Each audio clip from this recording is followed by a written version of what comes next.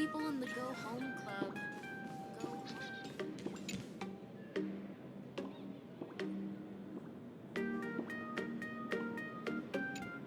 Miss March, please, look straight into my eyes. Just like that. Perfect. Now, I'll need you to repeat these next few lines after me, and do so in the same tone of voice.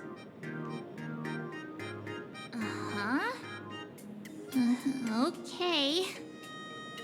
The sky is blue, not a dazzling display of sparks. The sky is blue, not a dazzling display of sparks. Though dazzling sparks may light up the night sky, they can never outshine the eternal silence of stars. Are you kidding? That's one sentence? Okay, though dazzling sparks may light up the night sky, they can never outshine the eternal silence of stars? Very good. Very good. The internet is both an umbilical cord and a waste duct for the mind, through which humanity's thirst for elation gave birth to the twisted Sparksy. Whoa there! That's a bit much. Maybe she can be the one to say it?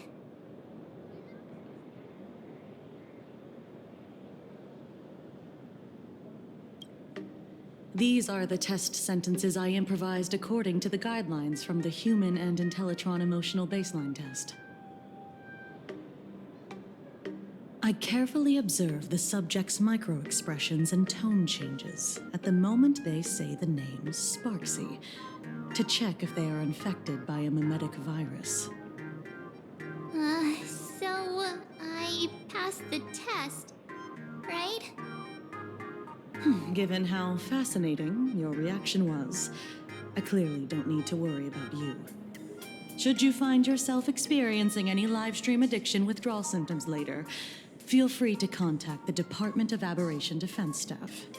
We'll provide you with a series of corrective behavioral treatments. You're handling this like a real pro, Miss Kuchiba. Has this kind of thing happened before? It's impossible to predict what will happen during the Phantasmoon Games. Once, a supplicant reversed the definitions of truth and lies, which nearly caused massive civil unrest. After that incident, we incorporated mimetic treatment into the Department of Aberration Defense's emergency safety protocols. Sparksy Khan didn't cause any casualties this time. But if your partner hadn't stopped Sparksy from spreading the virus, she might have turned into a calamity-level aberration.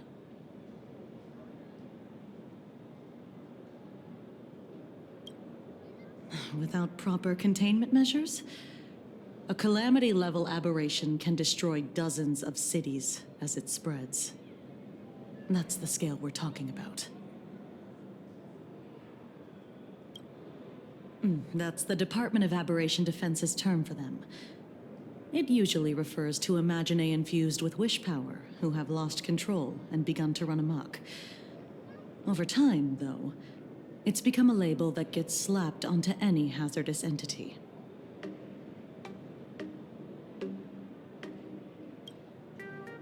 You? An aberration? What are you talking about? Though, I gotta say, you do look pretty weird with that mask on. Don't tell me you're a Cosmicon collective player. The Department of Aberration Defense's hazard ratings are nothing like the power ratings in some card game. Right then, that's all for the required checkup. If you're interested in aberration calamity threat levels and how they're classified, you might want to take a look at this document. However, do bear in mind that causing damage of the aforementioned scale during the Phantasmoon Games will cause you to be classified as an aberration and dealt with accordingly.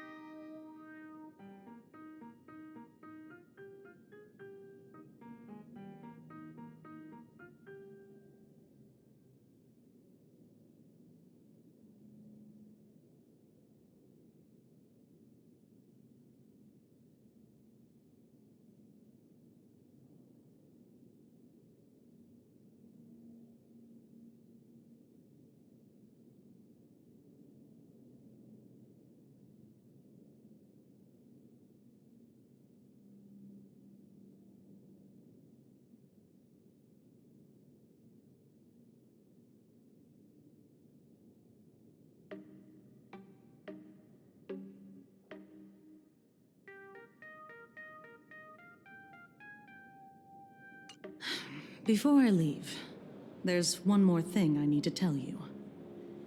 Remember Lyndon Scott? The man who served as your tour guide. He was murdered. What?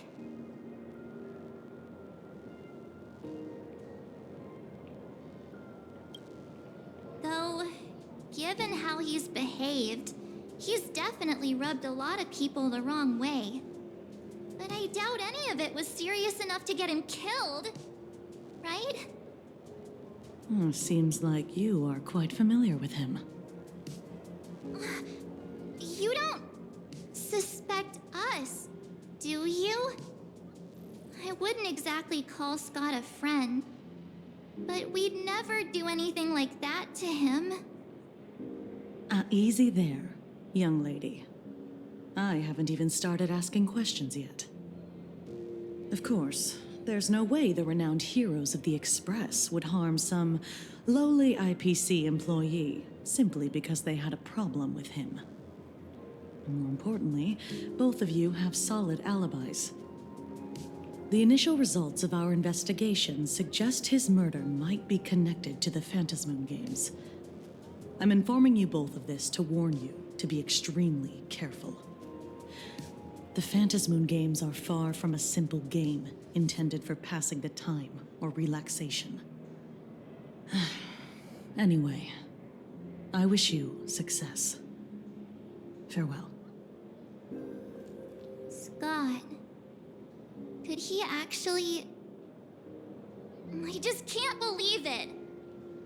But it was Miss Kuchiba who told us, so... it must be true. So, the Phantasmoon games. Pretty frightening, huh? What's your take?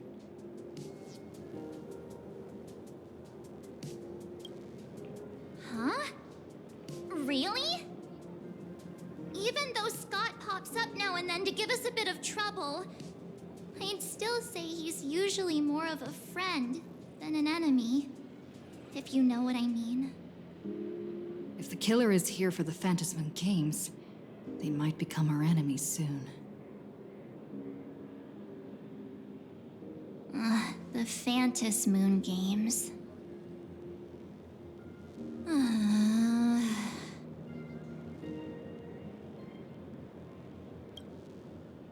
Good thing Himeko entrusted this mission to the two of us.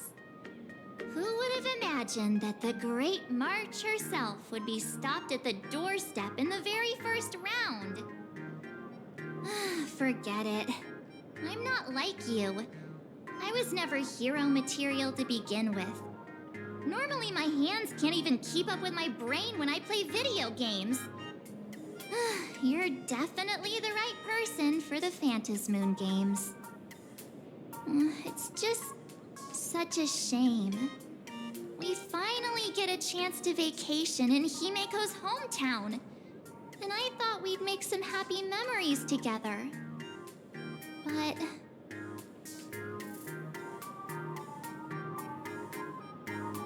I'll triumph in the Phantasmoon Games in your stead.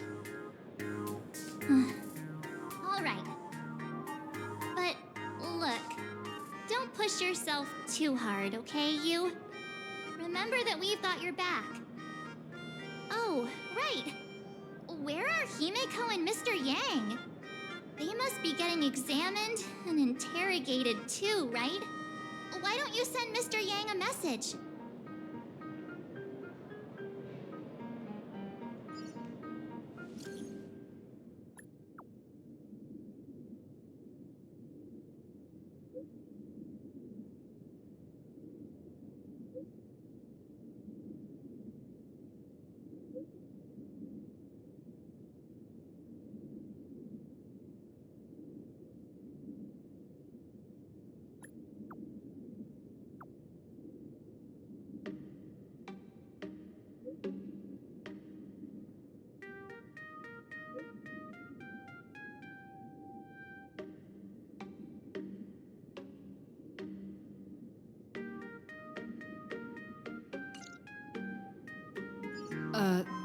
Mr. Yang said he wants to hear what happened between Himeko and her dad. Can't blame him for being curious. I really want to know too.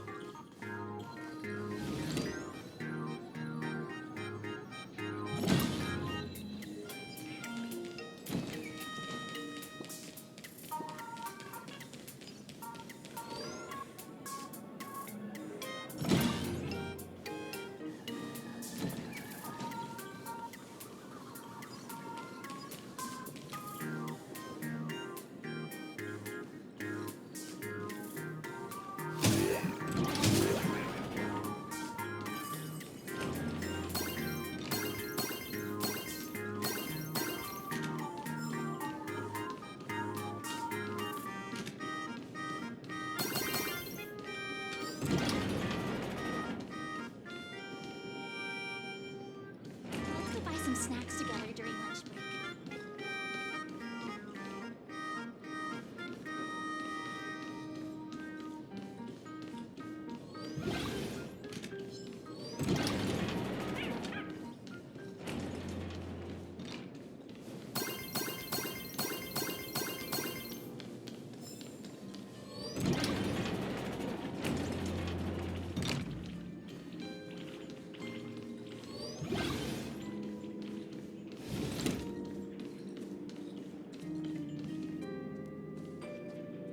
You're here. Himeko hasn't mentioned her father at all in the time since I've boarded. So, what is going on between them? As you were the only one with her at the time, you're the only one I can ask. Yeah, it really threw me for a sec when you said Himeko's father. But when you think about it, it's only natural that Himeko has a father, right? Not everyone's like me, thawed out of an ice block.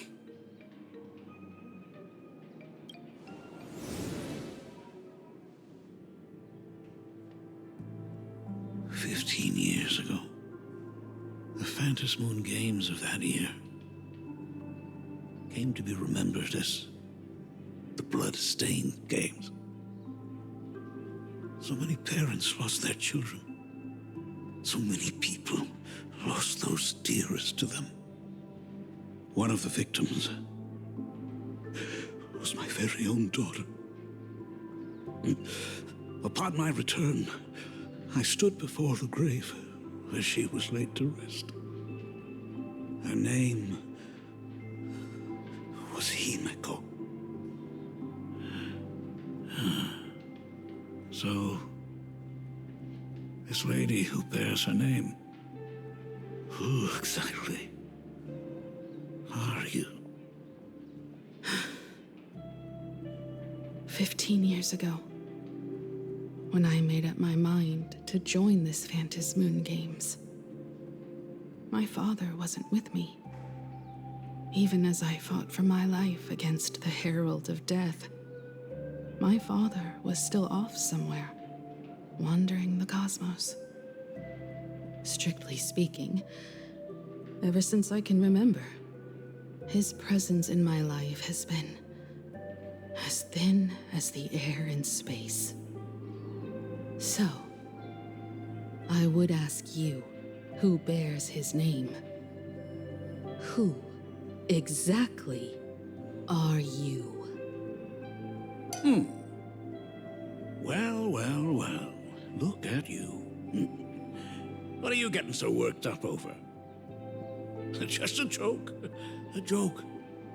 It's been 15 years after all. And you've grown into such a fine young lady. How could you expect your old man to recognize you right off the bat? So, what's with that gravestone I saw with your name on it then? When you don't know if you'll live to see tomorrow, there's nothing strange about getting your affairs in order in advance, is there, Mr. Ryusuke?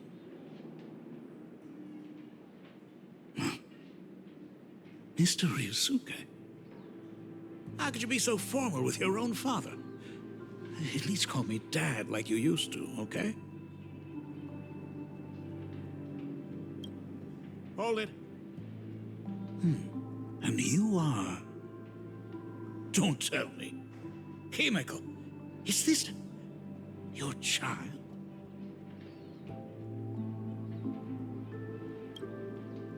Could you please stop making things worse? I haven't seen you in 15 years, and now I'm a grandfather. Wait. Who's the father? That's enough! You are looking at my colleague. A new generation of trailblazer. My friend and my companion on the Astral Express. Do you understand now, Father? You hear that? She called me father. Hello there, my friend. Sorry about that. I thought you were Himeko's daughter for a second there.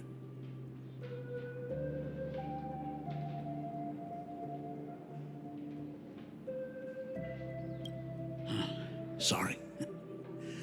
I'm just getting on in years. Whenever I see a youngster like you, I can't help but think my granddaughter would be about your age by now. I'm a painter. Most of my work involves traveling to different segmenta to complete commissions for my clients. Himeko. I know I've let too many chances to spend time with you slip away. Just slip away? The first time we met was at Mother's funeral, when I was already 6 years old. Let's put that aside for now. Were you also too busy with work when I was suffering from a weathering curse? You might not believe me, but I've been running around for your sake all this time. All these years, I've been trapped in this room that represents the past that I imaginated. And I've never left it. You didn't know about me becoming the Express's navigator either? 15 years. The Express never stopped here once. You didn't even leave behind so much as a single word to indicate you were still alive. And the Department of Aberration Defense completely sealed off all records of what happened during those Phantom Moon games. I did hear many rumors about the Astral Express, though. I even saw the navigator's name. At first, I thought it was just someone else with the same name. And even when curiosity drove me to look up your picture, I still didn't dare believe that the woman so full of poise and grace was my daughter. She'd grown up safe, becoming a living legend in her own right.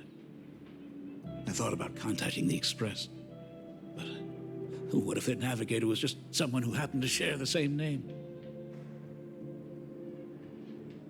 I've been clinging to an absurd notion that if I never sought the answer, there was still a 50-50 chance my daughter was still alive.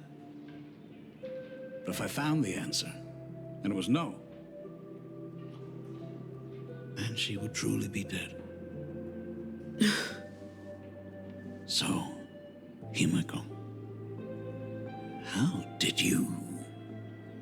I'd rather not tarry here too long. I'll be taking my leave now, Dean. The Express has defeated the supplicant that occupied this school and prevented another tragedy like the one 15 years ago. Now it's time for you to fulfill the duties you failed in back then.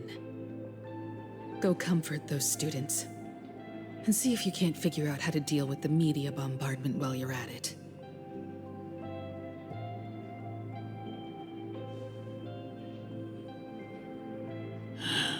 Failed in my duties. So, still mad at me. Can we talk?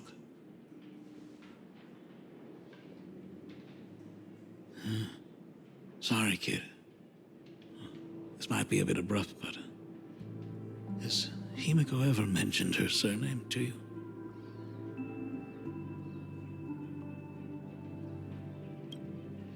I'm a failure of a father. It broke her heart. But what exactly happened 15 years ago? I can't believe it. She actually survived the weathering curse.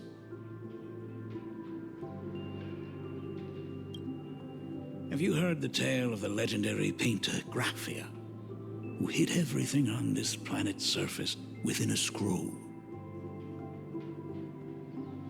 It is said that to achieve such a monumental feat, she made a forbidden exchange, sacrificing both her own life and that of her descendants, resulting in the weathering curse. Few descendants carrying the Graphia bloodline have lived past 30. Most of them wither like flowers while they're still young, skin cracking and peeling like dried paint. Himiko was no exception. She was tormented by the curse for years.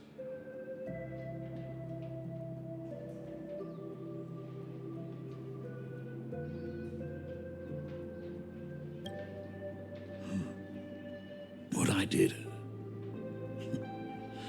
doesn't matter anymore. The Elixir Seekers' folk remedies, the Intelligentsia's guild treatments. I tried them all, but nothing could reverse the curse. All the time spent searching for cures only resulted in me not being by her side when she needed me the most. In the end, I am nothing but a useless father.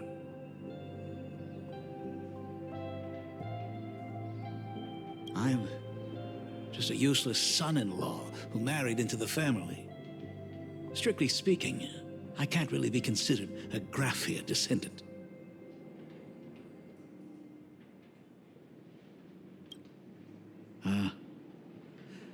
You're right. I just didn't realize it quickly enough. How she got through it, how she survived, none of that's important. What matters is that my daughter is back. That's all I need. If I may ask a small favor, would you mind showing me where my daughter works? I want to make up for all the care I failed to give her all those years. I want to get to know my daughter better.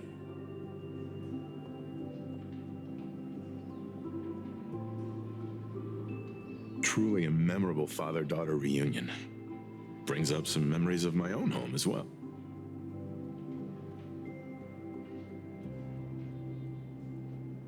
There goes Mr. Yang with that knowing look again. Just what kind of parent-child relationship are we talking about anyway? When I was a child, my parents were also always busy with work and were unable to spare a moment for me. As a child, I couldn't help but feel resentful. It wasn't until I became a father myself that I understood how they felt when they were forced to sacrifice the time we could have spent together. So, did you already promise to give Mr. Ryusuke a tour of the Express?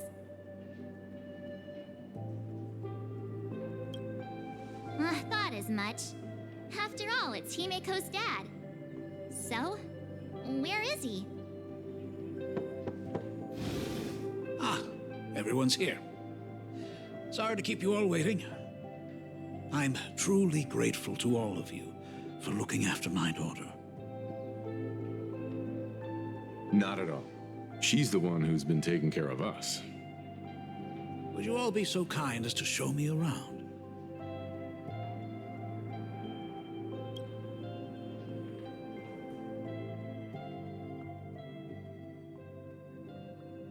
So, this is the Astral Express.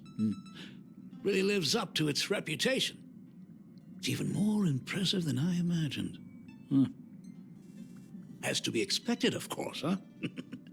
It's the place where my daughter works. By the way, what's the pay like for a navigator? Does a position come with insurance and an annual bonus? Talk about parental love. First thing out of his mouth is asking about her salary. Like I'd have a clue. Help! A little backup here?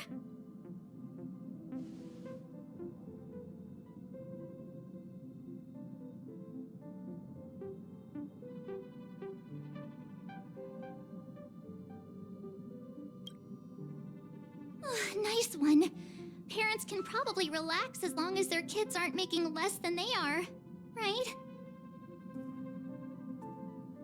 Really? Don't underestimate me, kid. I've got big shots from across the cosmos on my client list. While I wouldn't say my work is worth a king's ransom, my fees are nothing to sneeze at. Mr. Ryosuke, please rest assured. None of the Express crew ever lack for money. We not only receive support from members of the Genius Society, but also from prosperous commercial worlds, such as the Planet of Festivities. Ah, good, good. Hearing you say that is a huge relief, Mr. Yang. Speaking of which, what kind of work does being a navigator generally entail? Don't you underestimate Himeko either. Her daily duties include, charting navigation routes, calibrating warp jumps, and technical maintenance. Not to mention she's always guiding the Nameless on missions. Oh, my daughter is really something else, isn't she? Of course! Every time we return safely from a trailblazing expedition, it's all thanks to Himeko's guidance and protection. She's the backbone of the Astral Express.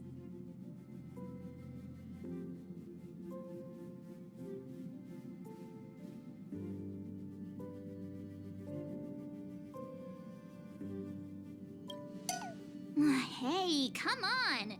You're just trying to stir up trouble. If Himeko's the backbone of the Express, then our conductor is the absolute cutest and hardest working of all. Right, Pom Pom? Oh? We got a new passenger? This gentleman does look kind of familiar. No wonder he felt so familiar. How are you, Mr. Ryusuke? Conductor? Oh. So you must be my daughter's superior, huh? Well, thank you for taking such good care of her all this time. Superior? That's way too formal. It's Himeko who's been taking care of the Express and everyone on it. He's... What is he doing on the Express? It's all my fault. I was just curious about your daily work, so I asked your colleagues to show me around, and I know I didn't ask your permission first. Just please don't be mad, Himeko. Mad? Why would I be mad? Mr. Ryusuke, welcome aboard the Astral Express. Is there anything else you'd like to see? I can show you around. Well, I know you'd rather keep your distance from your good-for-nothing father. You're on a journey, and it's rude of me to barge in like this. But it's been way too long since we last saw each other. As your father, I want to get to know you better. make up for all the time we've lost. At least while you're staying here, please allow me to show you some of the fatherly care and devotion I owe you. Will you? Excuse me? Why don't the two of you go to the party car? Shush, get the drinks ready. Shush. All right. I'll go make some tea. That's just our domestic robot's name. Come on, Father. People are resting here. Let's not disturb them. Oh, and come with us.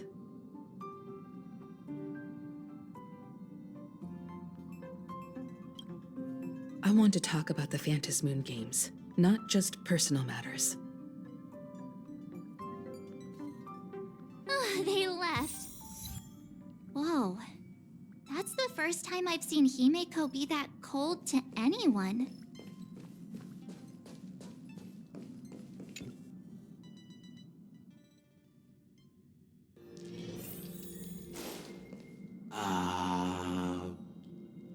When it comes to breaking the icy silence between a father and daughter, nothing's better than a cup of hot water. The person who drinks it will yelp, "Hot!" and be immediately met with a concerned, "How could you be so careless?" from the other party. And just like that, the conversation starts flowing. Friendly reminder, that is not a joke, but a practical ice-breaking tip.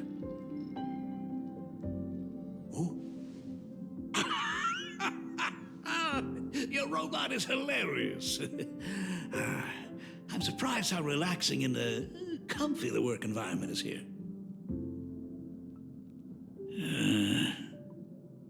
Got it. I'll make myself scarce.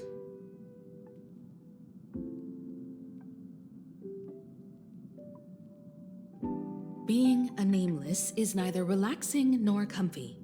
Most of the time, we are facing down Void Rangers from the Antimatter Legion, bugs left by the Swarm disaster, Borisin, and various organizations that are suspicious of the Express or have malicious intentions for us. That dangerous? Huh. Maybe this trip home is a great chance to quit your job, huh? Talk about coincidence. Just so happens I'm getting on in years. And Graphia Academy is in need of a new dean.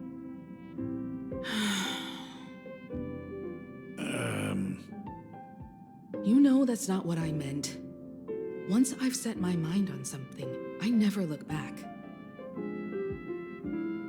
Ever since I was 6, when you told me those stories about traveling through the cosmos, I knew that someday I would walk among the stars. Actually, I was just kidding. I'm not completely clueless about what the Express and what you do. Oh, right. Once I knew the Express was coming, I even bought that comic series that's based on your adventures. Please don't tell me it's fluffy across the blue. I never thought you'd be into comics. That's right. The protagonist is a baseball bat-wielding raccoon. The character's based on that kid, right? As an artist, you do have a good eye. Come over here. Thanks for giving us some time alone.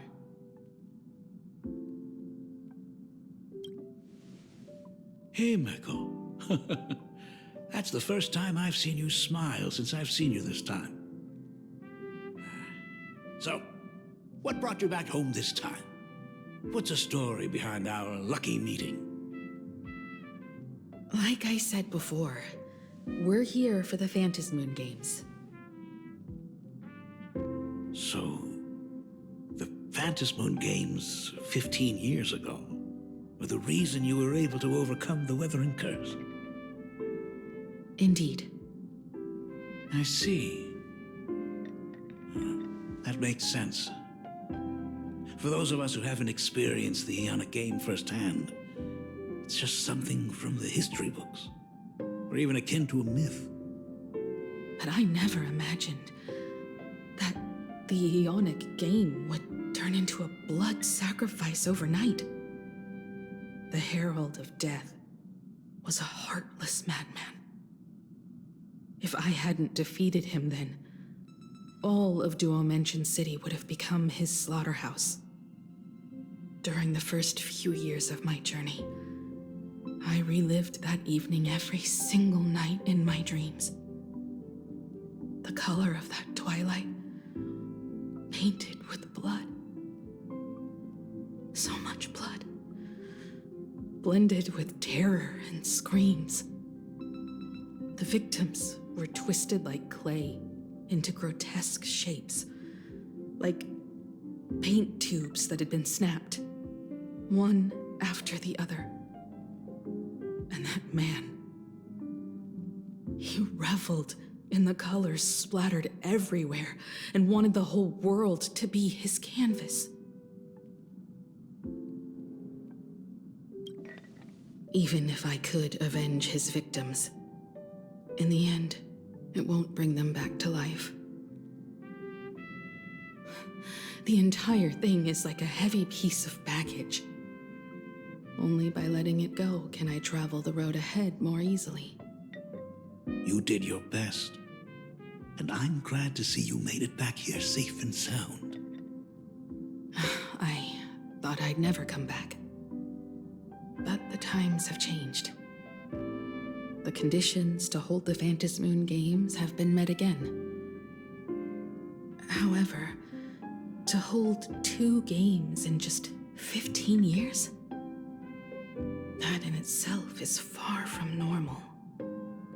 Just like 15 years ago, the IPC wants to control everything. However, a game woven by the most fickle of eons is destined to slip through everyone's grasp.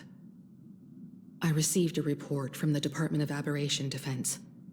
I'm sure she must also have heard. There's been a brutal incident in Dovebrook District. Someone massacred everyone at the headquarters of the Sinwish Syndicate, leaving a signature that only the Herald of Death would use. The Bloody Bloom.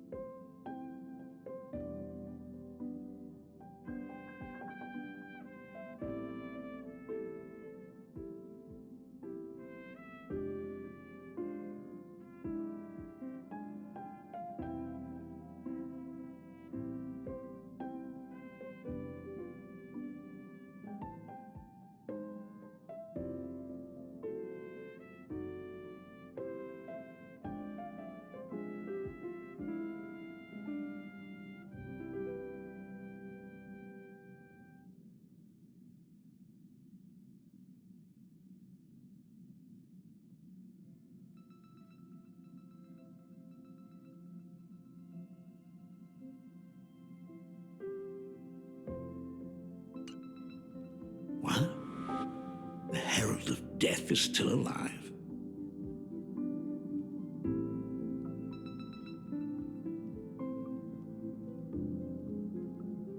People at the Department of Aberration Defense told me that the Herald of Death was executed after his verdict was passed.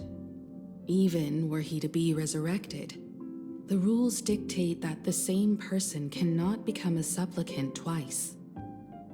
Are you saying we've got a copycat? That's right.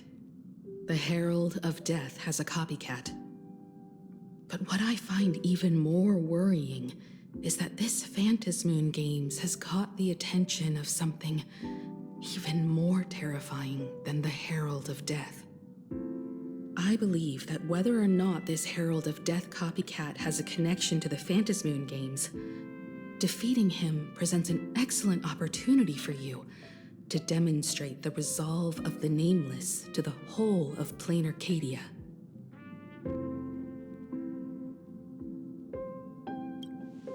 Exactly. As for you, Dad, have any clients commissioned you lately? It'd be best if you left this world for a while. May I take that as my daughter showing concern for her dad?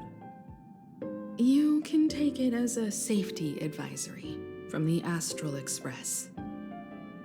Also, as she has already become a supplicant and joined the Phantasmoon Games, she will have my full support. I'd like her to temporarily keep the Mask of Elation that has been passed down through our family. Too late for me to raise any objections at this point, right? Sounds good. The mask stays with the kid. Thank you. Would you like another drink? Ah, got it. Next, it's time to show me the way out, isn't it? I've definitely overstayed my welcome. For most of my life, I couldn't be there for my daughter. And now that I finally have the chance, she wants me to leave. In that case, I'll be on my way. Himiko, the Graphia family has a number of records about the Phantasmoon Games, passed down through the generations. Come over to the school library later. I'll give them to you. I'll be there, Dad. I apologize. My father's little tour seems to have made things awkward for everyone on the express. Let's head to the parlor car and check in on Welt and March. Now that my father's gone, we can all relax a bit.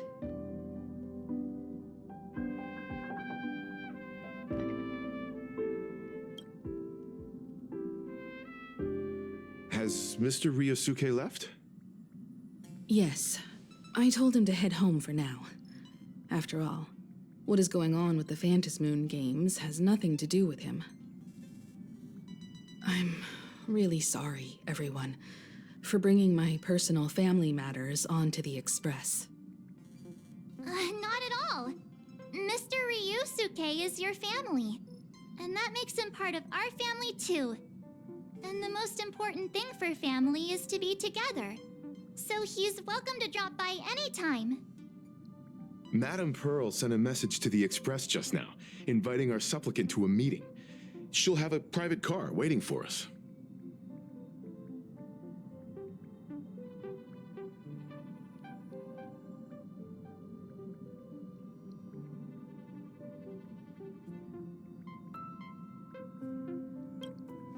Yes. The meeting won't be held in some stuffy, formal reception room. She would like us to visit and tour the headquarters of a company under her name instead. Himiko, you know about Perlux Corp, right? Of course. It's the biggest entertainment conglomerate in Plain Arcadia. Entertainment company? That's right. Perlux Corp is a titan, dominating the entertainment consumer market, including cartoons, comics, games, toys, and the like. They've cornered half the market. Oh, so that's where the Pearl in Perlux comes from. It's a play on her name. Did Pearl mention what she wanted to talk about? She didn't say much, but she specifically mentioned wanting to discuss the developments regarding the Phantasmoon Games, and that she could provide us with a bit of help. Helping her opponents in the Eonic game? Oh, looks like she realizes we are all in the same boat. Perhaps she has also realized that the Phantasmoon games cannot be artificially manipulated. We may be able to get a clearer picture of Pearl's intentions after we meet with her.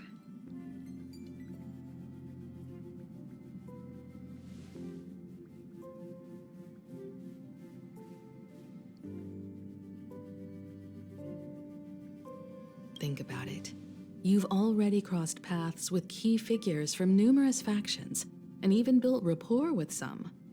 You're already a capable nameless who can more than hold your own. Though she holds a high administrative position on this planet, do not forget, she is also one of the 10 Stonehearts. You've already dealt with Aventurine on numerous occasions, so you should have ample experience handling members of the 10 Stonehearts. Hey, don't worry. If things do get messy, yours truly is here to save the day. Looks like March wants to visit too. I'm just trying to look out for her here. Even if things do go sideways, Pearl wouldn't dare get mad at two adorable young ladies like us, right? Well then, I'll leave this meeting to you two. Aren't you coming with us, Himeko? I'd like to talk with my father. Didn't he say he would hand over the records about the Phantasmoon games from our family history to me? And honestly, isn't this a good chance for you youngsters to handle things independently? I understand. In that case, she, March, and I will be heading out now. Oh, score! A private car! So, where are we getting picked up? You should be familiar with it. It's just under the giant gate next to the AT Plaza. Isn't that where we first met Sparksy? Since we're getting chauffeured there, why not just come straight to us?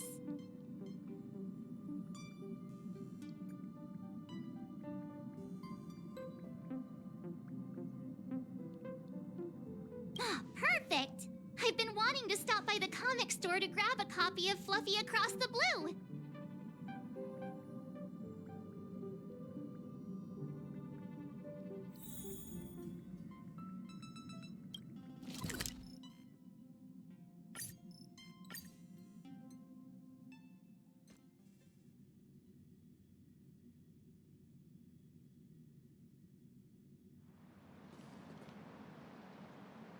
Look! There's a convenience store! Mind if I grab a copy of Fluffy Across the Blue while we're waiting? Is that the comic based on the Express's adventures? The author sure knows how to tap into what's trending. The best part is that the author drew all of us as adorable little animals! Totally fits our personas, don't you think?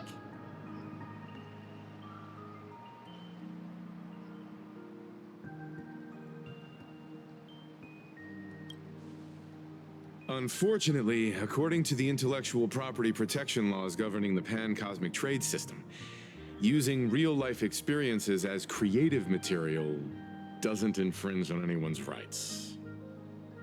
Dang! There goes my payday. In fact, it was recently announced that the Fluffy is getting an animated adaptation, and the copyright for it is currently held by Pearlux Corp. It's a super memorable comic! No way can I miss getting a copy while I'm here. I promise I won't be long. A couple of minutes, tops. Looks like we got here on the early side. Since coming to this world, I still haven't had a chance to get a street-level view of the city. How about this? We'll meet up under the at the plaza gate in a few minutes. All right.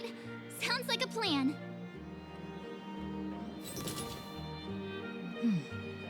Might as well take a look around then. Absolutely insane. Did you see the post I shared? Have you read the new chapter? Have you read the new chapter of Fluffy Across the Blue? Sorry, I'm not into comics for kids.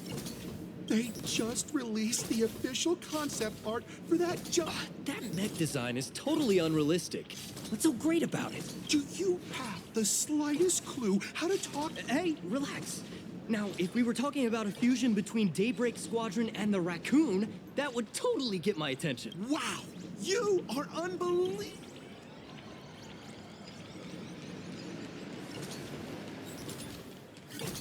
Hey, you hear the news? There was a supplicant battle at Graphia Academy. Yeah, I saw it. The online forums are already... The supplicant called Sparksy. How terrifying! Actually using live streams to spread mimetic viruses. Eons, that's just evil! I can't believe the department... I heard her live stream got permabanned. Good thing that Nameless from the Astral Express acted so quick. I wonder what the next supplicant will do. Hello there. Would you like to learn more about the Research Society of...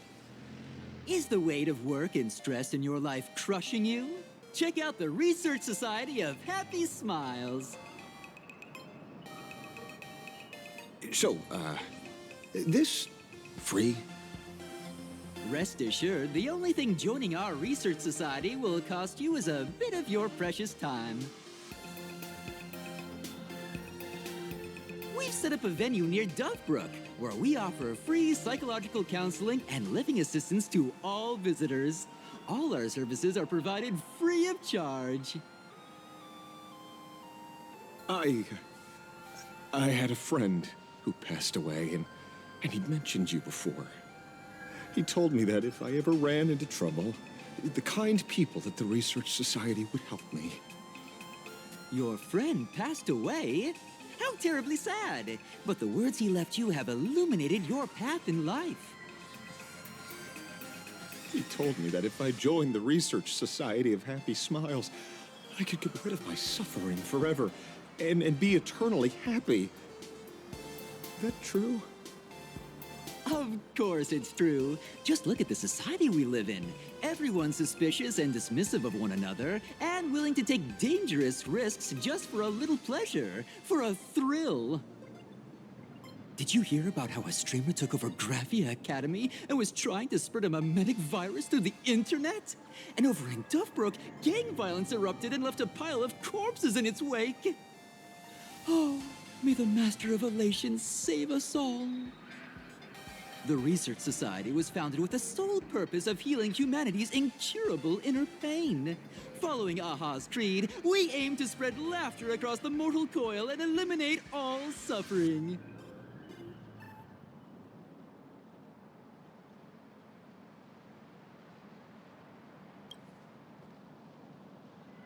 Of course it's possible! For this is a world blessed by the god of elation, where Aha has granted us the right to happiness.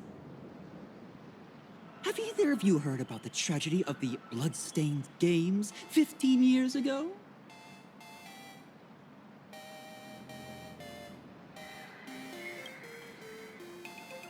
Why, of course you have. You're the Astral Express's superstar.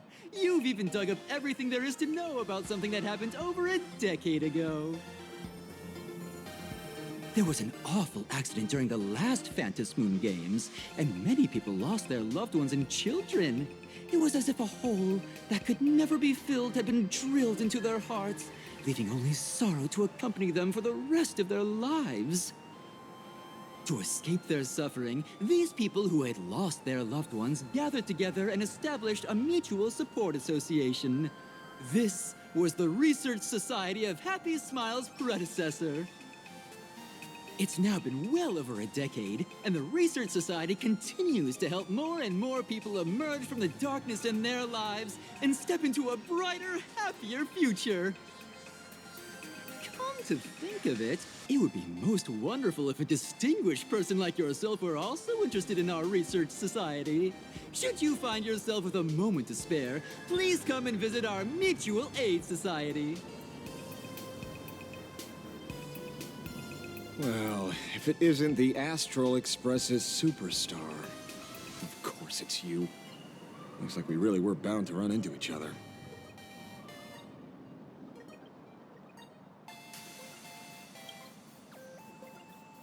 Perish the thought? You're the hero who just saved Duo Mention City. Laying a hand on you would spark public outrage. I'm here to do my job. Problem is, you've gone and messed up my investigation.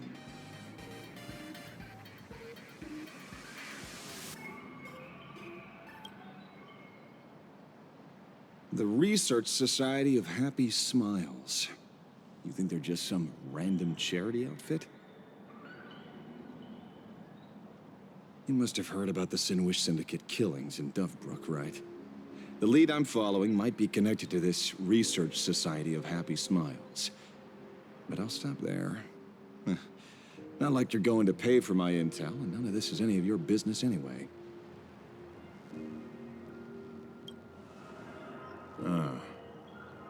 Based on your social circle, you wouldn't be talking about the poor IPC sap who was unlucky enough to be there, huh? Planning to avenge him?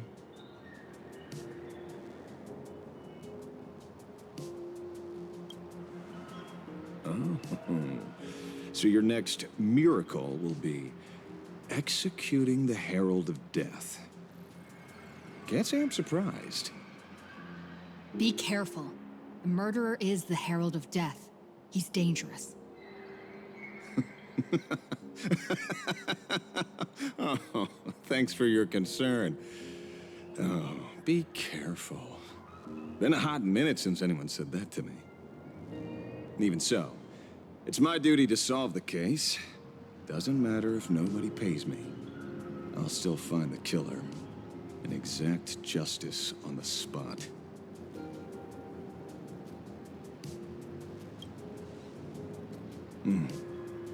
A fool I happen to be on fairly good terms with. Revenge killings or turf wars.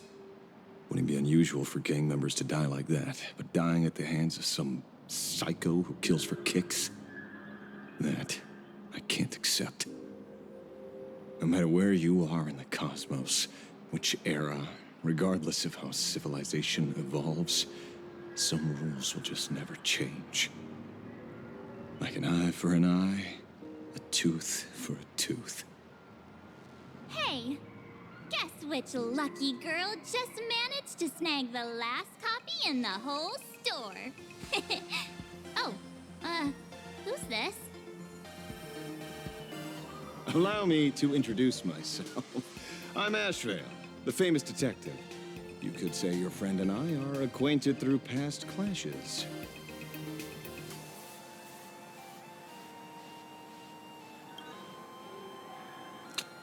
Oh, my. Celebrities truly are heartless. First time I've ever heard anyone introduce themselves as a famous detective. Mr. Ashvale, why are you staring at me?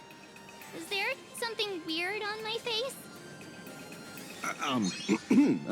Young lady, you're holding a copy of Fluffy Across the Blue, right? Would you mind giving it to me?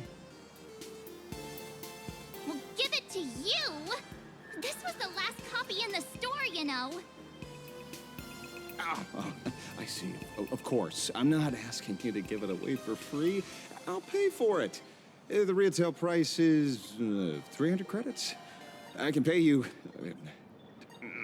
10 times sticker price.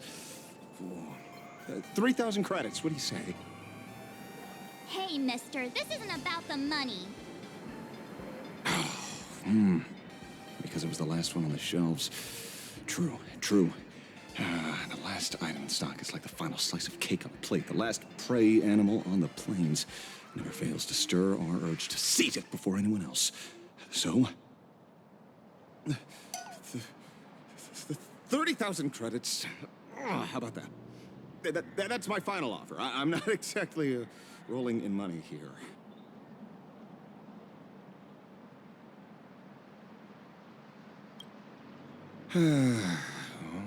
Truth is, I'm actually buying it for that foolish friend of mine. The one who died. Today is his farewell ceremony. I thought I'd buy him his favorite comic to pay my respects.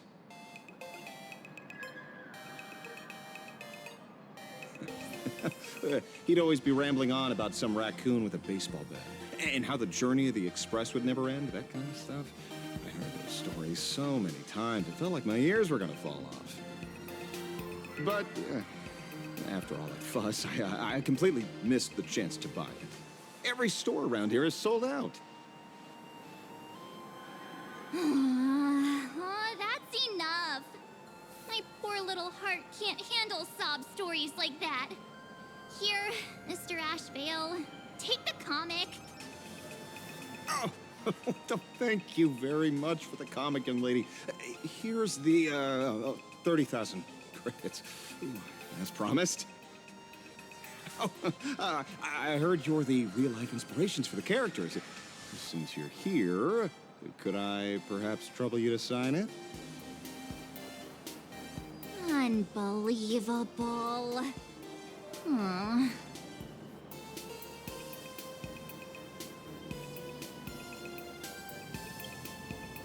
Thank you both. If Kostat could see this from where he is now, I'm sure he'd be smiling down on us. As a token of my gratitude, I'd like to give you a friendly word of caution, little girl. I know you plan to target the Herald of Death and cement your heroic image. However, all eyes will be on you during the Phantasmoon Games. At such a public stage, discretion would be wise. Because when the masses see your magnificent miracles and wield your extraordinary power, fear and jealousy could turn their wish power into wish you ill power at the drop of a hat. Forgive the expression, but you get what I mean. So, whatever plans you might have for this Herald of Death, why not leave the whole messy affair of revenge to someone who couldn't care less about winning or losing? Like me. Just like this comic, I'm dead set on getting him.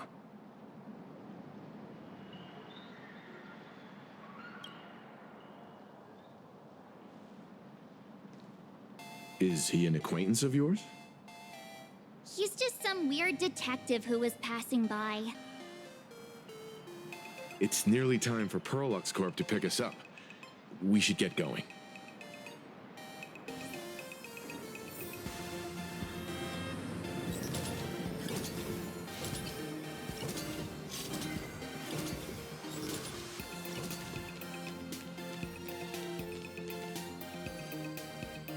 Well, we're here.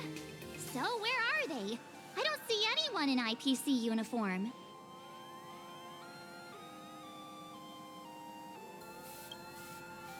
No way. They're professionals, and they work for a huge company. There's no way they'd just bail without saying anything. Greetings, crew of the Astral Express. It is my honor to escort you on your visit to headquarters. A Mechatron?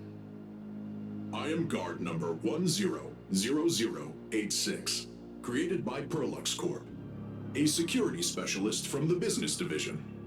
My designated human name is Faerun, said to derive from an ancient language meaning iron. It's a pleasure to be of service.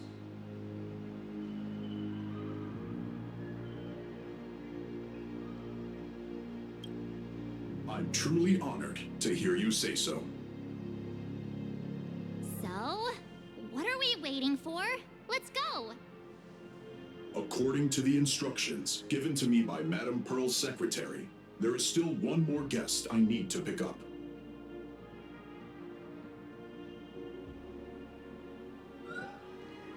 Well, now, how did I not see this coming? Looks like we're going the same way after all.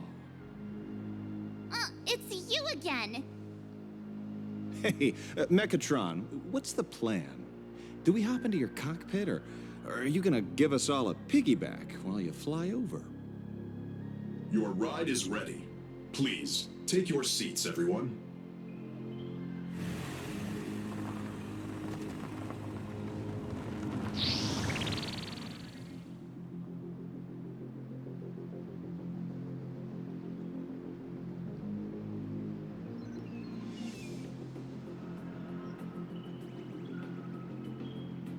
Whoa. Now that's what I call a custom paint job.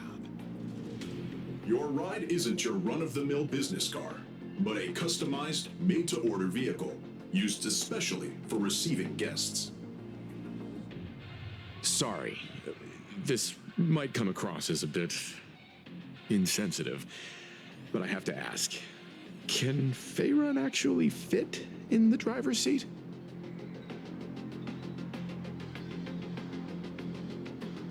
Of course not. I'll be driving and monitoring this vehicle remotely. Please, take your seats.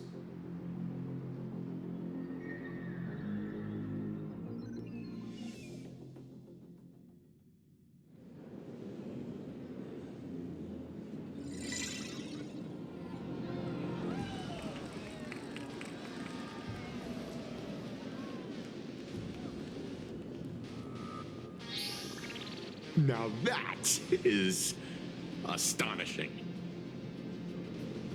Wow, that's one massive robot! Ladies and gentlemen, welcome to the headquarters of the Perlux Corp. Back when Himeko said this was an entertainment company, I knew their headquarters wouldn't be some ordinary old office building. But this is way too much. That giant robot statue? This place is totally like some supersized mega hangar. You're absolutely right. In accordance with the vision of our founder, our lobby was intentionally constructed as you see it now. To realize dreams that far exceed what consumers imagine has always been Perlux Corp's core design philosophy, and we have never strayed from it. If any of you are familiar with our company's works, you may recognize this as Megatron Warrior Series, the Daybreak Squadron's base of operations.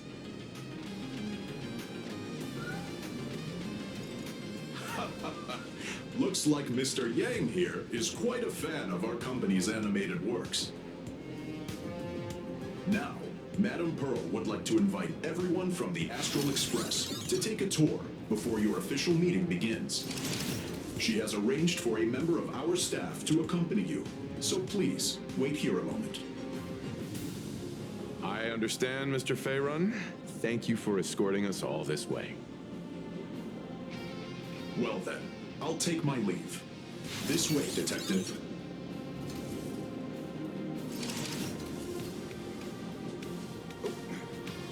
See you around, everyone.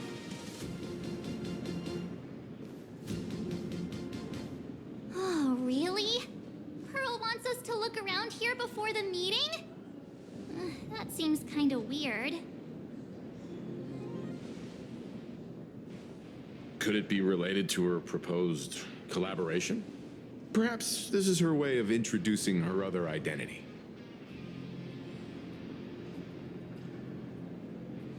It's all good as long as we get a chance to look around. That works for me. Why don't we explore while we wait for our new guide?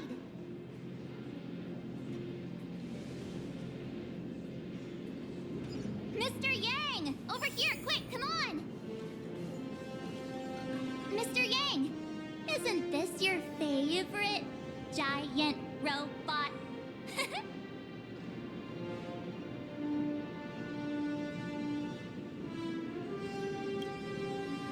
I don't know what to say, except this is awesome! I saw it. Please, just keep it down. We're here as their guests. We should be careful about what sort of impression we leave. Looking more closely, it appears many of this Mechatron's components were never installed. Oh, what a shame. I was hoping to see it finished, to see the completed Mechatron. Imagine how it would look in motion. What a glorious sight that would be. Really? In that case, Mr. Yang, let's hear it. Which one's stronger? This giant robot, or that Arahato you designed back when you were an animator?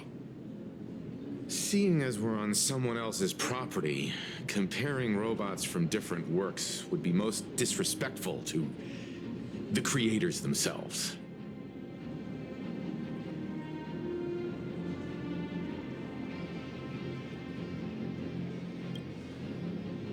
Yeah, like how Cosmicon Collective players are always obsessed with power scaling all the characters.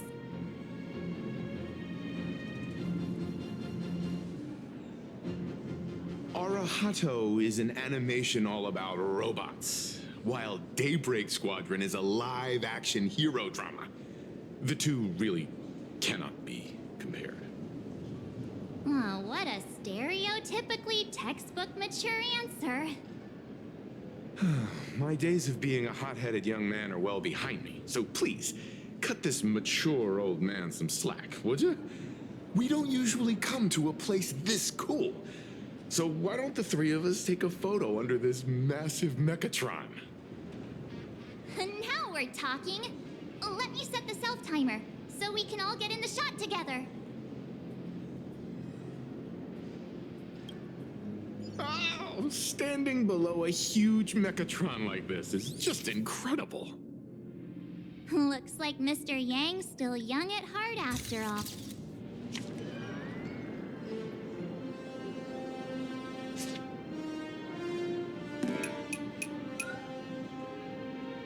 Where did this extra person in the photo come from? Ghost? But it's daytime, and there's way too many people here anyway.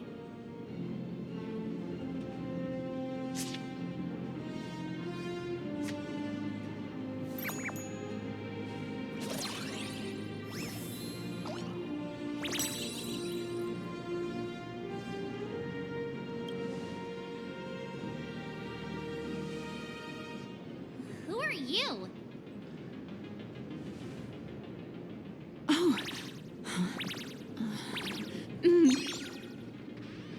Wow, this truly is a magnificent face. Oh, it's nothing like how it looks on the news. Being able to see it up close feels almost surreal.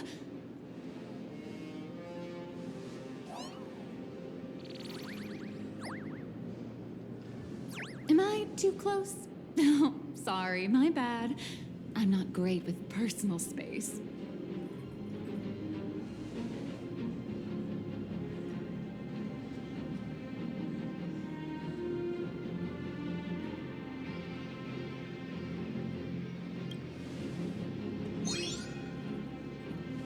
You're probably gonna be disappointed then, because I'm totally broke. Oh, right, I forgot to show you my ID. Right, here we are. I'm Nihilux, and I work at Perlux Corp's Imagenesis Technology Department. I'm a P-30 agent who works for the IPC.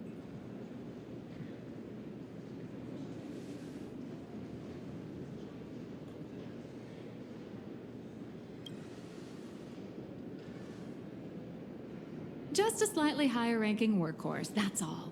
Not on the same level as those big shots from the Strategic Investment Department who you folks usually deal with.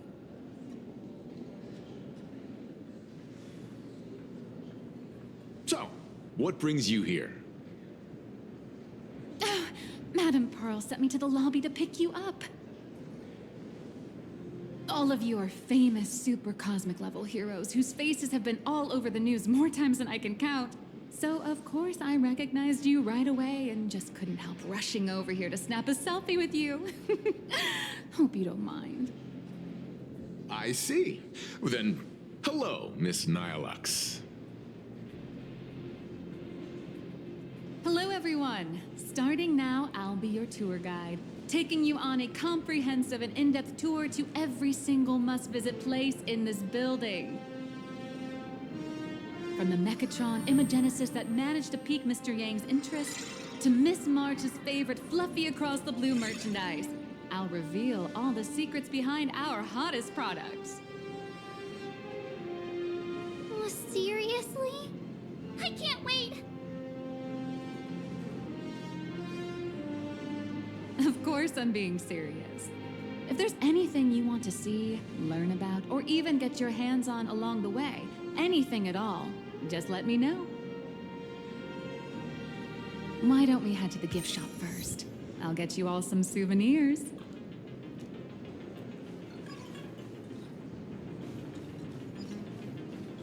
Welcome, ladies and gentlemen, to Pearl's. Crush You watch Daybreak Squadron 2? There's a saying that goes, dreams of wealth, the heart of a hero, and countless efforts all lead to Perlux Corp. Whether you're a kid or an adult, everyone has their own sweet dreams. Becoming a hero who saves the world from evil forces. Merging with a giant Mechatron to unleash awesome ultimate moves. Yeah! Perlux Corp sells these dreams and makes a killing off of them. If I could have everyone's attention, you can buy models of Perlux Corp's Mechatrons in this area. Among them is the best-selling Daybreak Squadron series. Wow, look at this.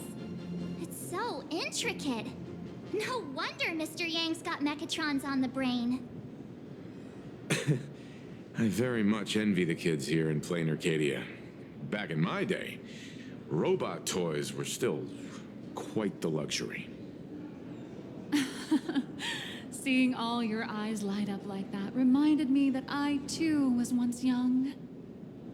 Back then, there was a stretch when I was so broke that I'd spend ages debating whether to buy a carton of milk from the convenience store. I kept telling myself that I had to work hard so I could get rich someday. So, did you manage to get rich? After years of hard work and hustling, at the very least, I'm no longer young.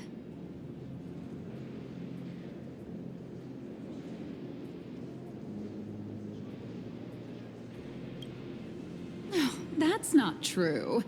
Let me tell you a secret. I actually have other identities and side gigs. Oh? Well, don't tell me you have another business venture outside your job at Perlux Corp. It's not really a business, just a small side hustle.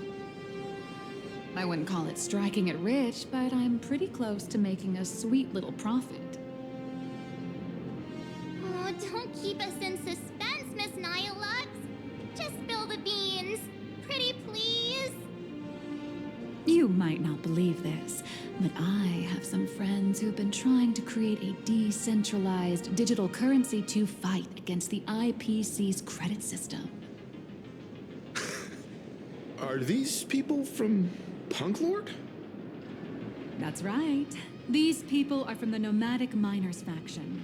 They've discovered a way to hijack Noose's computing power for mining and are digging up a limited supply of learned coins. And I have gone all in with everything I got on this project. I feel like this is a very risky way of doing things. Life's full of ups and downs, right? The higher the risk, the bigger the reward.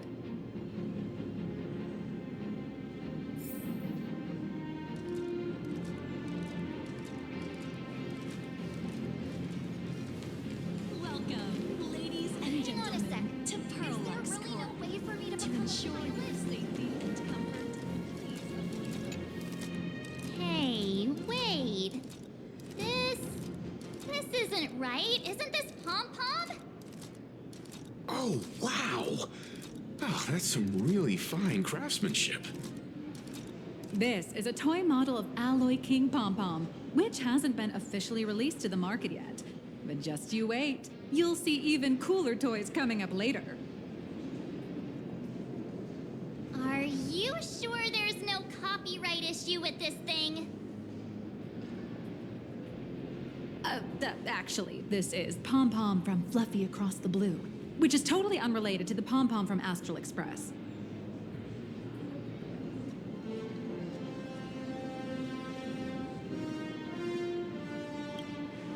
As the conductor, Pom-Pom is basically the uncrowned king of the Astral Express, I'd say. We can't exactly call them Pom-Pom Kong, can we? of souvenirs for the Express. I bet nothing could be more perfect than this toy.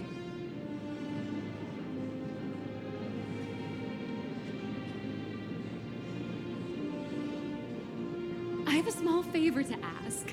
Would you mind taking a photo with me by that headless Mechatron statue over there? And maybe signing the photo too. I'd love to leave it as a memento for the staff at Perlux Corp. How's that sound?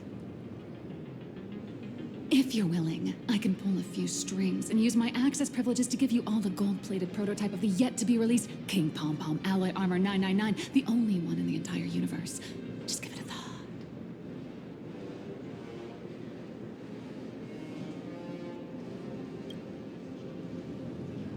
It's nothing, really. When heroes from the Astral Express grace our humble establishment, how could we not offer something special? It would be unworthy of your status otherwise. It's all up to you. Come on, let's go.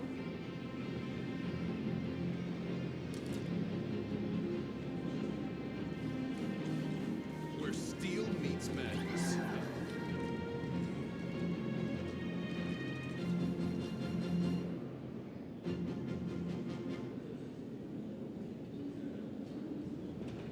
Man and Mechatron in perfect harmony. I'm ready.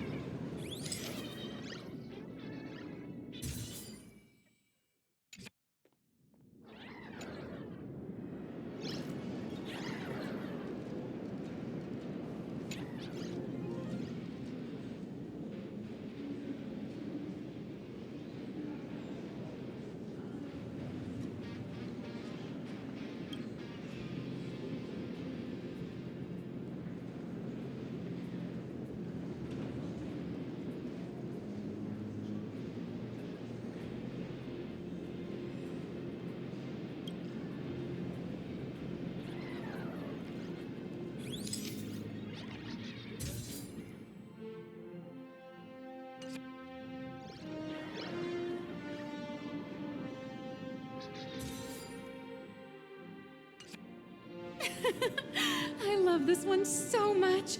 I suddenly have this selfish urge to keep it all to myself. And don't forget about that exclusive gift you promised. You bet. In fact, I'll throw in a normal edition for each one of you as hush money. Come on, let's head to checkout.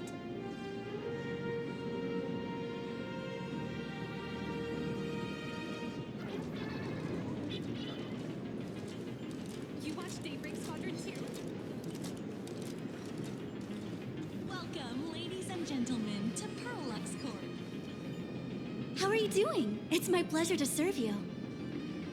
I'd like to present each of our 3 distinguished guests from the Astral Express with an Alloy King Pom Pom toy model as a gift.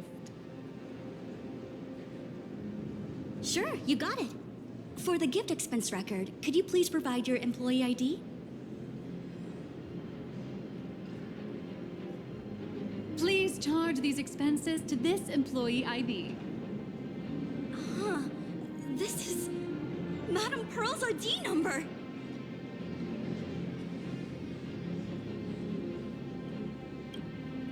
After all, you are esteemed guests invited by Madame Pearl herself. It would only be fitting for the gifts to be presented in her name. I see. Please wait a moment. Your Alloy King Pom Pom is all packed up. Would you like to take it with you, or shall we use our delivery service? Since we still have the tour to go through, please just have it delivered to the Astral Express. No problem. Hope you enjoy your visit here. Now that the gifts are done, I'll take you to the Mechatron Design Lab. This is the part I've been looking forward to the most. Isn't this design a bit? Isn't there more? Production line can be hazardous. Ah! You're the... No way! You're Miss Raccoon! No, that's not right. You're oh, from the Astral Express. Wow! And is Miss March Bunny herself here too? Hi. I actually prefer to be called by my real name, March 7th. This is Mr. Yang. How lucky to meet 3 members of the Express crew at once. I'm a huge fan of you all, especially my senior. I haven't missed a single episode of Fluffy Across the Blue. And I've even bought all the collector's editions. Oh, how could this guy say he likes you more than me to my face? Good thing I'm not that petty.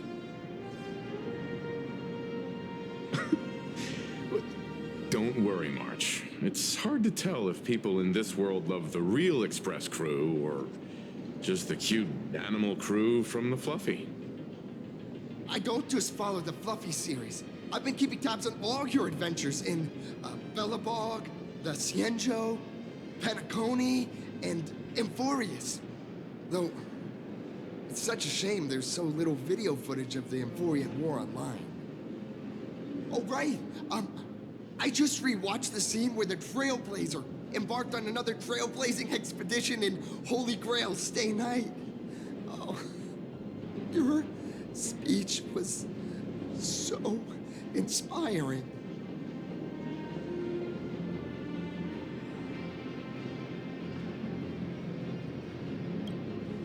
Oh, right.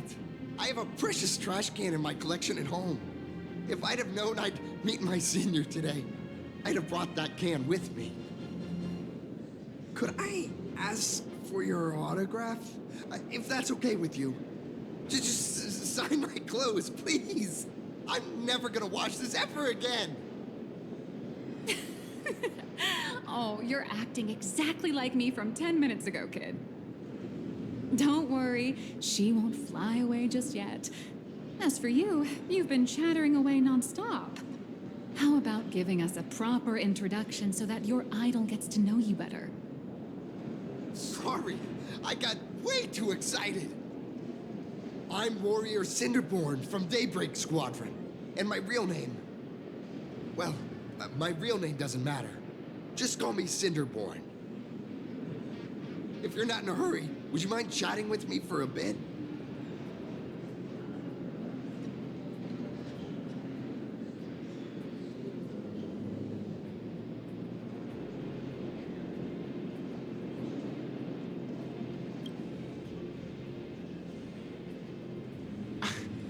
Daybreak Squadron is the most popular superhero drama in Full Wish TV's Mechatron Warrior series, following the story of young heroes fighting alongside Mechatrons against the Shadow Slither to save Plain Arcadia. I never expected Mr. Yang to be so familiar with our story's background. After all, I'm a loyal fan of your show. I'm truly honored. I'm just a small-time actor playing a hero on TV. And like my senior's deeds inspired me, Daybreak Squadron has also motivated people to fight against all challenges in real life. Recently, Full Wish TV got approval from the Department of Aberration Defense. So now, the magical Mechatron Daybreak Warriors from the show can operate in reality. My friends and I are just honored to fight alongside the real Bullet Worm. Sorry. I didn't quite understand that. So, are you still an actor or not? How should I put this? My teammates and I are both actors and real masked heroes. Whenever disaster strikes the city or evil threatens citizens, we show up alongside Mechatron warriors to protect everyone.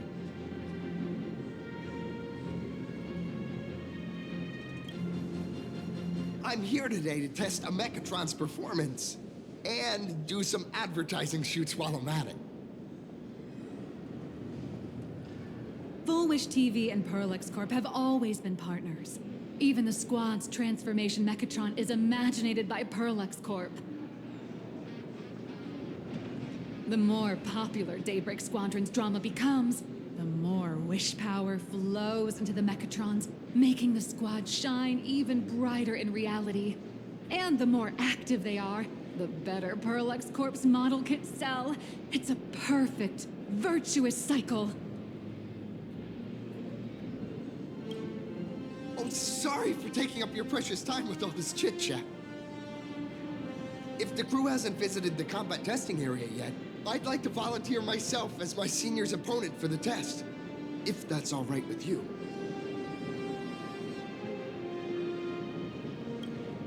Well, of course I know your bat could send us all flying with a single hit. This time, we'd like to invite you to experience synchronized Mechatron combat. The hero of the Astral Express gracing us with guidance and leaving some data would surely make the staff here very happy. Oh, what perfect timing! The combat testing area is also part of today's tour. That's the way to fame for ya. Don't let down those kids who look up to you. Honestly, that's my weakness. I can't allow myself to let adorable kids down. First, have everyone take part in the assembly process for the Mechatron in the control room. Then, using this Mechatron as a template, we'll build a smaller unit for her so she can try out the combat test program. So, follow me, everyone.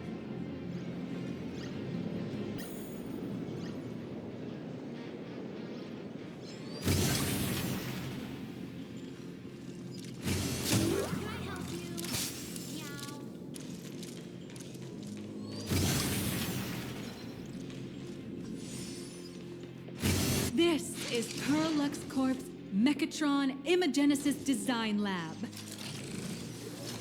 15 years ago, the first Mechatrons of Plain Arcadia were born here, and they immediately gained widespread social influence upon their debut. Today, Mechatrons have become the most common and iconic symbol throughout the streets. You could say that Mechatrons are the first and currently only Imagine that can be mass-produced on assembly lines.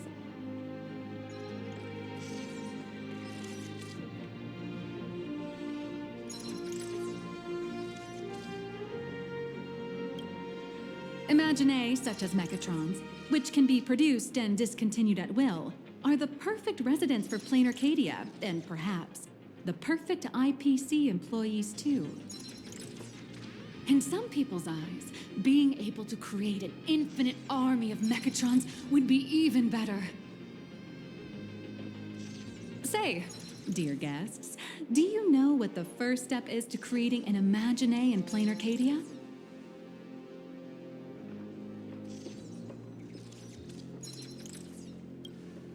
Well, in a way, that answer isn't exactly wrong. But just like how human laws can't control wind and rain, an average of 220,000 unauthorized Imagine come into existence each year through humanity's intentional or unintentional creation. And the Department of Aberration Defense can only turn a blind eye. Drawing the physical form means humans using brushes to give shape to fictional beings, which was originally the domain of professional artists. But here, collective creation and standardized Mechatron blueprints have replaced traditional artwork, improving standardized workflow efficiency and reducing wish power resource waste. In short, this is the industrial revolution everyone's been chasing. Oh, to think that even Imagenesis, a skill as magical as this, could be industrialized. I'm suddenly starting to admire the IPC. That's nothing. Our company aims to create 2 billion Mechatrons for social production and public services before Arcadian calendar 2030. And that includes special combat Mechatrons like the Daybreak Squadron. That's a staggering number. But can the wish power of the people here really sustain so many imaginae? That's why Perlux Corp keeps churning out animations and hero shows one after another. In other places, these are just entertainment. But here, they're legit breeding grounds for spiritual energy. All of this shall serve Madame Pearl's grand goals and ideals. All right, back to square one. First step, let's go print the Mechatron structure blueprint.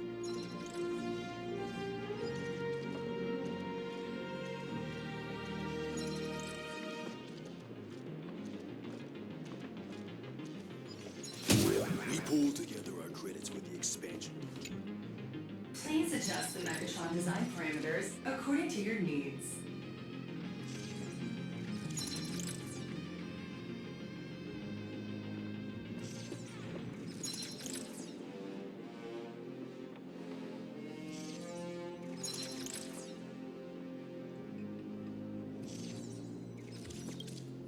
Mechatron assembly blueprint updated. Processing. Printing.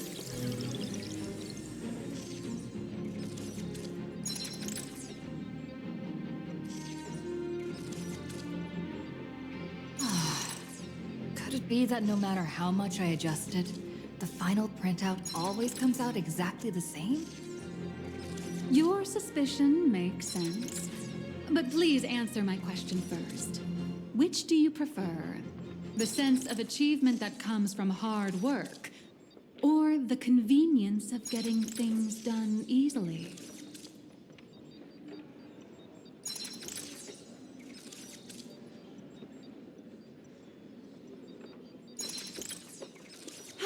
You got that right.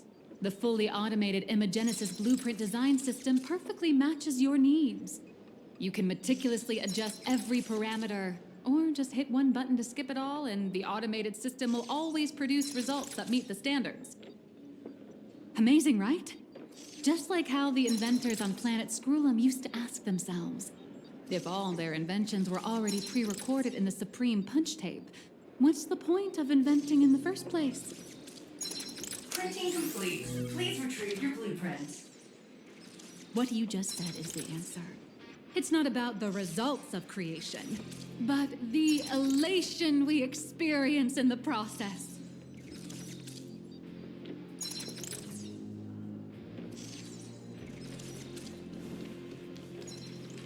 Watch this.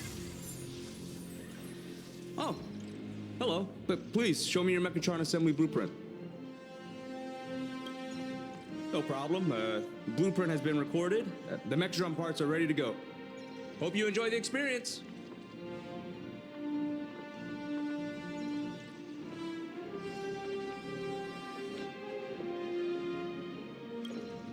No.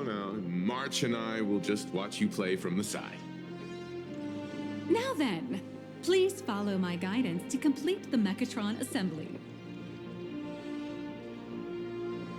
This experience mainly involves assembling 3 parts: the arm, the shoulder armor, and the daybreak blade on the back of the Mechatron. Go for it, little raccoon! Assemble the Magico Mechatron Daybreak Warriors and save our city! All right, everyone, I'm heading out.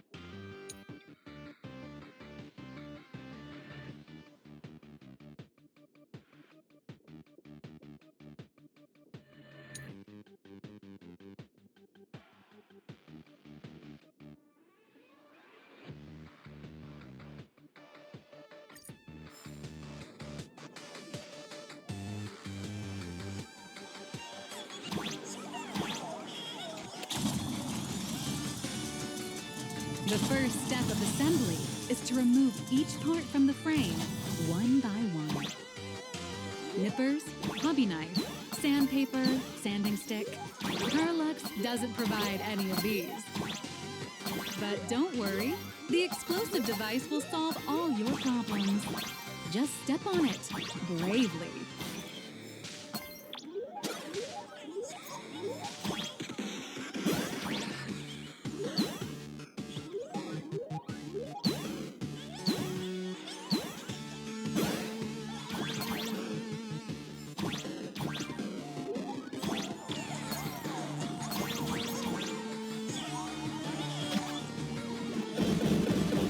It may look brutal, but it leaves no burrs. And that's the magic that we at Perlux Corp are so proud of.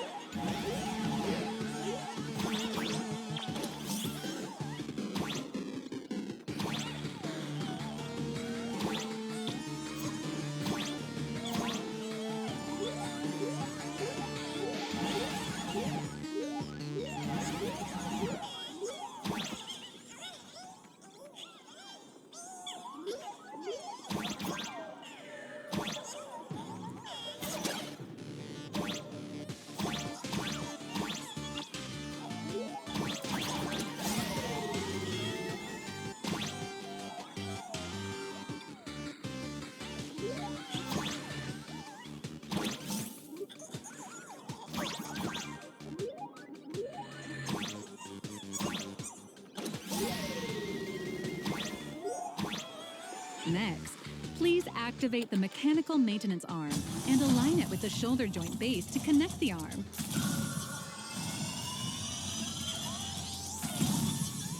Good. We're done with the arm for now. Next, activate the mobile maintenance rack and adjust the mech armor to the shoulder armor panel position.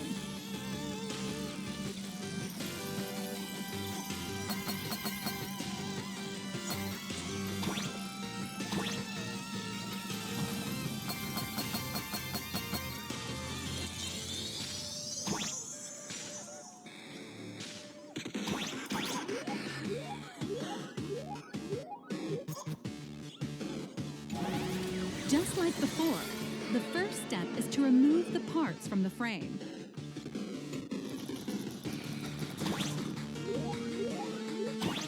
Artificial gravity field adjusting. Please exercise caution.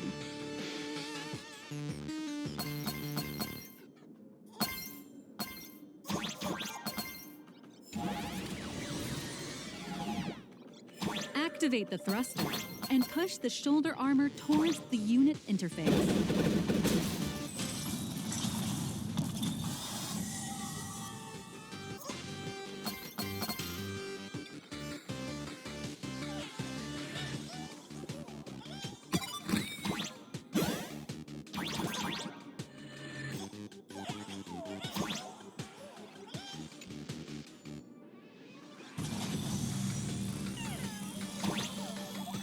Beautiful. Absolutely beautiful. This giant Mechatron is truly the soul of Perlux Corp.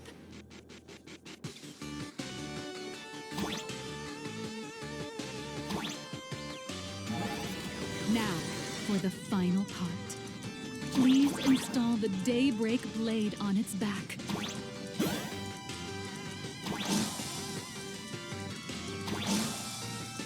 Aim at the mounting point on the back, and fire! Awaken! Daybreak blade!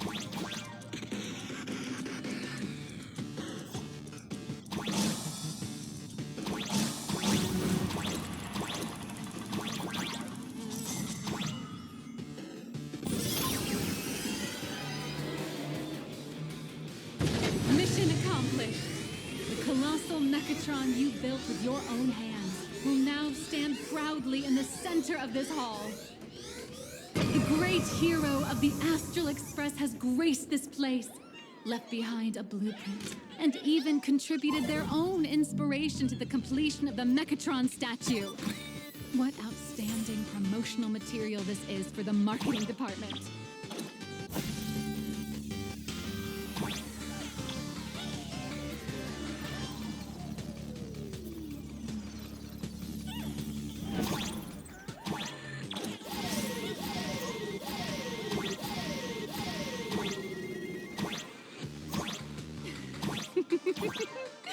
A new hero is born right here. Step forth, Miss Little Raccoon, and become the guardian of Plain Arcadia.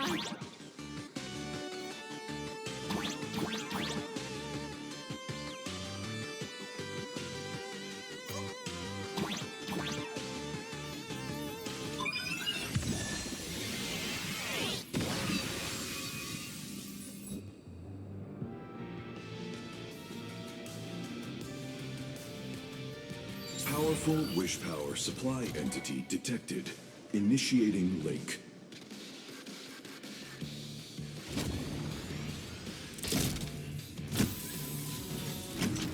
Mechatron synchronization rate 15%. Assembly complete. Could the next step be? That's right. With the completion of the Mechatron assembly, it's time for some heart-pounding combat! Mechatron synchronization rate 39%. 42%. Your little fanboy, Cinderborn, is eagerly awaiting some pointers from you. While we can't power up this big guy, I've printed a small unit. Now it's time to show you how a Mechatron fights.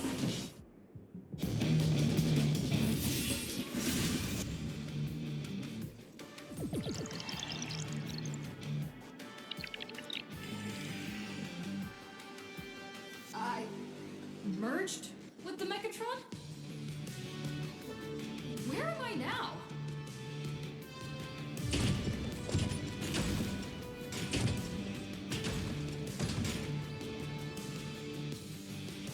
Why, of course, it's the combat testing sandbox.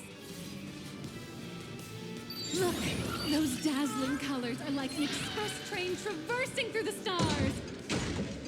Enhanced full body armor, a steadfast shield for the people. Roar! What a powerful strike! That's our hero, Little Raccoon! This strike carries the hope of all citizens! Hi-ya!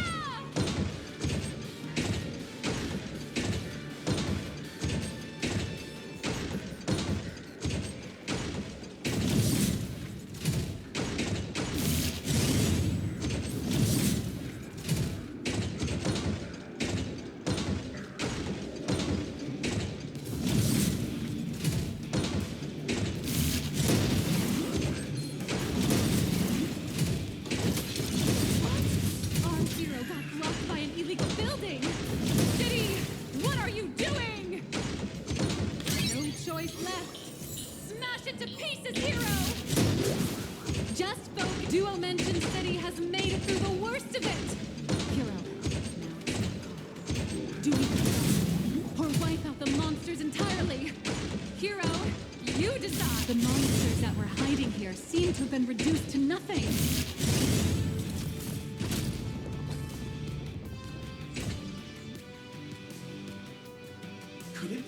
and only trailblazer of the Astral Express walking towards us?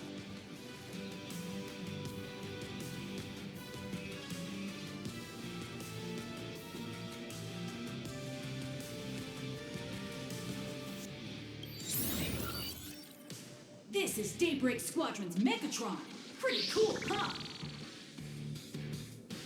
Although the giant shadow crisis in Duo-Mention City has been dispelled, the real battle for you and the Daybreak Squadron is only just beginning. As the old and new generations of superheroes, you will face off here to determine the victor! Forged by raging fire, burn away the darkness, the star that sets the world ablaze! Blaze Weaver! Slice through the skies, flames of lightning! From the blue heavens descend, Azurling! Ka! Shatter the eternal night. Light blazing bright. The radiant bow of hope. Dawn Lance! Cut through despair. Unyielding blade of steel. Edge that never fades. Cinderborn. You can do it, friend. Darkness wanes, and dawn awakens! The Daybreak Squadron Alliance!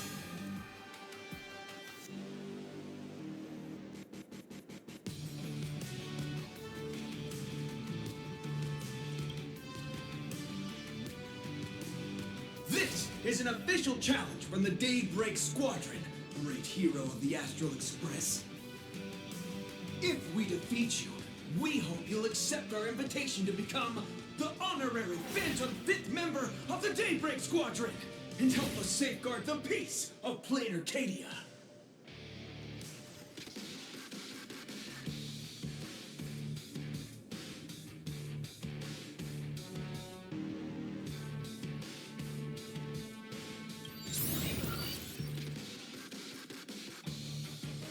Pink, green, we've got tons of colors.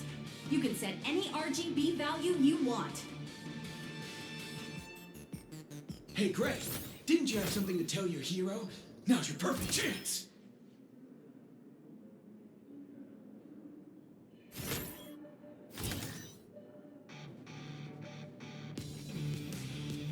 My friend, you know what? Every time I transform into a Mechatron, I imagine I'm you. I think about what you would do when facing danger. It is your adventure stories that give me strength. So I'll give it my all from now on. Please don't hold back.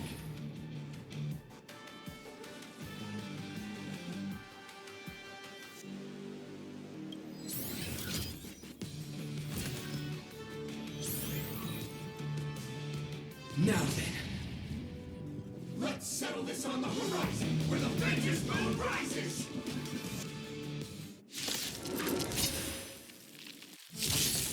Let the two of us see what you're made of. Come on! One and only Trailblazer?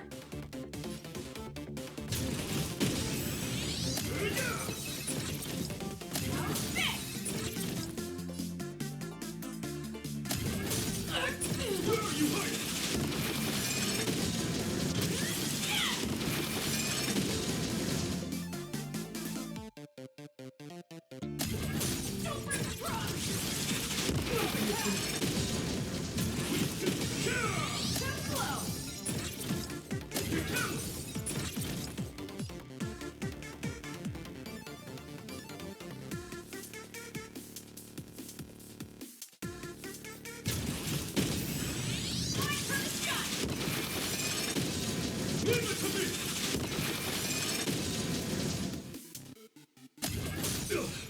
As expected of the Astral Express hero, but so powerful!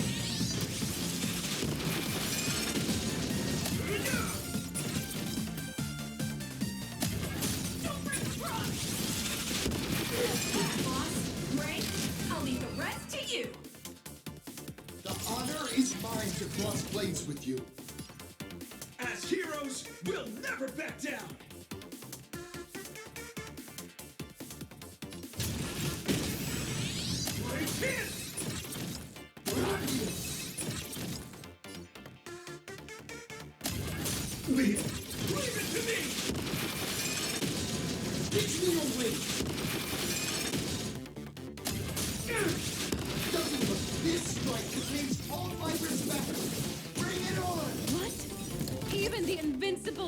raccoon is reaching her limits?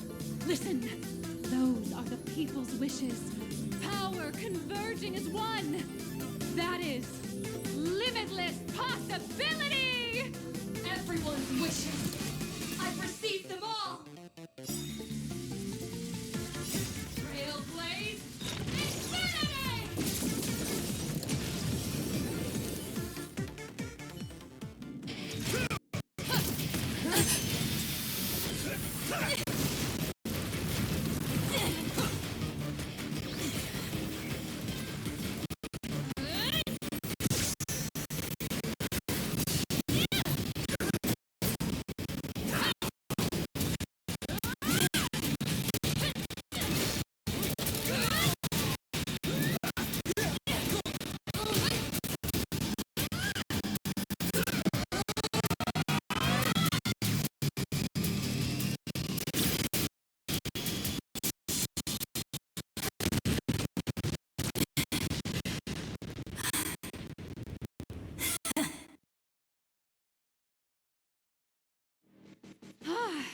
You really got into character. That was some great acting. Huh? Were we just fighting in a film studio?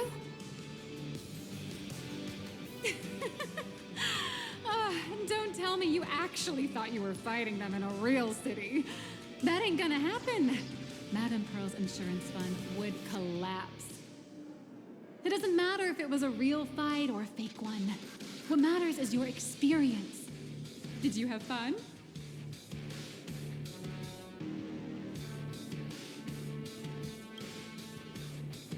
Anyway, I'll just take it as a default 5-star review. Hope to serve you again next time. How could you just automatically give it a positive rating? Looks like the Daybreak Squadron is waiting for you.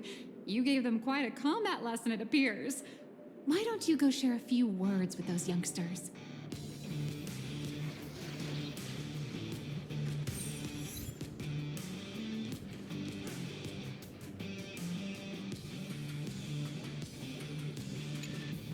As expected of my senior, that was awesome! My life is now complete. Before joining Daybreak Squadron, Gray had always been your fan. That kid knows every story about the Astral Express like the back of his hand. And he's always looked up to you as his role model. Even as his leader, I'm nowhere near as important to him as you are. Huh, what an amazing battle! Well, more than beating you, we were hoping Gray would leave a lasting impression on you. After all, being remembered by their idol is the highest form of praise for a fan, isn't it?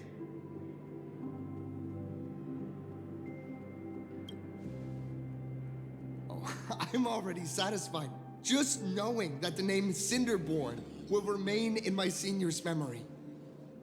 It's a shame, though. If she really could become the 5th member of our team, our recognition would rise even further. After all, many people still think we're just playing hero. That's only because we haven't done anything truly heroic yet. Don't worry. Given the state of Duo-Mention City, a mind-blowing crisis is bound to happen sooner or later. And that's when we'll get our chance to shine! Ha-ha! Yeah, just yesterday, I rescued 5 people from a gas explosion. Hope they recover soon. And spread the word about how awesome Daybreak Squadron is! There you go again, casually saying the strangest things. Like the Astral Express. We don't need to act to prove something so long as we stay true to our own path. Sooner or later, Daybreak Squadron will be recognized by everyone. Silly you. Is the Astral Express all you ever think about? Why don't you just go join the Express as one of the Nameless? Come on, don't make fun of me. I'm still just a rookie. How could I possibly be worthy of boarding the Express and fighting alongside seasoned veterans?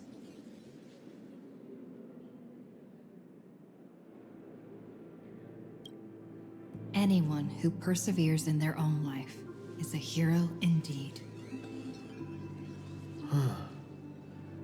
Thanks for your guidance, Trailblazer. And lastly, I wonder if you could take a picture with the rest of us. Trailblazer, please, take a photo together with us! Whoa! My senior's so close to me that my heart's beating like crazy. 3, 2, 1. Darkness wanes and dawn awakens. The Daybreak Squadron arises!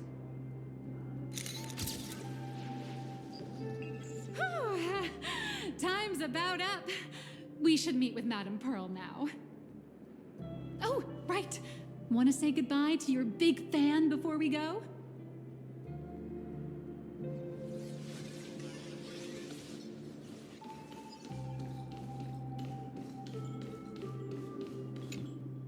Blue, yellow, you guys were amazing back there. If we record this for promo material, we'll definitely get a ton of new followers.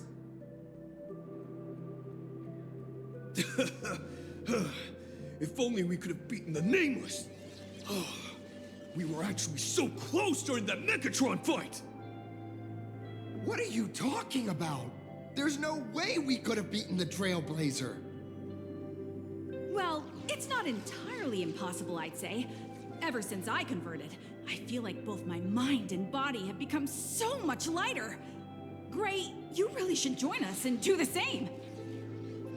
Haha, Gray. Being a masked hero means facing all kinds of dangers. You'd definitely feel pretty bad if you couldn't contribute your strength to the team when we needed you the most. Oh, looks like your idol's here to see you. We'll wait for you backstage. Gray. Senior?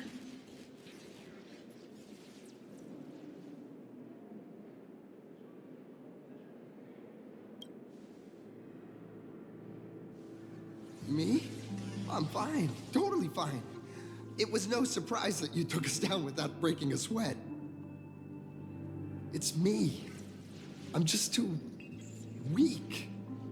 I'm always hesitant, whether in combat or dealing with life. Even though I know I can never become an amazing hero like you, I've always been trying my best to get closer to being like you. It's a bit embarrassing to admit, but no one ever taught me the principles of how to live and behave growing up. I dropped out of high school pretty early and started hanging out with street gangs. Every time I threw a punch to intimidate someone, I thought I was being a hero. But when I saw how scared those people were, I had this nagging feeling that maybe I was doing something wrong. Later, when I read about the Astral Express story online and learned about your legendary deeds, I finally understood what it meant to be a true hero. Looking back at how immature and awful I was, I made up my mind to leave my old organization. Now I too have a chance to become a hero like you. Together, with my brothers and sisters in the Daybreak Squadron, I can bring happy smiles to the residents of Plain Arcadia and protect them whenever danger appears. But I'm just too weak. I don't have the immense strength like the Express Nameless. I don't even have any special talents. Maybe I've chosen a path that doesn't really work for me.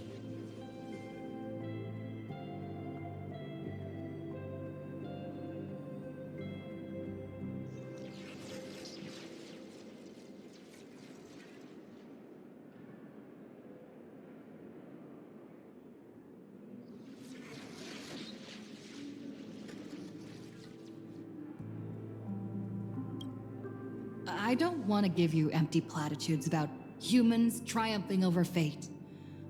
But I do believe that while kindness isn't something you can learn, strength is something you can acquire. Your desire to fight for those around you, and your wish to bring smiles to others, that's your greatest strength.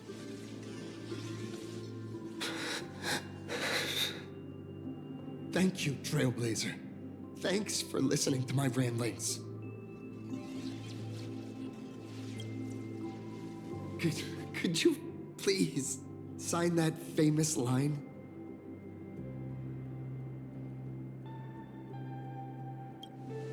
That one's not bad either. Yeah, it was the stars that first set the Nameless on their journey. And now, I can see that same starlight in your eyes. I'll remember today for the rest of my life. Goodbye, Trailblazer. I hope by the next time we meet, I'll be a true hero just like you.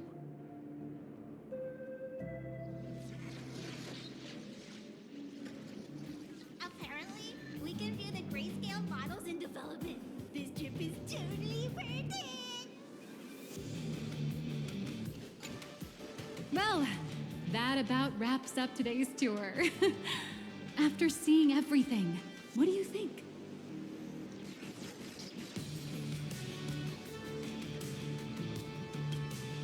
You're only realizing that now. That's your greatest advantage in joining the Phantasmoon Games. A story that's already spread far and wide.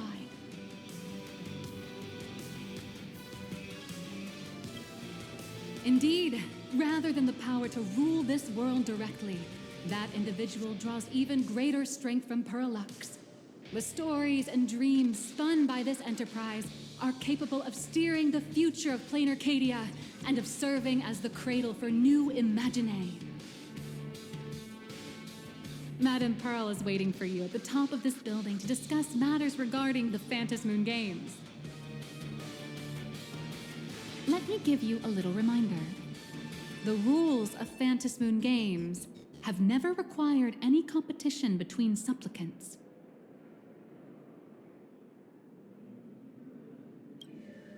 As an IPC employee, I've said far too much. Your friends are waiting for you in the hall. You should go meet up with them. Don't keep them waiting too long.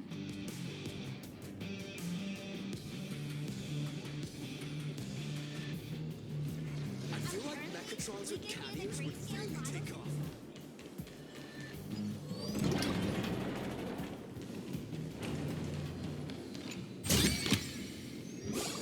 Over here! Over here!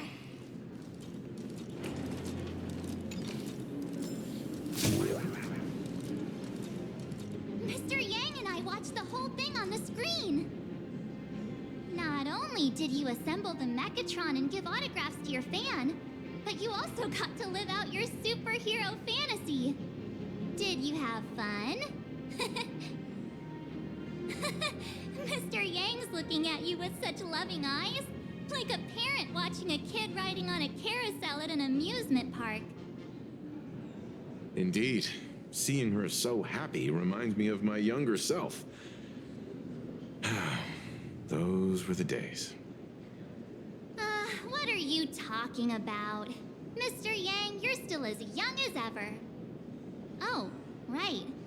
We've been wandering around here for ages and seen everything there is to see. What's this Madame Pearl really up to? I understand everything she wanted to show us. There are just a few questions I'd like to confirm with Miss Nihilux. Miss Nihilux? Wait, where did she go? Ah, there you all are. We've been looking everywhere for you. The Secretary's office sent Agent Feld here to keep you company while you wait, but he said he couldn't find any of you.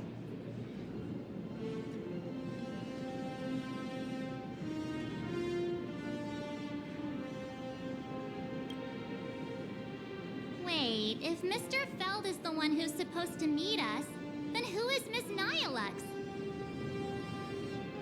Miss Nihilux? Who? Agent Nihilux. an IPC ranking P30 who works at Perlux Corp's Imagenesis Technology Department. P30? Imagenesis Technology Department? Since when did Perlux Corp have an Imagenesis Technology Department? Could she be some kind of corporate spy who snuck into the building? Oh, this is a real mess. What are those security guards even doing? Distinguished guests, are you hurt? Or did she trick you into giving her money or anything like that?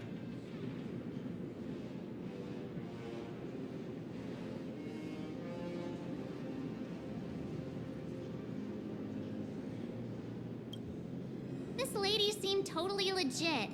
She smoothly guided us around the place like a pro. I thought she was one of your people. I need to report this to security right away. She can't have gone far. Let's catch her in the act.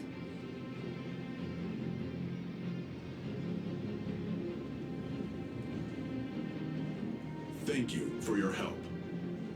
Astral Express crew, Madame Pearl has been waiting for quite some time. If it's convenient, shall we head out now? I'll show you the way.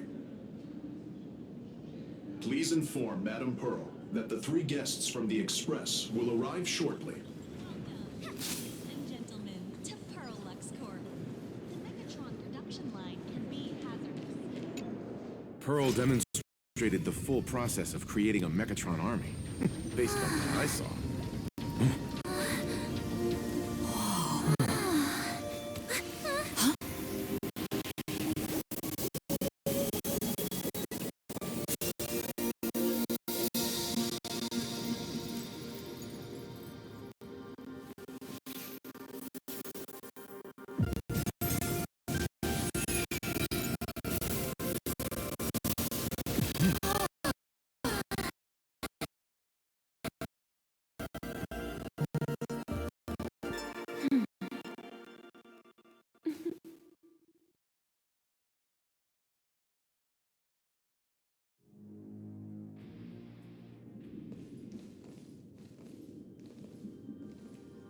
Hello, guests from the Astral Express. Nice to see you again. Thank you for your gracious hospitality, Madame Pearl. I understand there was a minor incident in the lower lobby involving someone impersonating a Perlux employee. I hope it didn't spoil your enjoyment. We're fine. Don't worry about us. But how are things with you? Did you lose any valuable tech? Blueprints? Or top secret information? No, Perlux's data firewall remains untouched, and all assets under security network surveillance are intact. The only change is an additional expense claim under my employee ID. Never mind. I can make a preliminary assessment that this was the result of someone's momentary impulse.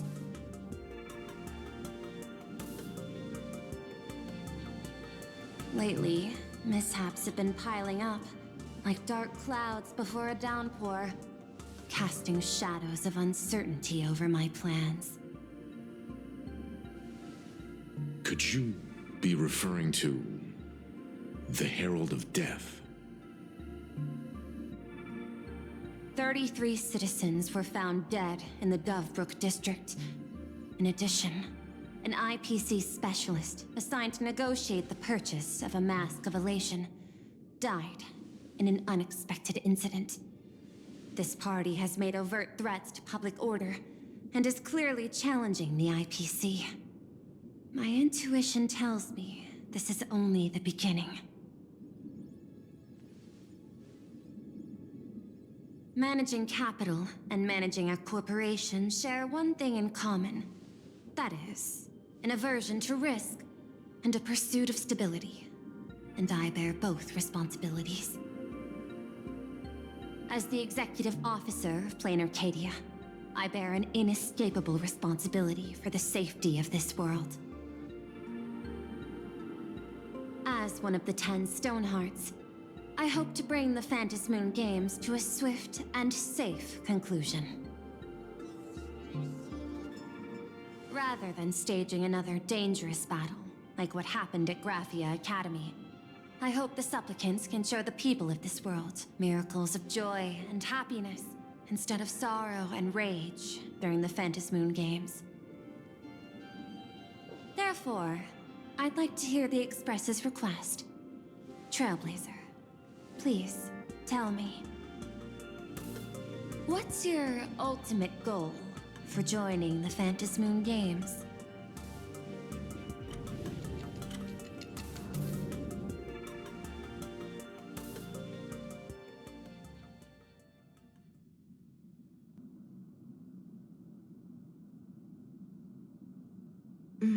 You mentioned earlier that you wanted to talk about the Phantasmoon Games with me?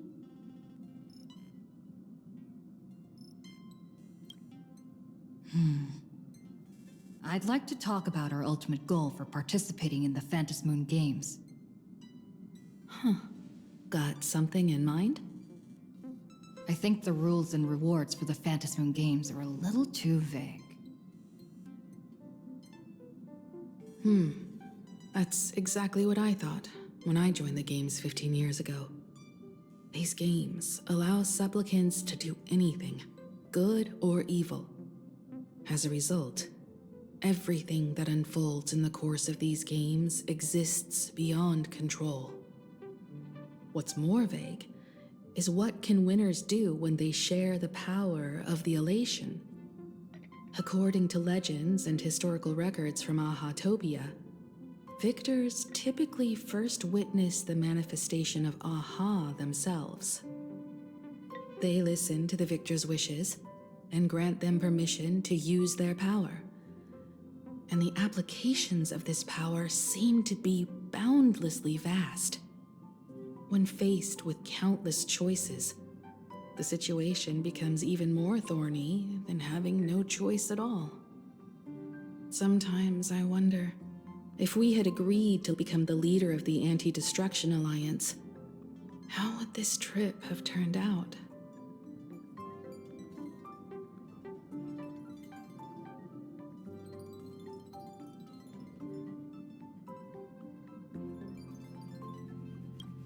If I win, I'll give up sharing Aha's power and ask them to be the leader of the Anti-Destruction Alliance.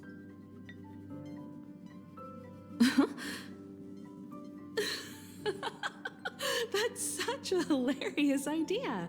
I can totally picture it.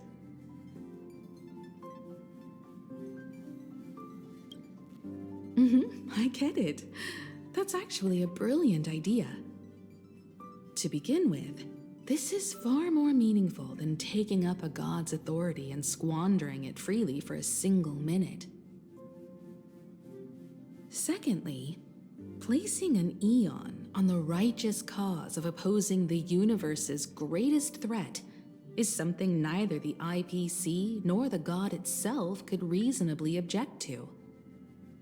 Finally, this would also help us avoid the risk we currently face, cooperating with the IPC while remaining wary of being drawn into its ambitions during the operation of the Anti-Destruction Alliance.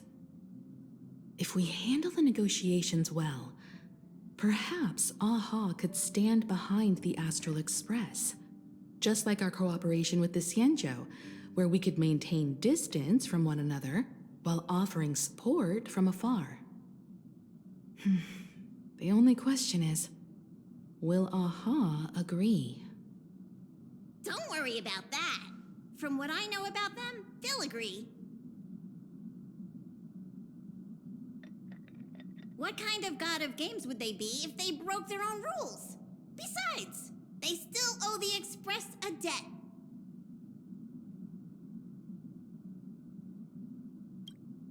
This is their IOU for the Express debt from when they were traveling with Akavili, complete with their signature and seal.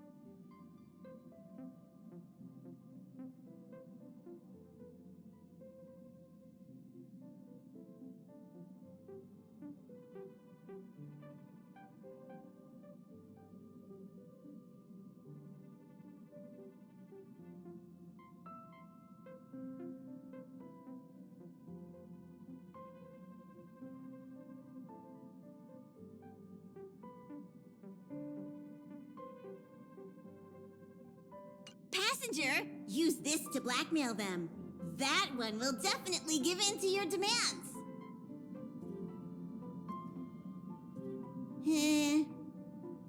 Probably. So, you're saying you want Aha to take on the leadership of the Anti-Destruction Alliance?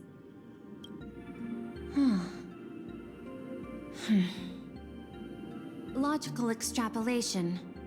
Failed. Success rate indeterminable. This peculiar proposal nearly brought my thought process to a halt. This request is far too lacking in structure, yet within an irrational context, it seems to conceal a certain kind of logic. If the universe is the master of Elation's playground, then they should do something about this playground that's about to be destroyed. As expected of the Trailblazer, your thinking is so out of the box. I've learned something today. However, I don't think you stand much of a chance in the games, because I've joined as a supplicant.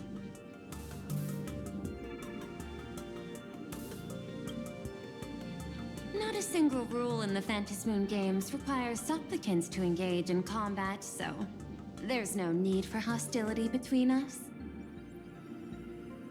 Plain Arcadia's administrator is a supplicant? At the same time, she has at her disposal assets of staggering magnitude. What, Perlux Corp among them. With money and power on her side, wouldn't her chances of success be way higher than ours? As I previously proposed to Miss Himiko, I'm willing to cooperate with the Astral Express to ensure the smooth progression of the Phantasmoon games. But the Astral Express isn't your only partner, is it? I have 2 other allies. However, you all are my most promising ones. Once the Astral Express joins, it will maximize the safety and success of this Ionic game. And I will do everything in my power to fulfill my partner's wishes within that limited minute.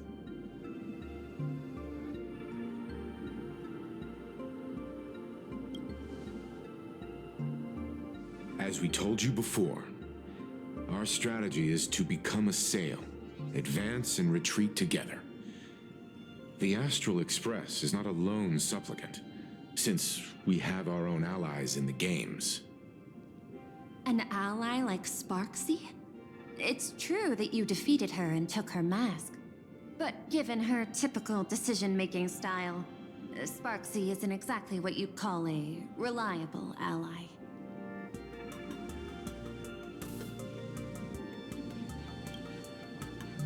Hypothesis. The Sinwish Syndicate's missing mask. I thought it fell into the Cienjo's hands. Don't tell me. Yao Guang gave it to you guys? That's right. 3 against 3. We're tied at the moment. With this new variable in play, I'll have to adjust my extrapolations. But the conclusion seems unchanged. After all, as the administrator of this world, I have the natural advantage in resources.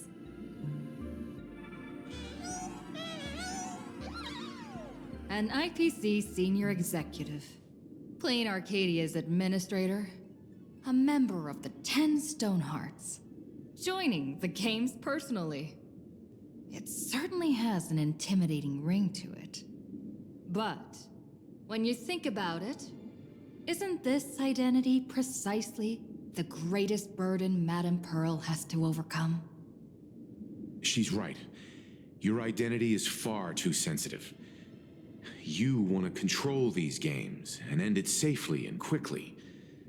But Plain Arcadia's citizens might not see it this way. All they see is the all-powerful IPC and an influential executive pulling all the strings. Your every action will be scrutinized twice over.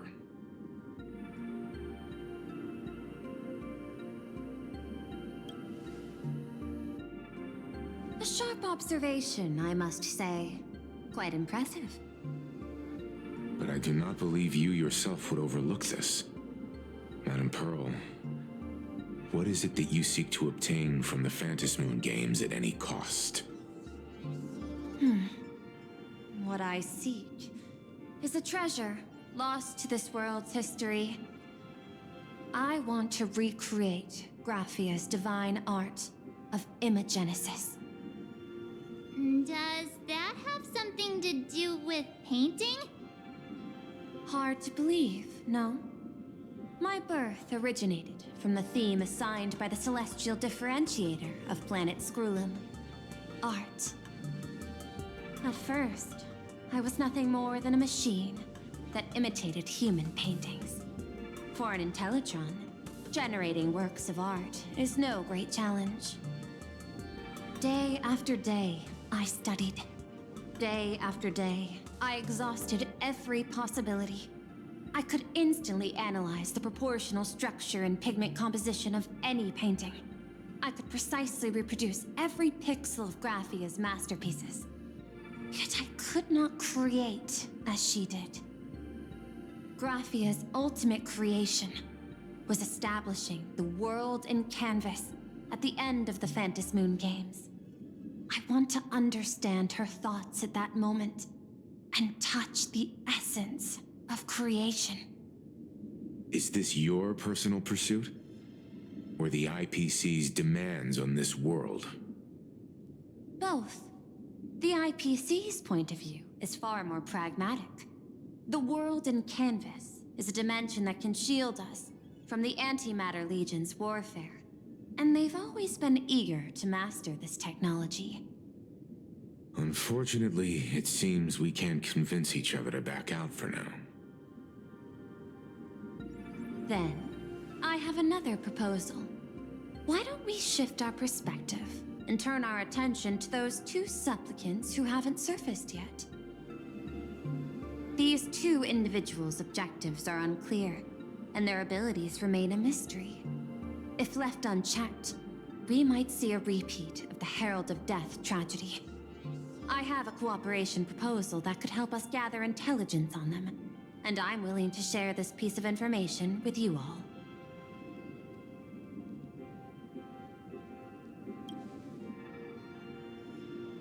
A tiny sliver of your reputation. Before we move on to the details of our cooperation, would you like to take a short break and have some tea to wet your whistles? Or shall we continue?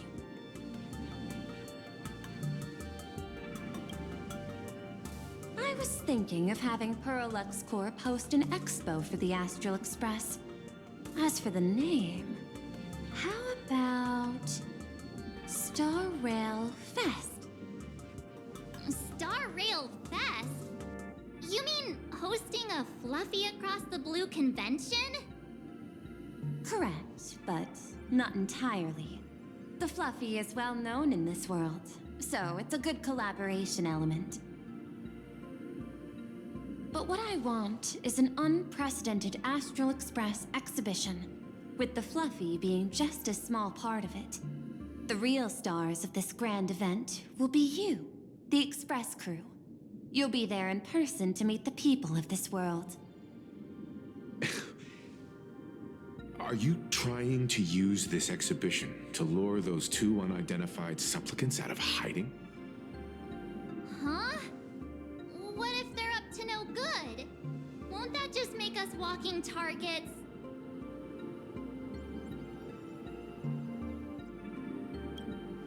What could be more inspiring to the people of a world than standing face to face with heroes of the cosmos. That's an enormous amount of wish power, and the Astral Express is the very source from which this wish power originates. Together, we can create a miracle for all to witness in Arcadia devoted to the legends of heroes. I'll also get Full Wish TV and other mainstream media outlets involved for promotional cooperation. And in return, wish power will flow to you. Of this, I have no doubt. A wise choice. Before the Star Rail Fest officially begins, I have one more favor to ask of you all. I'd like the Express crew to pay a visit to Blurry QR Colt, the original author of Fluffy Across the Blue. Doesn't Perlux own the rights to the Fluffy? Since their debut, this author has remained anonymous, never revealing their true identity in public. But if the real-life inspiration behind the story were to pay them a personal visit, it would surely be a great honor, and likely persuade them to attend a signing, stoking the excitement even further. Now that we've reached an agreement, I'll leave it in your capable hands. My secretary will be in touch to keep all parties apprised. By the way, before you leave, please accept this small gift as a memento of our first collaboration.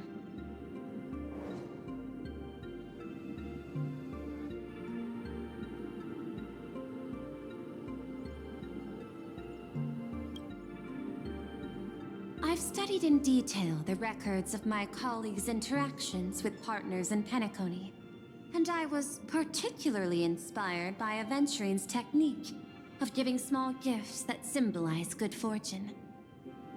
So please, keep this chip with you as a symbol of good fortune for our future cooperation.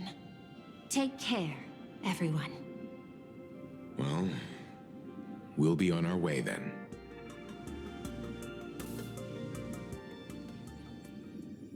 As your private detective, I must warn you that a grand exhibition of unprecedented scale would make for a perfect opportunity to reenact the blood-stained games. I understand. That's why I have a mission for you. Protect the Nameless at Star Rail Fest. You actually think they would need my protection with their strength? Don't tell me your extrapolations predict even bigger trouble ahead. Hidden beneath each extrapolation, tiny signals of unease keep bubbling up to my thought interface. I must be thoroughly prepared for whatever may come. Now that you've taken up the mask, let's talk about payment. What do you want? The same as always? Money? Before we talk about payment, let's discuss the Herald of Death. Although the Department of Aberration Defense sealed and destroyed all records of the bloodstained games, I still managed to uncover some unusual leads. After the Herald of Death incident, the victims' families collectively received compensation so massive it could fill any gaping wound. So, I figured, maybe we could find some leads by looking into official Plain Arcadia expenditures. But here's the interesting part. This item was nowhere to be found in that year's public financial report. Care to guess whose books this money went through? It was you, the omnipresent IPC. To be precise, it was the IPC's technology department that paid this astronomical compensation.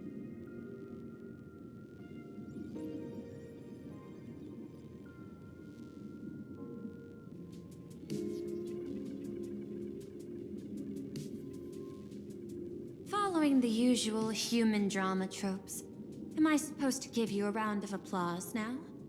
Being able to dig up all this information really shows your connections and capabilities, Detective Ashvale.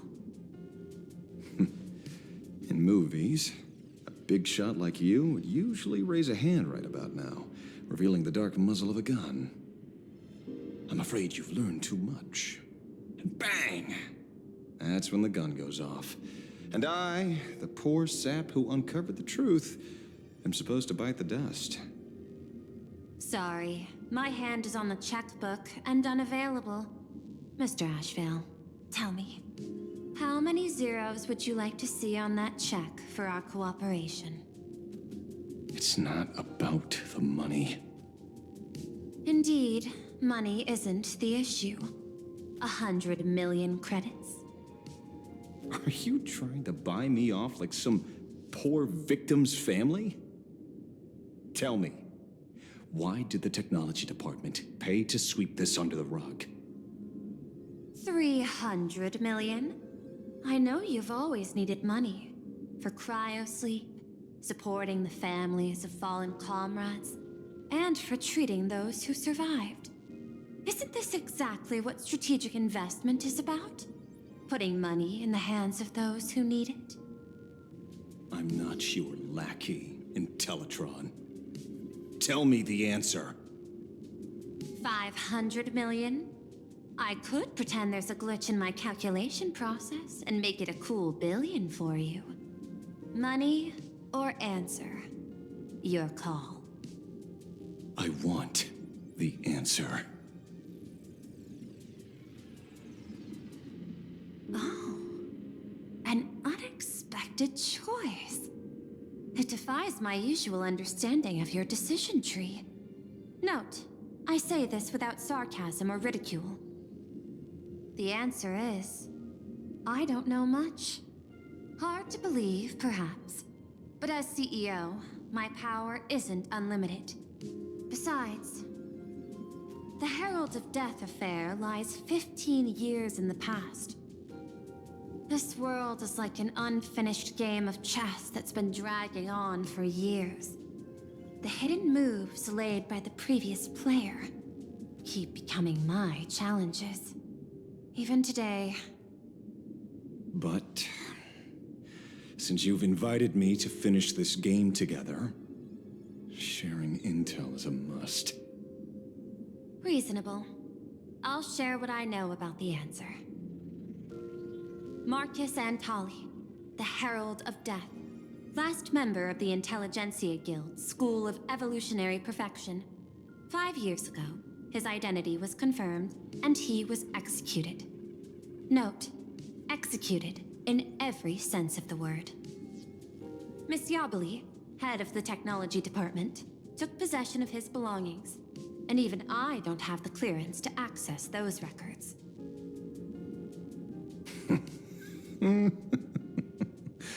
No wonder. So, that guy was practically IPC personnel, give or take. That also explains why the technology department shelled out the compensation. Yet, the method behind this latest killing is identical to the one from years ago. If the Herald of Death is truly dead... A serial killer coming back from the dead is the least of our worries. Even if a serial killer does come back to life, he's still just a serial killer who's been shut out of the Ionic game. What's more concerning is this. Someone wants to exploit the legacy of the Herald of Death. Miss Yabali took away everything that man left behind, except for the fear he instilled in the people of this world. And during the Phantasmoon Games, not only can miracles trigger wish power, but fear too. Based on my extrapolations, the appearance of this new Herald of Death might mark the beginning of the festival spiraling out of control. No wonder you're in such a hurry to end the games. Mr. Ashvale, I've always respected you. But right now, I need to rely on your strength even more.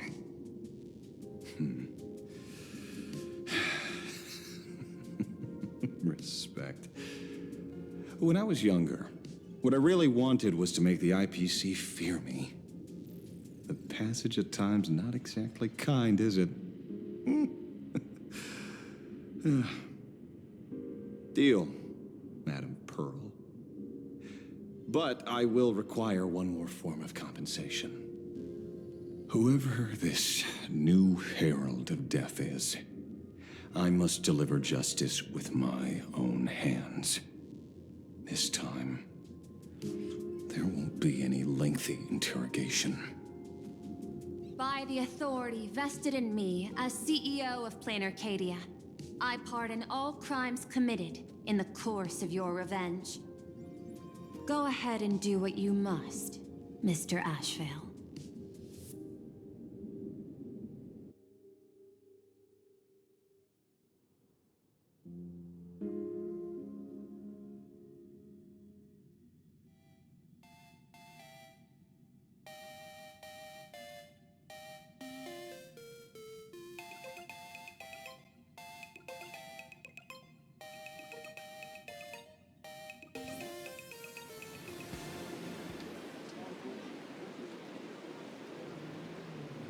My friend, I don't blame you, but I'm done being a breathing dead weight.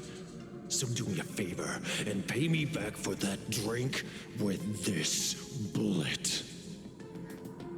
Just do it, you coward! Let me die as a Galaxy Ranger before I turn into a monster of abundance. But, shoot me. I beg you. My Skybow above, may you have a pleasant dream. Not knowing who you are, not knowing why you exist here, that isn't life. In ancient times, humanity's daily goal was to obtain 2,000 calories of food. Humans back then knew they were just one member of the animal kingdom. They understood why they migrated, hunted, gathered. But now, in an era where you can get food delivered to your door with just a tap of your finger, effortlessly achieving that 2,000 calorie goal, humanity has lost its way like never before. Tell me, will the Phantasmoon Games bring a new direction to this world, Ashvale? What's wrong with getting food with just the tap of your finger? Don't tell me you want to go back to the days when everyone was starving and at the mercy of the harvest? 2,000 calories are pointless, but just for survival. It's the goals beyond 2,000 calories that define humanity. And the Phantasmoon Games holds up a mirror to humanity, allowing them to see their truest selves. I'm just a detective. Ask me such a profound question again next time, and I'll charge extra. My apologies. I just heard you joined the Phantasmoon Games and couldn't resist asking for your thoughts. You've met Madame Pearl, huh? She dumped this hot potato of the Herald of Death on me. On us. Judging by your expression, it seems less like a hot potato and more like a sweet fruit. Because I have a lead now. I think the key lies in the word copycat. To prevent copycats, you kept the Herald of Death's modus operandi from 15 years ago under wraps, which means... There's only a few people who could reproduce this killing method with such precision. The investigators from the Security Bureau and the Department of Aberration Defense at the time, and those directly involved in the Herald of Death case. Detective Kuchiba, I've heard that you've devoted considerable time to researching the crimes from the Phantasmoon Games. So, I'm the prime suspect now. Is that it? Just a bit of minor deduction. After all, murderers always love to return to the scene of the crime. Isn't it coincidental that you happen to be standing right before my eyes? That's not deduction. It's a conjecture at best. As for investigating those two categories of suspects, we've been doing that for a long time already. It's been 15 years. The relevant people and the victims' families have all gone their separate ways. Tracking them down now won't be easy. Yeah. After losing their loved ones in such a cruel way, their hearts were shattered. Many couldn't bear to stay in Dovebrook District and chose to move away.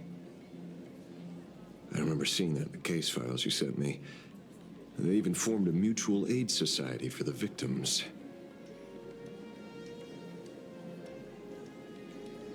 I wonder, after all these years, have they managed to heal the wounds in their hearts?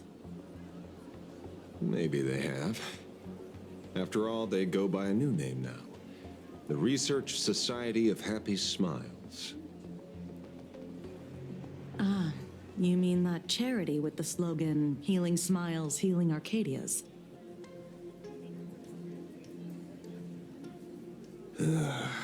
Before he died, Kostad mentioned that group to me.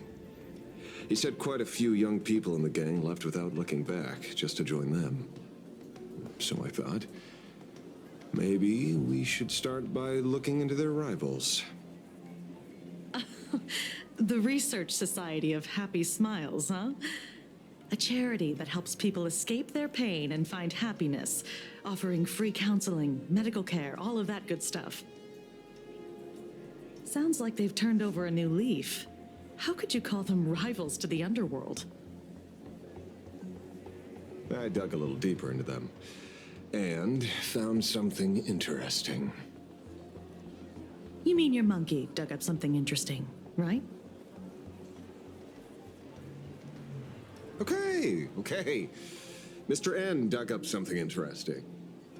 Have you heard the name of the sponsor behind the Research Society? Her name's Fullwish. That name rings a bell. Wait, isn't she the boss of Fullwish TV? I think she was one of the survivors of Graphia Academy too. This is getting a little too coincidental. Just like every case you've accidentally cracked before. Mr. Ashvale, should I compliment your keen instincts or your incredible luck? Luck's a part of a detective's toolkit, too. Anyway, whether Fullwish is guilty or not, we won't know until we look into her. That's why I asked you here.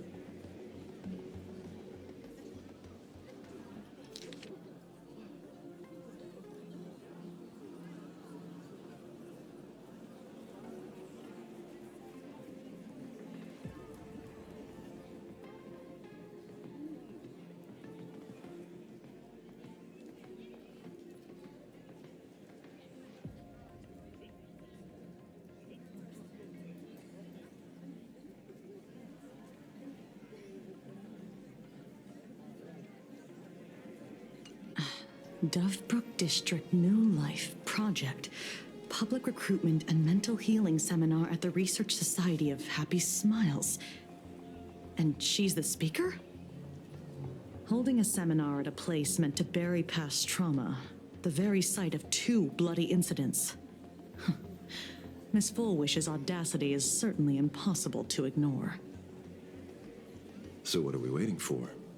It's time to drag Dovebrook District's old skeletons out into the light.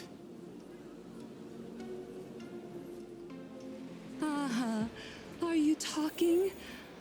Yeah, I'm almost there. I want more happiness.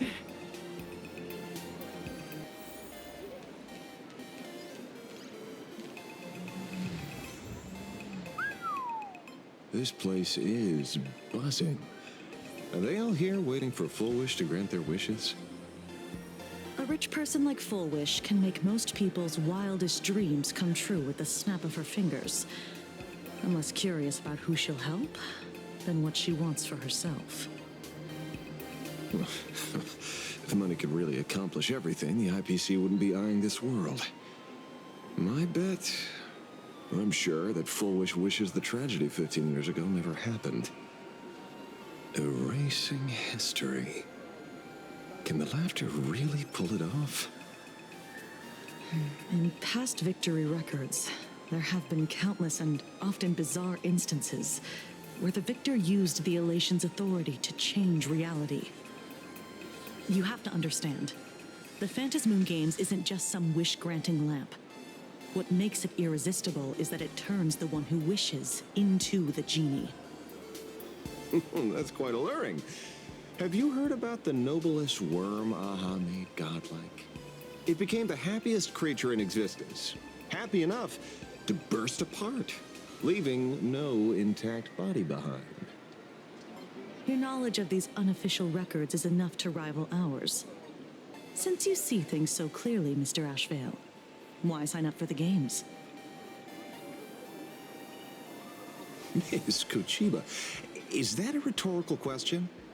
Or are you fishing for a confession? Fishing. Don't be afraid. Now that you're a supplicant, public officials like me no longer have any authority over you. I'm guessing what you want goes beyond a straightforward act of revenge, beyond a vigilante execution carried out in public. If you were only out to avenge friends, with or without the Phantasmoon Games, someone like you would toss laws and decorum aside and do what needs to be done. So tell me, Mr. Ashvale, what do you actually hope to get from the games? Consider it a mystery. If I make it to the end, you'll know the answer before Aha does. Well then, I'd be honored. Just don't let your wish ruin our lives here. Daily life here fits like a tailored prison uniform. Wear it too long and you forget what your bones should feel like. Ugh. It's time to break free. Look at these prisoners of routine before us. Full Wish hasn't shown up yet. Let's talk with the members of the Research Society. Maybe we can coax something useful out of them.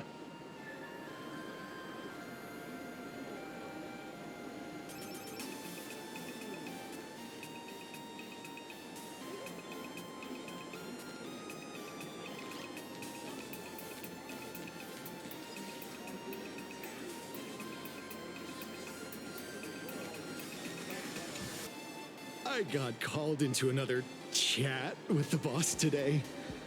Never thought he'd care about me this much. Everyone is smiling at me. The office feels downright cheerful. These days, I go home, change my baby boy's diaper, help my daughter with her homework, prepare tomorrow's lunch, and clean up the house. It's hard to describe how satisfying that feels. When Emma left me, she must have left the kids to me for my own happiness. When I look back, I realize I was someone who had it good, and I never understood how lucky I was. Right? All thanks to Miss Foolish.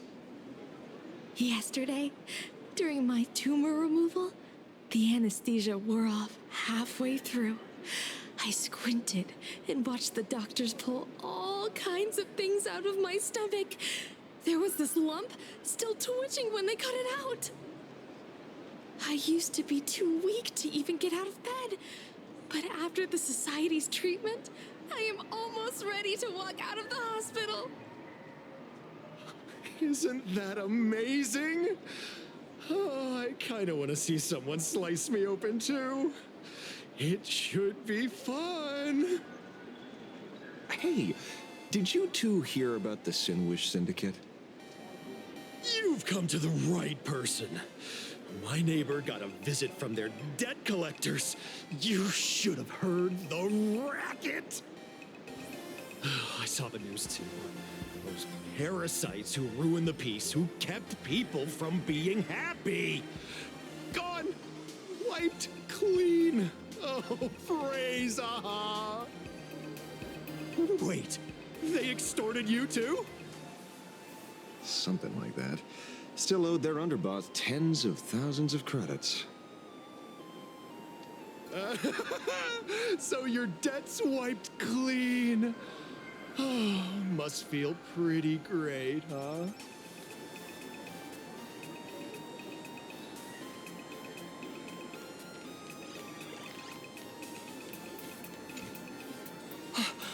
We meet again. Hey, Lady Megatron. How have you been? Good.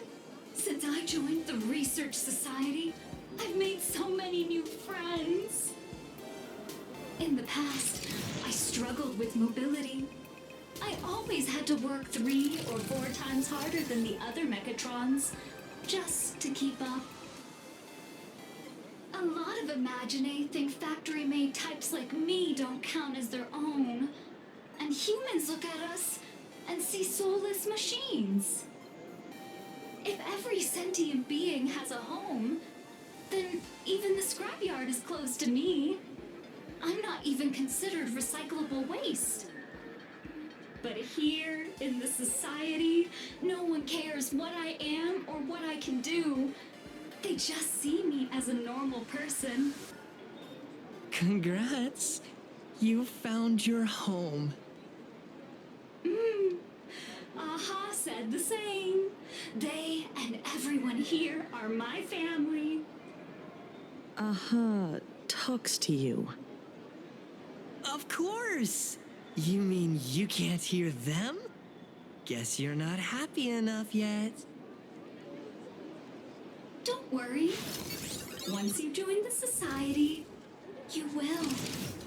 No pain, no tears, just pure joy. The society makes everyone happy.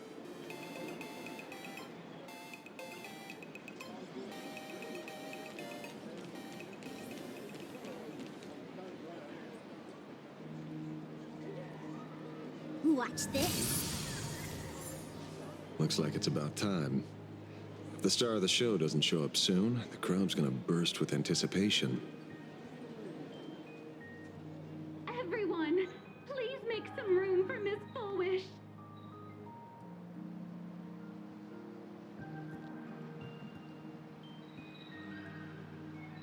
By the Master of Elation, may they bless all souls and grant them smiles. Are you all happy today? Very happy! Thank you for your smiles. They're like lamps in the dark. So precious. But before we celebrate the elation, let me share a memory drenched in tears. It once dragged me into the abyss. Yet, it also taught me what the elation really means. As you all know, 15 years ago, during the Phantasmoon Games, the shadow cast by the Herald of Death swallowed this place whole. That day, I lost my parents, my classmates, and the others.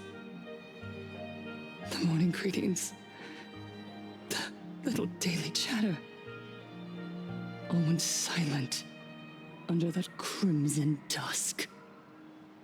After that, for a very, very long time, all that remained of my world, a door shut tight, a room steeped in silence, and a wound in my heart that would never heal. Just hearing the words, Herald of Death, made me shake uncontrollably. I even once thought the only escape was to follow the dead and leave with them. Back then, I was just an empty shell, breathing, beating, but lifeless inside. And just as my soul was about to fade away, an old lady from the Mutual Aid Society knocked on my door. She didn't offer empty words of comfort. She just looked me in the eyes and asked, Child, would you try stepping outside this door? Out there are many people broken by pain, just like you. But together, we can start picking up the pieces, one by one. She smiled at me. A warm, gentle smile. And in that smile, I felt the master of elation grant me a reason to live. At the Mutual Aid Society, I saw countless souls scarred by fate. Some bore wounds beyond healing, and some had lost their loved ones. Each of us bore a different wound, but every wound got deep. And yet, what truly moved me wasn't the pain. It was how, beneath those scars, they still reached out to one another, offering a smile to a child who'd stopped crying, lending a guiding hand to someone lost. They taught me something precious. Pain can destroy a person, but the wish to bring elation to others can spark the fire of rebirth. That was when Aha's voice echoed again in the silence of my heart. The smiles passed from one another through mutual aid is Aha's most precious blessing. It does not belong only in the small room of a support group. It yearns to illuminate hearts lost in darkness. Each time we share a true smile, it's as if we hear Aha's voice. And when that voice rings out, all suffering fades, all pain is healed, and everyone knows what true happiness feels like. That's why the Research Society of Happy Smiles was founded. I will share this divine smile with all of you. No more sorrow!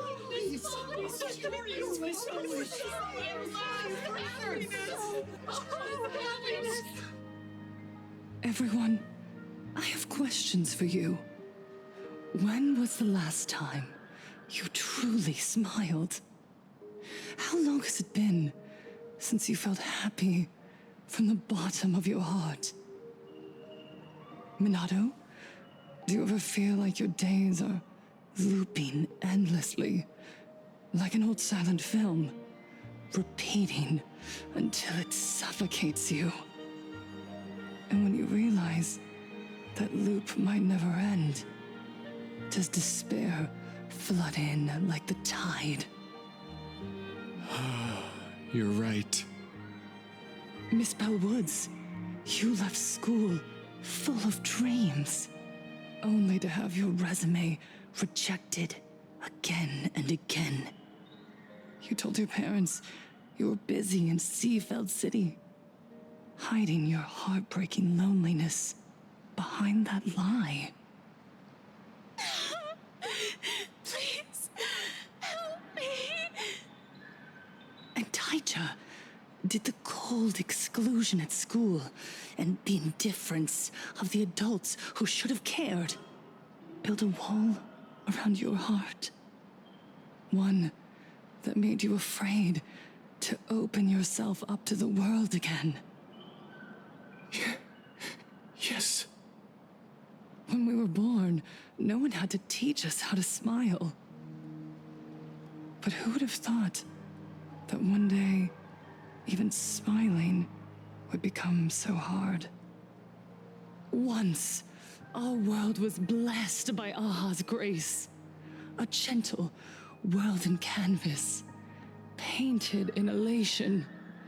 For centuries, humans and Imaginaes lived freely together in that eternal haven. Until the Inter-Astral Peace Corporation violently tore us away from that sanctuary.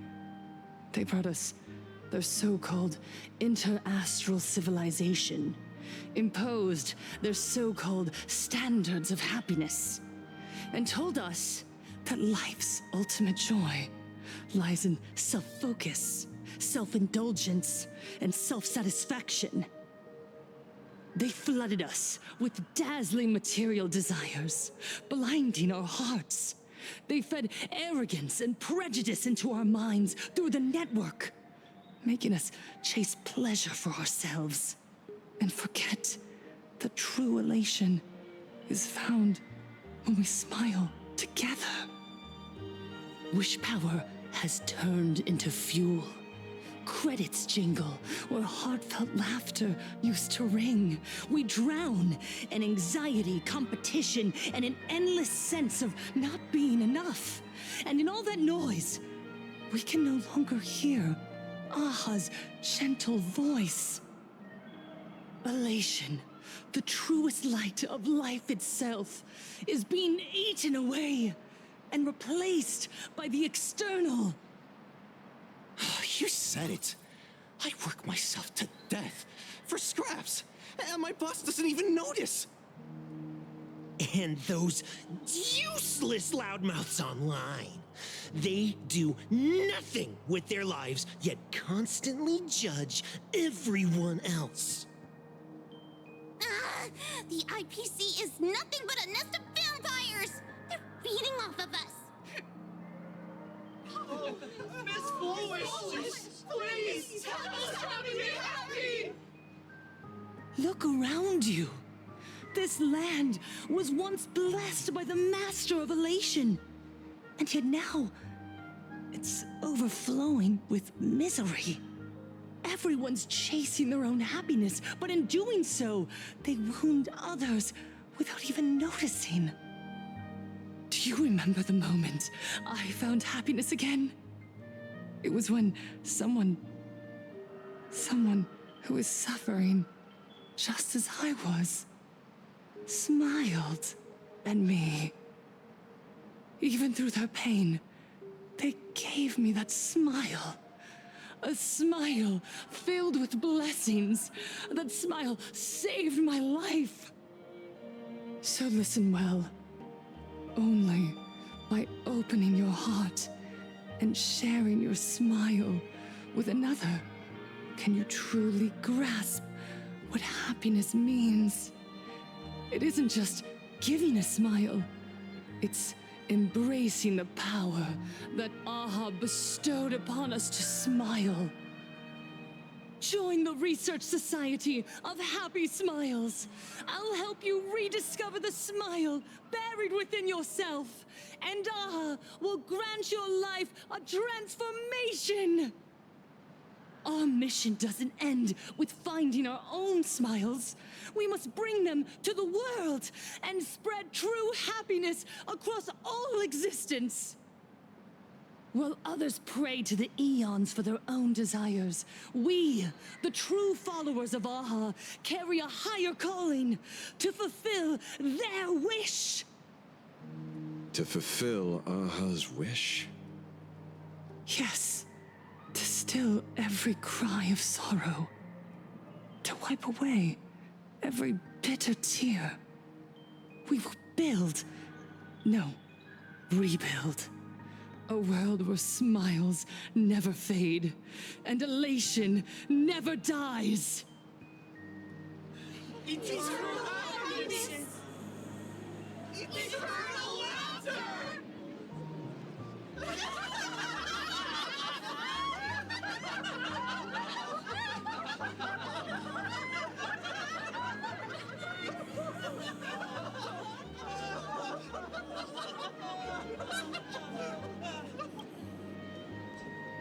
The speech is over. What's your take, Detective?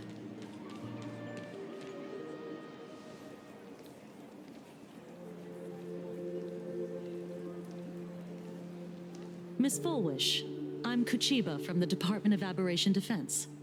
I'd like to have a chat with you.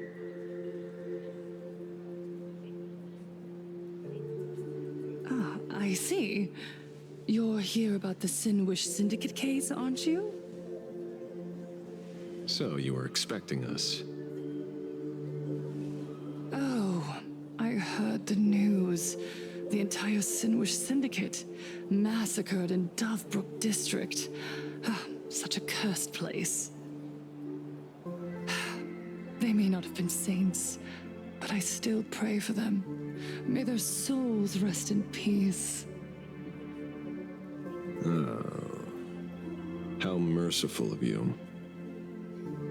Though, rumor has it the Research Society of Happy Smiles had a few run-ins with them regarding recruitment, donations, turf.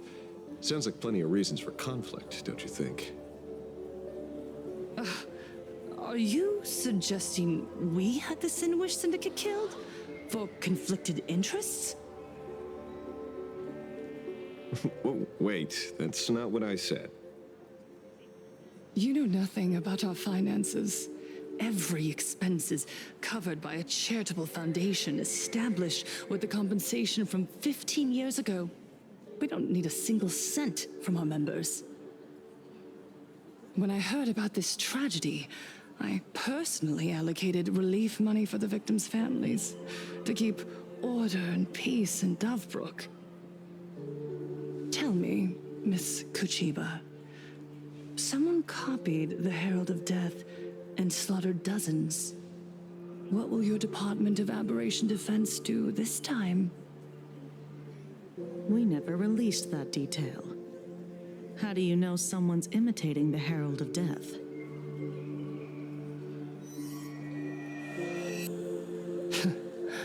Isn't that what you've been waiting for? For the killer to slip up so you can swoop in and tie everything up nicely? 15 years have passed. You don't seriously believe we're still living in an age where information can be sealed off at will, do you? From the very day the murders occurred, the news has long since spread online. The Sinwish Syndicate paid a fortune for some ancient mask, and the next thing you know, they're all dead. The scene painted red with traces of the bloody bloom. Please pay no attention to baseless rumors. Rumors? And yet you're here. That alone proves one thing. The rumors are true. And the new Herald of Death really does exist.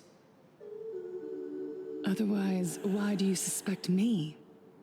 Only someone who knows the original case could recreate it so perfectly, right? Everyone! You heard our conversation, didn't you? The Herald of Death has returned. He's here, in Dovebrook. He's slain the entire Sinwish Syndicate. He's back to relive the carnage of the Phantom Moon Games. Oh, the Herald of Death? Didn't the officials declare him executed? How has he appeared again? He's immortal? A demon? He's back for revenge. He'll take revenge on everyone. We're doomed. Aren't gang members the very people who steal smiles from others? And isn't the best way to make bad people happy to erase them from the world? Wouldn't that be doing something good? Yeah, Sister Mechatron is right. Those thugs deserved it. Back from the dead? Lies! The IPC kept him alive to wield him as their weapon. You useless officials! 15 years ago, you failed to let him get away, and that's why he's back again now!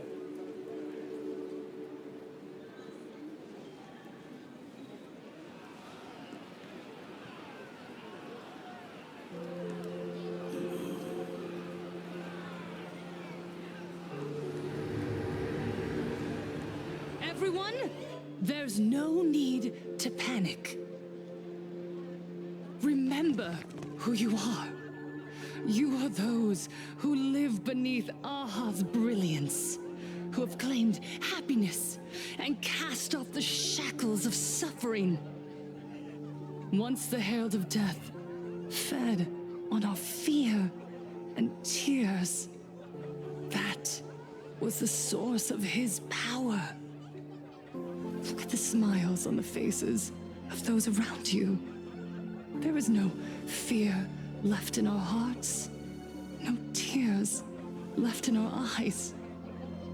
All that remains is resolve, happiness, and faith in the elation. The Research Society of Happy Smiles will protect this world. Etch this into your hearts. The happy do not die, for even death cannot touch a heart filled with happiness. What's going on? There's something very wrong about this woman. Yes, yes, as long as we're happy enough, there's nothing to fear. We won't die. Happiness. Happiness is our weapon. Happiness will destroy the herald of death. Happiness will save this world. Operation Spread Happiness. Let happiness infect everyone and spread to every corner of the sky. Make the Phantom Moon smile. Make Lord Aha laugh until they cry for us. Infect the Phantom Moon with happiness. Happiness.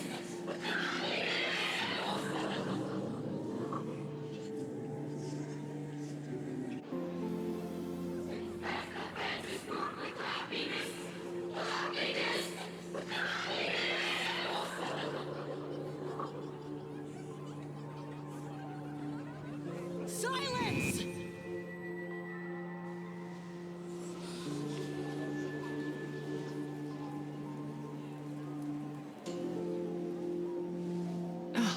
My apologies, officers.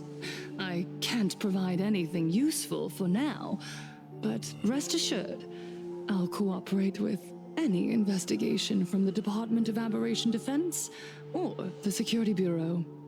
And of course, I'll fulfill my civic duty.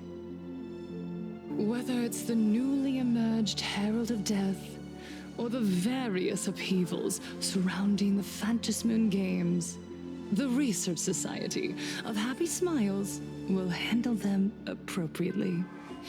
What we protect is the future and the smiles of plain Arcadia. Or perhaps, after all this, you too have felt that yearning within your hearts. Would you like to join us to embrace eternal happiness? I'll pass. But I've got a feeling we'll meet again.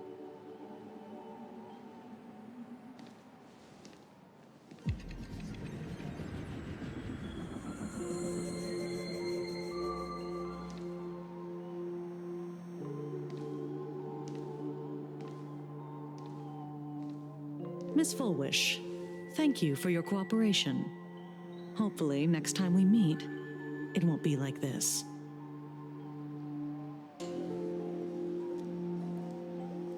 May the Master of Elation watch over all and bless you with their everlasting smile.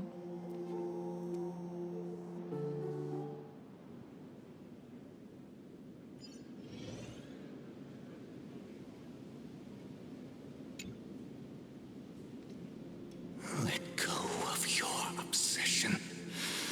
Let go of the shadow in your arms. Let go of that false sense of responsibility. You're the one who should be dead, aren't you?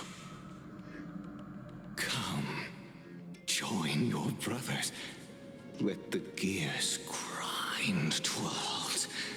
Let the hands fall still and end that life of yours that was never meant to be.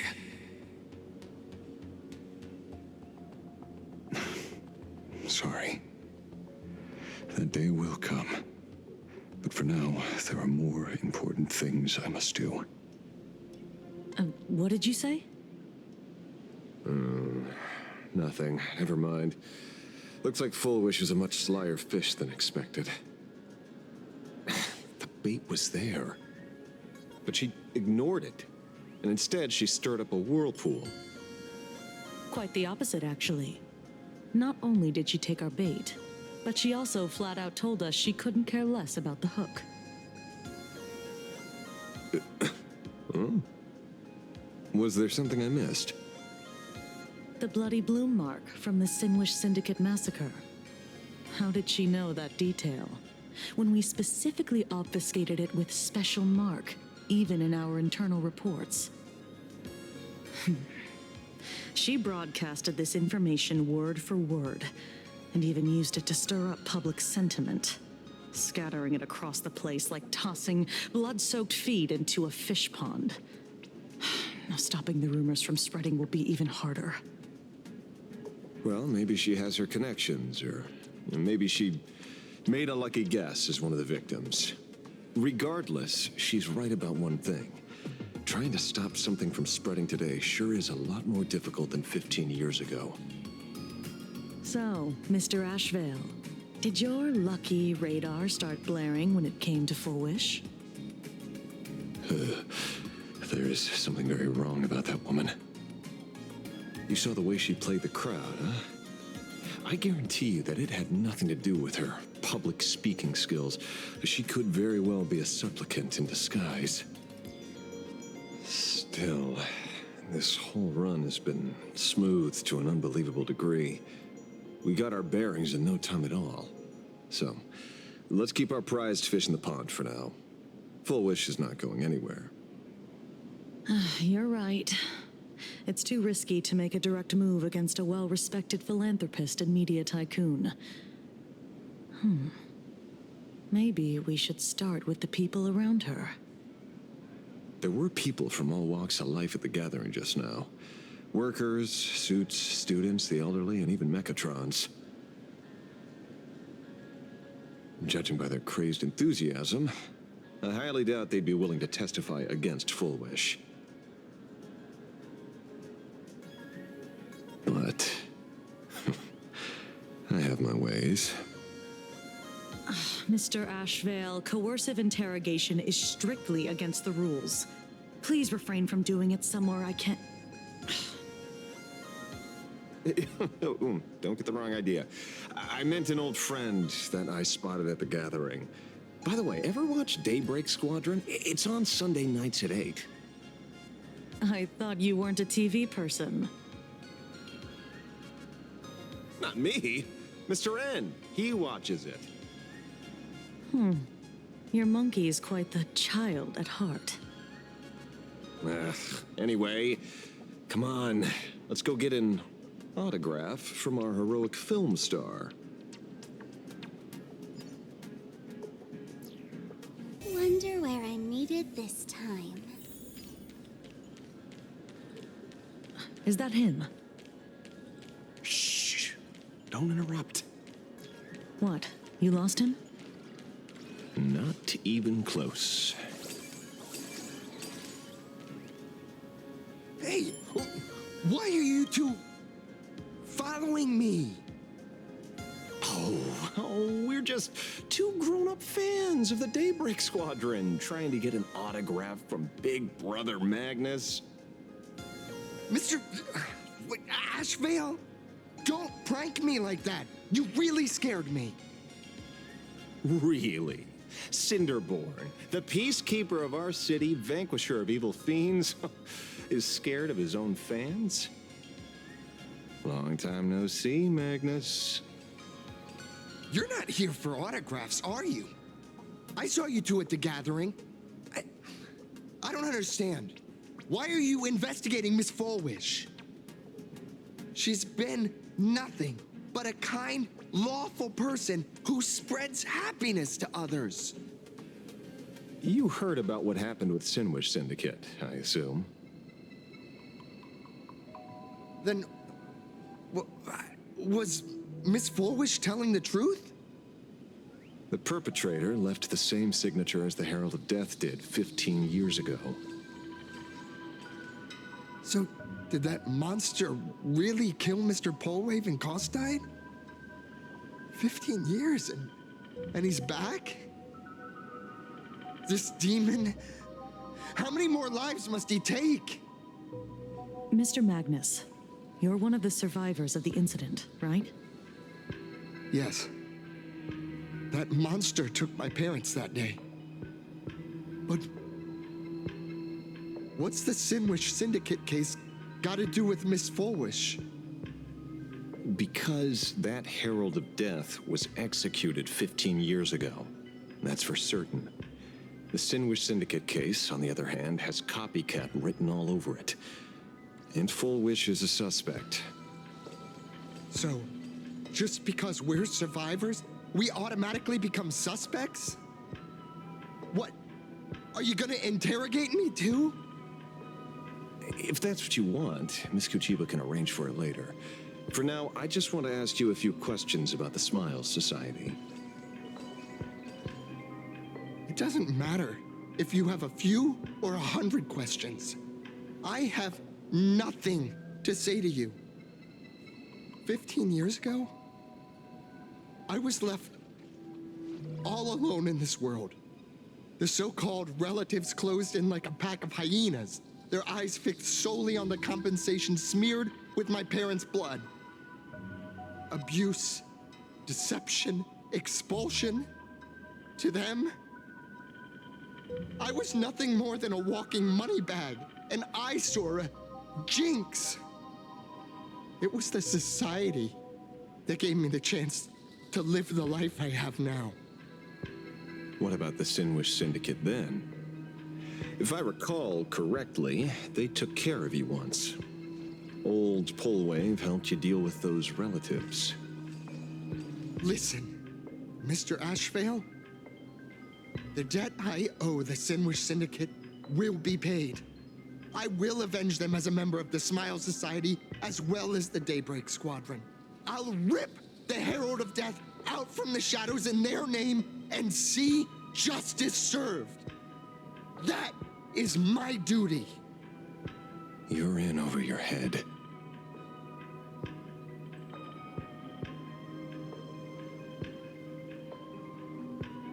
The new Herald of Death is very dangerous. I doubt a handful of actors like you can achieve anything substantial. You think we're just a couple of kids playing superheroes with masks, right? Well, you're wrong. My squad mates and I aren't the easy pushovers we used to be, Mr. Ashvale. I haven't had my transformation surgery yet, but I can already power a Mechatron warrior in battle. We are real heroes here. Boys, let's stay on topic, shall we? I just wanted to have a few words about the society. I have nothing to say to you either, Miss Kuchiba. Neither of you are getting a word out of me on this.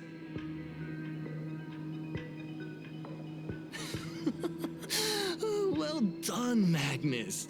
Your loyalty to the Smile Society warms our hearts. You're following me? Not by choice. These IPC dogs made it clear that they intend to frame Miss Foolish. Oh, we're not going to just let this slide. Would you look at that? The hunters become the hunted. What does it matter? If someone's looking for a beating, we'll gladly give it to them. You have 5 minutes for questioning. So make it count, Mr. Ashvale. They're all yours.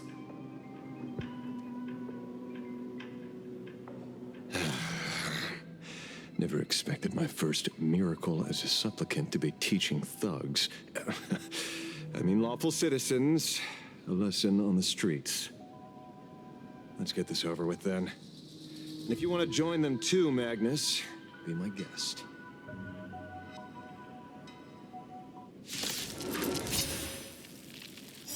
Fair warning. I'm out of practice. You get hurt, it's your problem. This don't hurt at all! Mr. Ashvale, stop!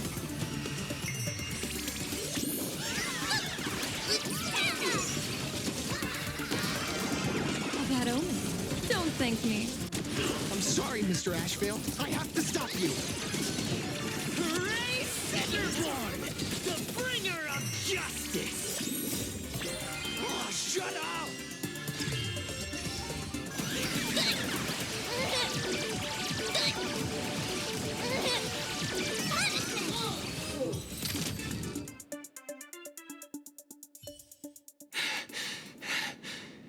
It hurts a little, but I'm happy.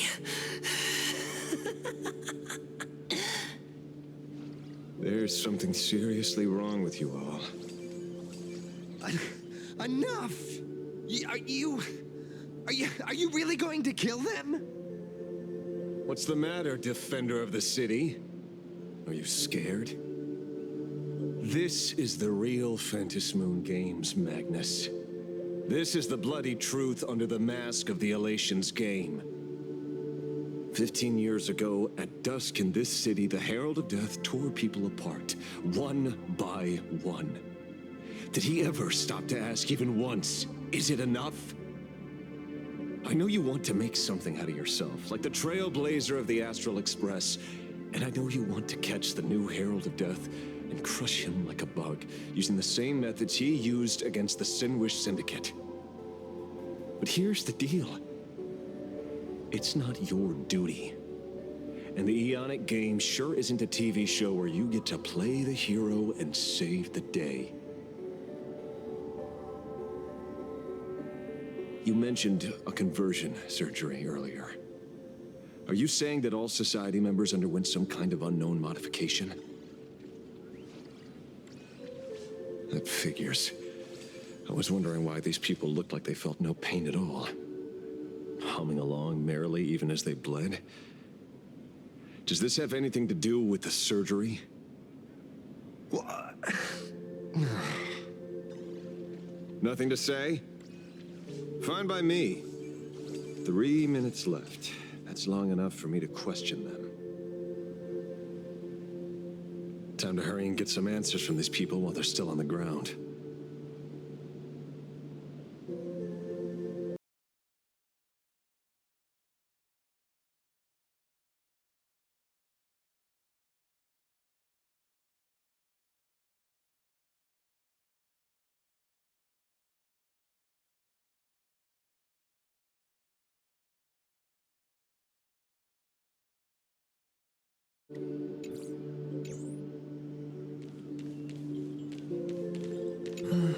Smile. Please smile. The laughter. Don't let it stop.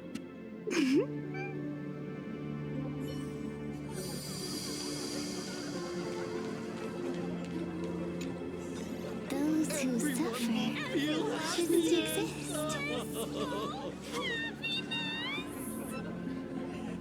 What the heck happened to these people?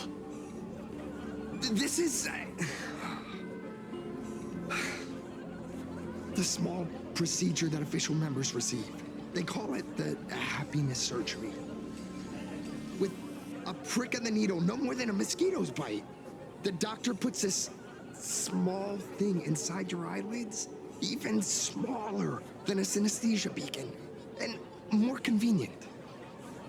People who have had the surgery say that it soothes all your pain and suffering, past or present. Even your body becomes stronger, and your mind clearer and more focused. A state where you can truly receive happiness. So, you haven't had this happiness surgery yet, right? I'm not ready yet. I've been thinking it over. But the rest of the squadron had it, and they've all become happier. They say it's the necessary step to becoming a true superhero that safeguards everyone else's happiness. If I don't do it, then do I still deserve the name Cinderborn? Mr. Ashvale? What should I do? The surgery won't make you stronger, nor will it help you get your revenge. These guys on the floor are proof enough. Remember the hesitation and fear you feel in this moment, Magnus. If people simply erase their perception of fear and pain instead of overcoming them, then those people will never find true strength. Go now. I have some cleaning up to do.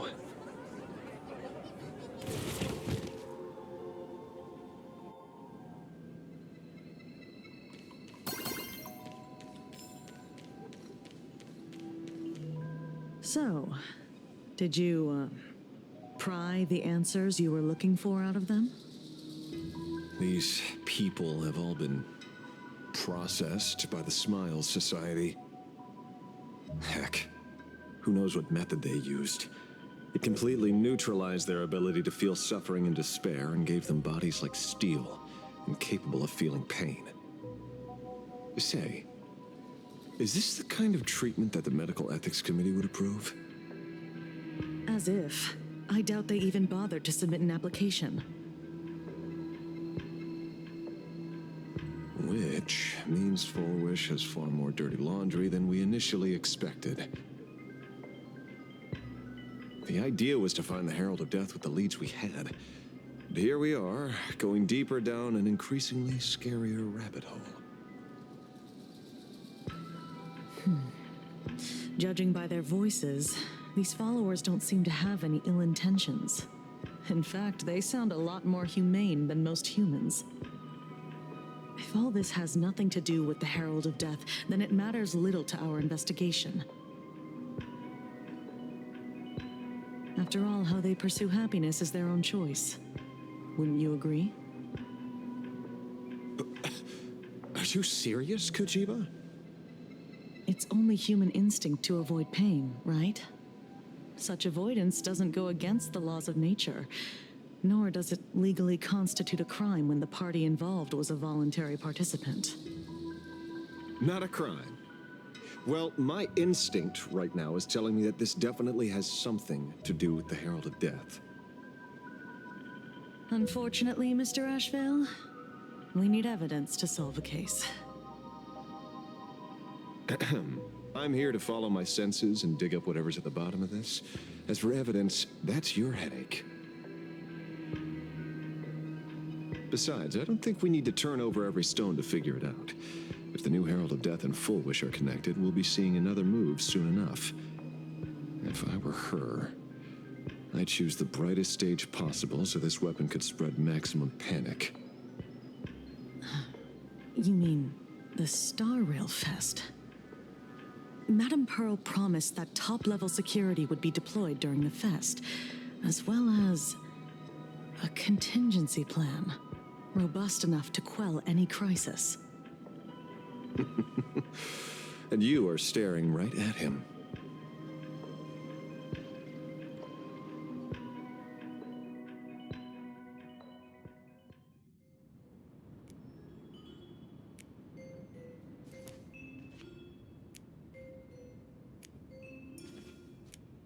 According to Sunday, the crow should lead me to Blade's whereabouts.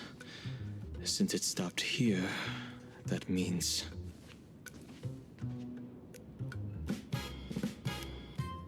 I wasn't even looking for you. Yet here you are, throwing yourself into the fray. Consider me surprised. We haven't even settled the score over the mask you stole from the Sinwish Syndicate. And now you're skulking around and following us? What's your deal? What do you, or should I say, all of you, want? General Yao Guang of the Yuchui has come to this world and is looking for you. Dragons clash in the wilderness, their ichor dark and yellow. In her divination, you will become a slave to your own violence, bringing a catastrophic end to all. I am in that future as well. The only violence within you that comes to my mind is Shuhu. The emanator of abundance who resurrected time and time again. The monster who turned planets into living beings and merged billions of people into flesh spheres. The Xianzhou fears that he is using your body to resurrect himself. So, what's your plan? Kill me again. Oh my, things are getting a little heated.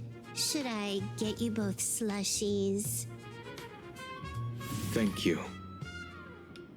I'll pass.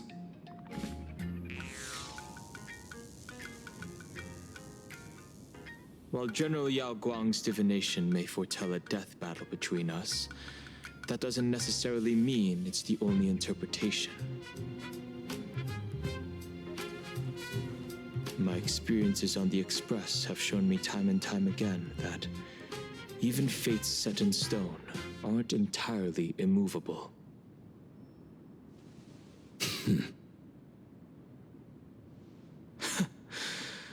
I have no intention of getting into a quarrel with you, but I need to make sure that the presence of the Stellaron hunters won't endanger my companions or the future of this planet. Thus, I must know your purpose here, Blade. What has Destiny's Slave written in your script? He stated this trip would be connected to death. Should I congratulate you? Much obliged. In my experience, it's best not to get your hopes up too soon. Prophecies rarely unfold the way you expect.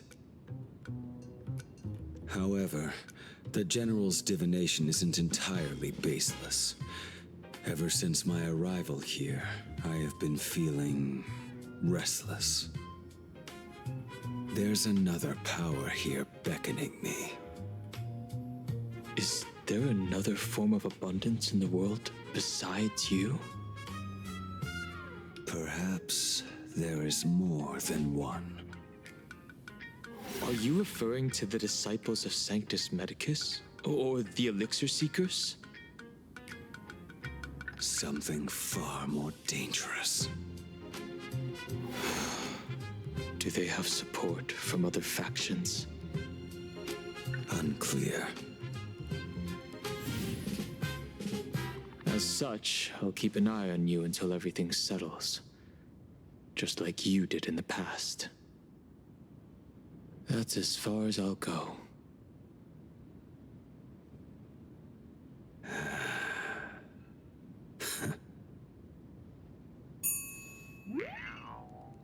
Did you two just agree to some weird collaboration before me? I'll leave that matter in your hands, Silverwolf. I don't get it. That good-for-nothing detective didn't even blink an eye before selling us out to Pearl. And you still plan on working with him? There are things only he can get done.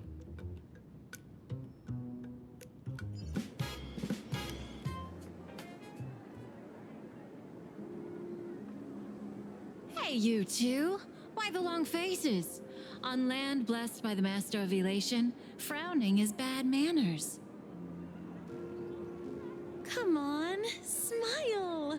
Whether you're hungry or full, poor or rich, the laughter is with you. Would you be interested in learning about our Research Society of Happy Smiles? Thank you, but I'll pass. Another one. How many people have been talking to us about happiness today? Well, 6 exactly. Locals say ever since the Sinwish Syndicate case, this Research Society of Happy Smiles has exploded in size. That gang's fall left a power vacuum, and the Research Society of Happy Smiles filled it like a fast-growing fungus. Even those who were once resistant or indifferent got swept up in it. I think I'm starting to get a better picture now. Is this, by any chance, tied to what you're preparing to do in the Phantasmoon games? Not only me. It might also be tied to the ominous fate General Yao Guang warned about. The one looming over this world. A few days ago, when I used the tuning power to help her intervene at SparksyCon, I caught a strange sound echoing in people's minds. A strange sound? Yes. Cheerful, happy laughter echoing in their heads. Oh, without those gangsters, this street's much cleaner now.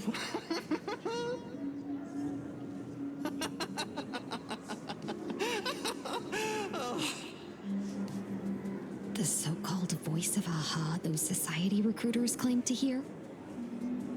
Could the Joy Seeker truly be so passionate about universal redemption? Whatever that is, it's not Aha's laughter. From the moment I set foot on this street, I've been using my tuning ability to sense the residents' minds. Miss Tingyun, allow me to correct you. Those connected to the Research Society of Happy Smiles number not 6, but 42. Each of them carries the same sound. Identical laughter, looping endlessly like a broken record. Mind control? Or something worse? Are you trying to say that this is tied to the harmony? My apologies. I dare not make such wild assumptions. No, this isn't the work of any tuner. It feels like a barrier, born from the human mind itself, to numb the unbearable pain it cannot endure. Like a worn-out tape recorder hidden deep in the subconscious, repeating the same thing over and over. I am happy. I am happy. So, whose divine handiwork is this supposed to be now? Wherever this laughter comes from, causing so many people to self-deceive in perfect unison while enduring pain is well beyond the capabilities of a mere charitable group. Beneath these calm waters, the undercurrents are far more turbulent than anyone imagines. The bad news just keeps coming. Dan Heng's gone off on his own, and Madame Yao's completely vanished. Can you still sense her? The bird I entrusted to General Yao Guang has seemingly gone silent. I can't share its vision anymore. I can't even feel her thoughts through it. But I know it hasn't faded. That means she's still in this world somewhere. Let's pray she returns soon, with some news to pierce through all this fog. Otherwise, this Arcadia built on happiness will crumble fast and fall into the abyss.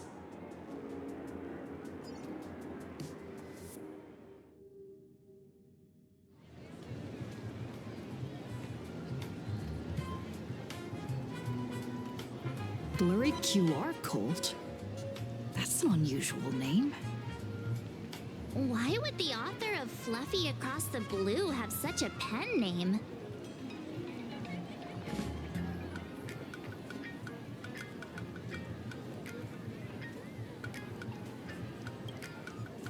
You're taking it a bit too literally, but it's not impossible. Someone who can draw something that cute must have a warm, gentle heart. I heard the Fluffy's been running for half a year in a magazine. At first, it wasn't very popular in Plain Arcadia. But after that Memory Bubble movie, A Holy Grail Stay Night, Old Odie produced, became a massive hit. The Astral Express's adventure stories spread far and wide, and the Fluffy started gaining popularity. Now the latest chapter, The Sacred Flames Return, Amphorius's creation, is sold out everywhere. This cult sure knows a lot about our journey. Must be a galactic fan of the Express crew.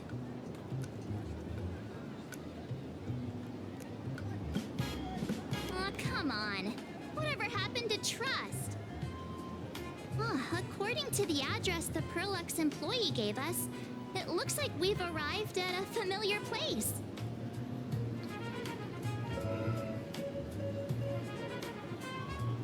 For such a small place, Dovebrook District is really full of hidden talents.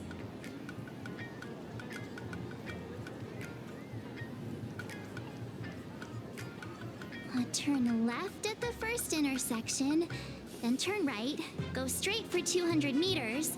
Wait, this is the Furbobo Weekly newspaper? Oh, don't tell me the author of the Fluffy is actually a Furbo. No wonder he rarely shows his face. Come on, let's go upstairs.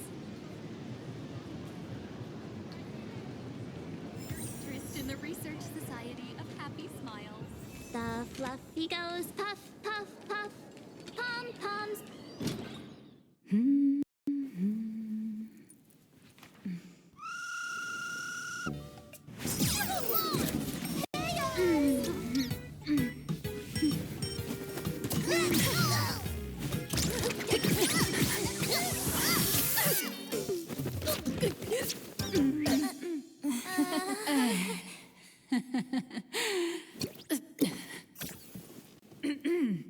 Please come in. Let me guess. Your next line is... Why are you here? What's the problem? I'm the magazine's founder, its president, and its editor-in-chief. It's only logical that I'd be sitting here. $1 million? President Nihilux has already been behind on behind on everyone's wages for months. If it weren't for the money, who'll risk their neck being a tabloid journalist, sneaking photos of the bigwigs on the Astral Express?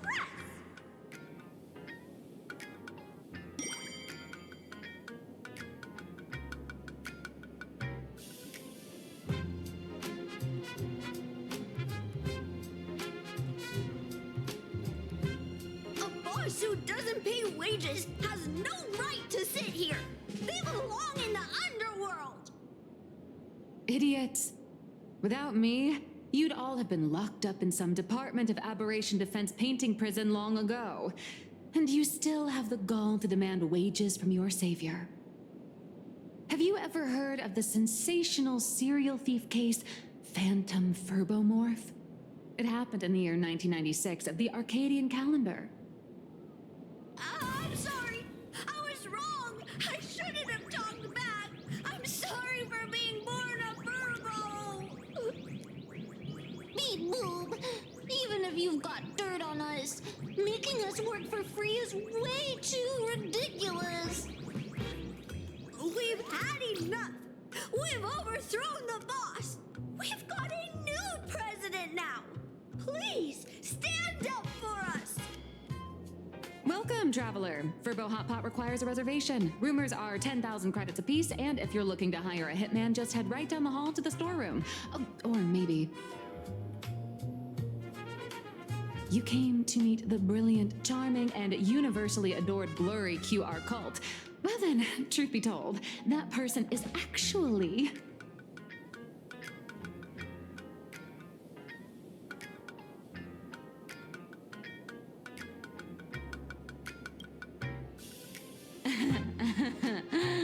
Who could it be?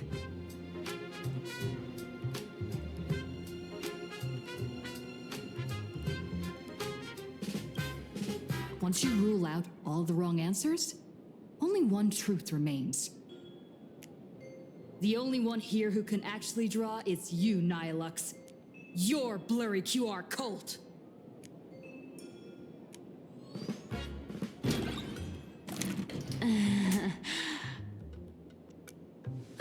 You saw right through me.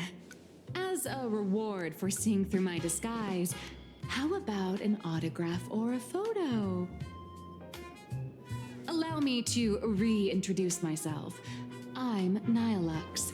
You can also call me by my pen name, Blurry QR Cult.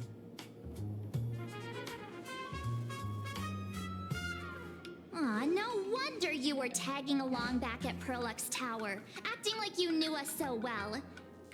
Wait... This blurry QR cult persona isn't a fake, is it? Identity is just a mask and a body.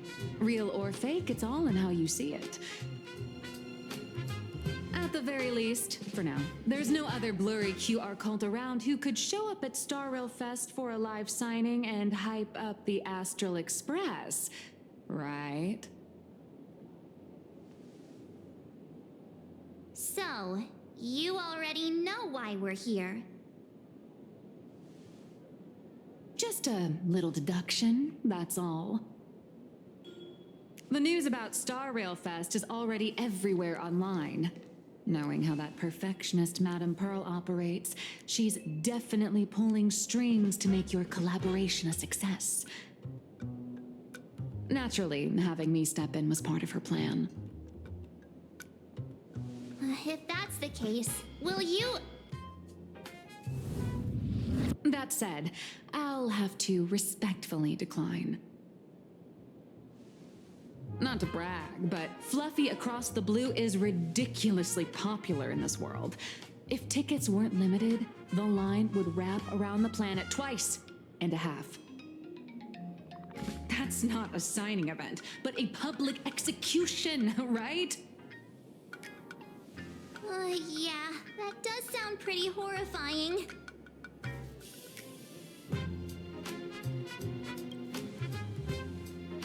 How should I know? It depends on what trouble you get yourselves into, and, I mean, on where you go, and on which villain you heroically defeat. So tell me, Miss Nihilux, do you really have the right to refuse us? You've used the crew's likenesses and adventure experiences without permission. Surely you owe us some form of compensation. Why are we talking about this all of a sudden? Today, on behalf of the entire Astral Express crew, for your violation of our publicity rights, emotional damages, and lost wages, I hereby demand 1.6 billion credits. How did you work that out? Believe it or not, I don't have a single coin on me right now. That's impossible. Just your royalties alone should have made you rich. Due to, unknown circumstances, my luck with money hasn't been great. But I get what this is really about. You're not only after cash, are you? I'll show up at Star Rail Fest. Is that good enough for you? Then it's settled. Thank you, Colt.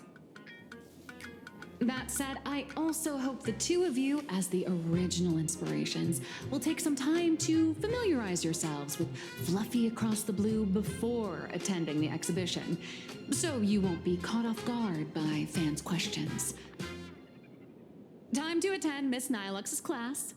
Please follow me.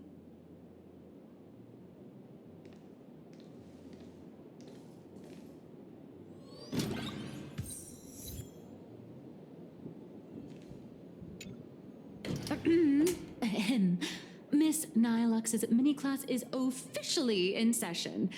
If you have any questions, feel free to ask at any time. Miss Colt, why did you pick the Astral Express as the theme for your comic? Well, I'm all about realism, but sadly, my previous works like Acheron's Godslay, Galaxy Ranger Saga, and dozens of others all got cancelled. If you hadn't beaten Iron Tomb and boosted its popularity, this one would have been cancelled too. Let's not ask sad questions, all right? Sorry. All right, pay attention. The cute little critter in the center of the image is Baseball Raccoon, the main character of Fluffy Across the Blue. Just recently, March Bunny and Woof Woof Dawn found her in a trash can. At that moment, a terrifying monster is causing havoc on the space station. It tries to spit fire at Baseball Raccoon, but the flames don't burn through the trash can. Instead, it sets the trash on fire, and the stench knocks the monster out. Miss Colt, why is she the protagonist? Readers today value immersion, and a character who has no memory of their past is, of course, the best choice. I don't know anything about my past either, so why didn't you pick me? Even though Little Raccoon joined the Express the latest, she's left behind so many stories across different worlds that there are even rumors in the Lafus prison about her beating up alien life forms. With material this crazy, not making it the main character? I might disagree, but AHA absolutely wouldn't.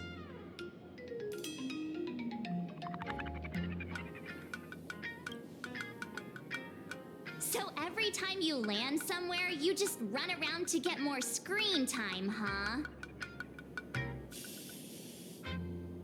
March, the Fluffy is just a comic. Outside of this, the author and the readers, every character in this world, aren't we all the protagonists of our own lives? That sounds so passionate, Miss Colt. I totally get it now. And so, the unruly Baseball Raccoon, the quiet Woof Woof Dawn, and the lively March Bunny formed a trio everyone loves. Actually, I have a question too.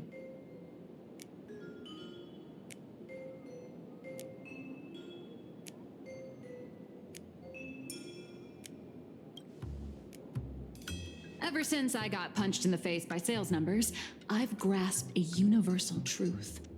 In today's world, fluffy, cute animals aren't always a crowd pleaser. Seriously? Even I feel like I can't compete with Pom Pom's cuteness. Designing the adult versions took some work.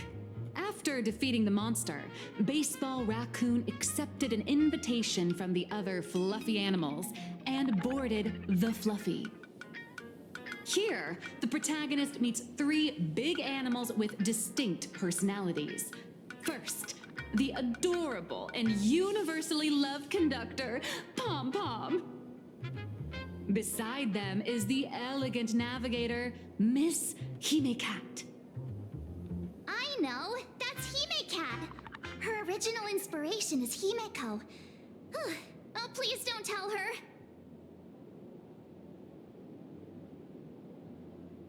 And the big brown dog on the other side, see?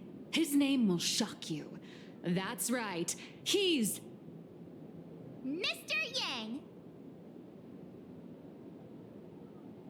just Mr. Yang. Your taste in naming is indeed extraordinary. Anyway, the 6 fluffy little creatures boarded the Fluffy Express and set off on their journey. As for the plot, it's pretty much the same as what you've all experienced, just with a bit of artistic tweaking to suit Plain Arcadia's audience. A tiny bit. In the comic world, which is even more cutthroat than the Phantasmoon games, if you don't cater to the reader's tastes, it's nearly impossible to survive. Once upon a time, great comic artists had the luxury of 100 chapters to build things up. Now, if you don't hook readers within 100 pages, you're done. Readers today are hard to please, and authors have to come up with ever more shocking and sensational material. Doesn't this remind you of the Phantasmoon games?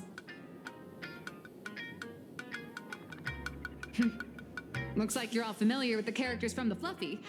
Now, let me talk about some of the creative challenges I'm facing.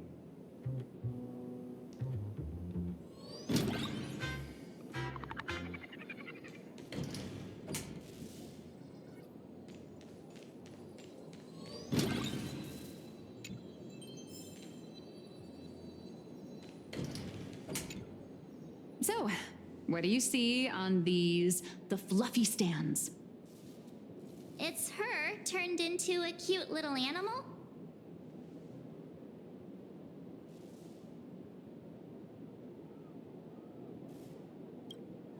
Yes, this is the character, and you're the inspiration behind her.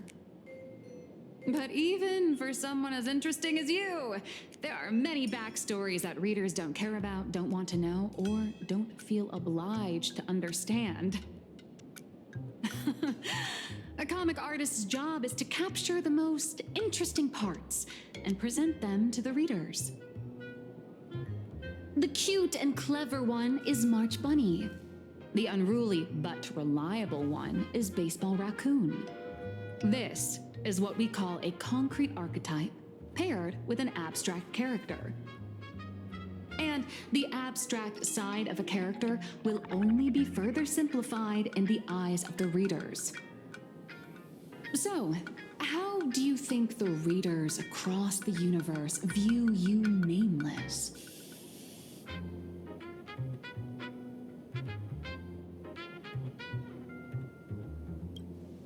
Well said. Your heroic deeds and accomplishments drew my attention, and your demeanor gave me inspiration for the character in the Fluffy. But while the hero identity boosts the character's popularity, it also becomes a limitation. That's why the little animals in the Fluffy have to defeat even more powerful villains and keep upping the ante to get more applause from the audience. In turn, the reader's perceptions and expectations constrain the character's growth.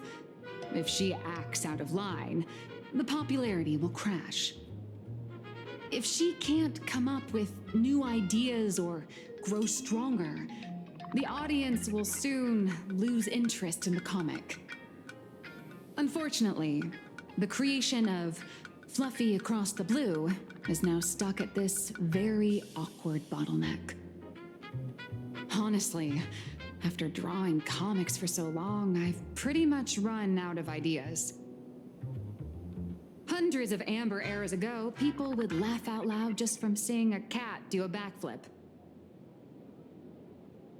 Now, to get the same kind of enthusiastic reaction, you'd probably need to have that cat fight a Mechatron in a one-on-one showdown in Perlux Tower. Although the Fluffy specials are selling like crazy, doing side stories without progressing the main plot isn't a long-term solution. Ever since all the gossip memo keepers I hired got wiped out in Amphorius, my source of intel's been drying up fast. But If someone from the Astral Express could quietly feed me a few juicy insider secrets from the Phantasmoon games, imagine the reader's reaction when the next chapter drops. Whoa! Does blurry QR code have a time machine or what? Oh, that'd totally save the Fluffy's future sales. After all, my little Furbo crew already works for you. Just have them slip me a copy of the Phantasmoon Games press release. Let's call it buying your exclusive adaptation rights. We'll do a 50-50 split.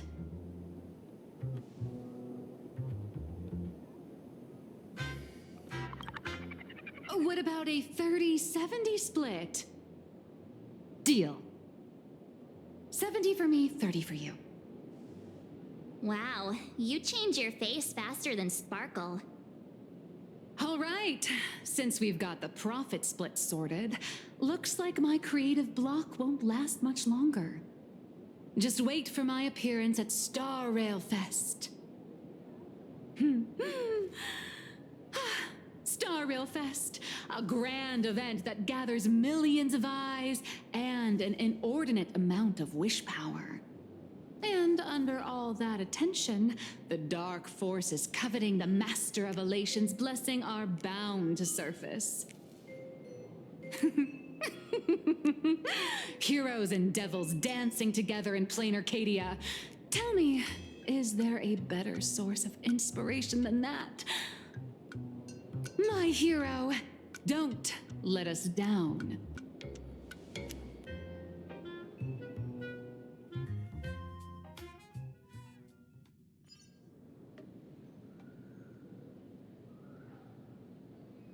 A supplicant is the master of wish power, but wish power can also become the shackles that bind the supplicant, forcing them to fulfill its desires. Love and hatred are alike. Dependence resembles fear. What commands wish power isn't only love, but also hatred. Thank you. These notes will really be a big help to her. Good. I'm so glad to be of help. For generations, many members of our family have attempted to enter the Phantasmoon Games, hoping to rely on the Aeon's immense power to lift the curse afflicting the Graphia bloodline. Some came close to the mask, but could only watch as history passed them by. Others wore it, only to fail in the end. That was until 400 years ago, when your great-great-grandfather Hero won the Phantasmoon Games and successfully gained an audience with Aha. But the family's curse was not broken. In his notes he wrote, "Just as the god of destruction cannot cradle a bouquet, so too is the god of elation powerless against a curse. Such is the cycle of cause and effect." Father, are you wondering what it was that healed me? I know you're keeping something from me. But I don't care what cured you 15 years ago. As long as you're alive, I can wait until the day you're ready to tell me. Still, as a father, there are things I must say, even if you don't want to hear them. As an artist, I'm fascinated by fleeting lives. How they struggle, they suffer, and in doing so, reveal a brilliance worthy of time's memory. But as a father, I can't stand by and watch my daughter walk into tragedy. I bless you to be a hero, to welcome the same end as Akivili. Those are words I could never speak. The road ahead is shrouded by uncertainty, and that's why someone must take the first step, to trailblaze a path others can follow.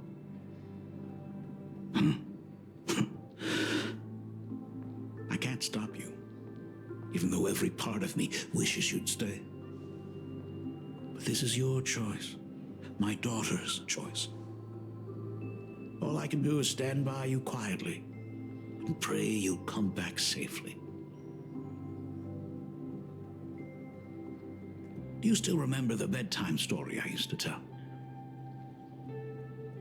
They say there was once a princess in the sky. Day and night she painted in her celestial garden, untouched by the joys and sorrows of the mortal world. One night, a thunderous sound echoed from her painting. Curious, she stepped inside. Through seas of flowers, across mountains, until she reached the world's edge. There stood an ancient tower, so tall it pierced the heavens, so vast it seemed to hold the universe itself. Climbing the endless staircase, the princess reached the summit, and from there she saw the world beyond her garden. In the distance, she heard cries, the voices of people burning in raging fire. From that tower of infinity descended the world painter to walk the mortal realm. With a single stroke of her brush, she brought forth 1,000 imaginae, turning the tide against destruction. To go where there are cries, to go where there are flames. That is the meaning of Murata. But beyond the family name, my interpretation of our ancestor's name, Graphia, is also the hope I place in you. Himiko, whatever choice you make, if this is truly what you want, then go. Use those steps blazed upon trails to paint the world as you see it. Thank you, Dad.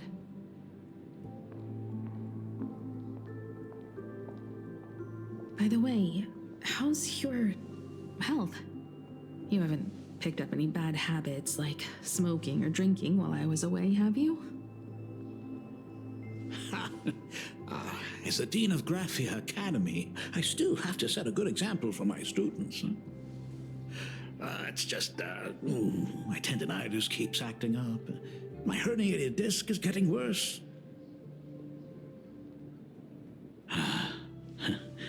Himeko, how long will you be staying? At least until the lunar cycle shifts. I'll stay here in plain Arcadia until then. I see. If only the Phantom Moon could stay full forever. Himeko, safe travels on the trails ahead.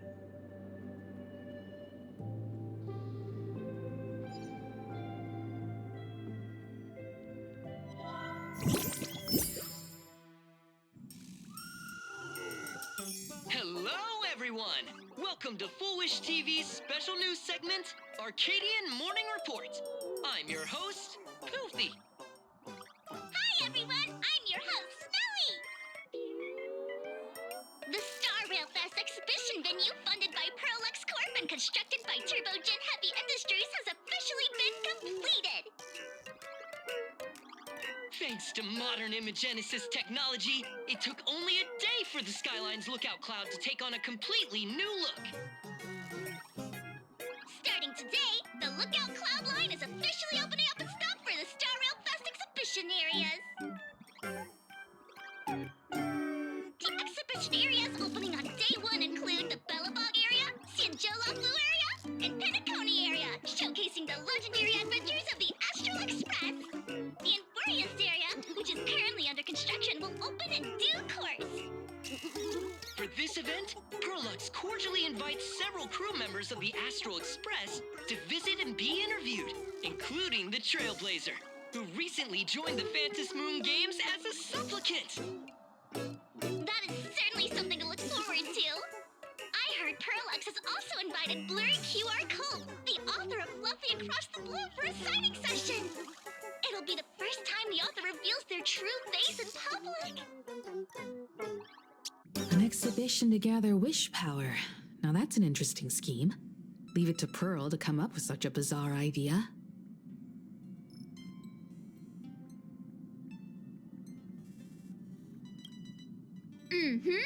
Pearl is also mobilizing Perlux's resources to promote us.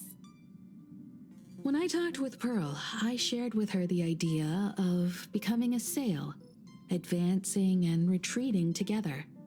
This collaboration could truly bring out the best of our respective strengths. Sometimes I wonder if Jade invited us here with the intention of giving her colleagues a winning edge in the Phantom Moon games. For Pearl, this Ionic game is probably also a good opportunity to observe and study the way we operate. Though, compared to our usual opponents, this Intellitron executive is a surprisingly rational decision maker. Her proposal for cooperation seems more trustworthy than most. It's not rationality that concerns me. It's the irrational factors. Exactly. News of the Dovebrook bloodbath has already blown up online. The Department of Aberration Defense tried to clamp down on the rumors, but plenty of people are still linking it to the Herald of Death from 15 years ago. With such a large crowd gathering there, this exhibition could very well become a target for the new Herald of Death. Pearl must have contingency plans for situations like this, right?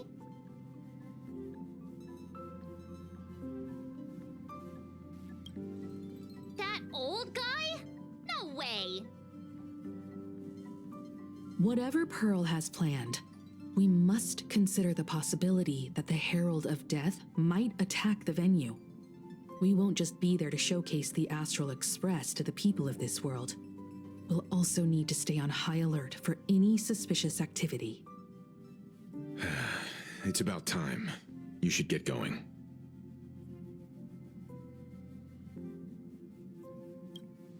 Someone's got to stay behind on the express to keep the conductor company and be ready for any emergencies that pop up. You guys have fun out there, but stay safe. Contact me right away if anything comes up.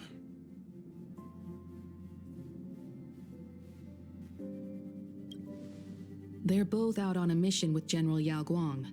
Dan Heng is tracking Blade's whereabouts, while Sunday is working with Miss Ting Yun. Both of them are tied up. Looks like they won't be able to make it to the exhibition this time.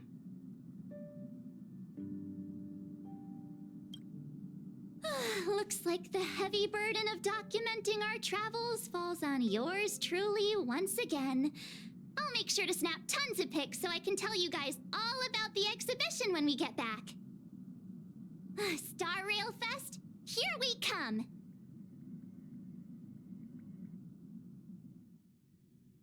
Perdido Station! Say, this is a pretty good spot to set up a Sparksicon. Your personal belongings. Passengers heading to Star Rail Fest, please prepare to board. Oh, if it isn't the heroes of the Astral Express! Oh, the trains have been placing bets on who will get to escort the Nameless to Star Rail Fest on opening day. It's such a super-duper Arcadian honor. And can you believe it? Turns out I'm the lucky one. Oh, I could already feel everyone's enthusiasm turning into waves of wish power along the way. No wonder everyone's running around with such high spirits.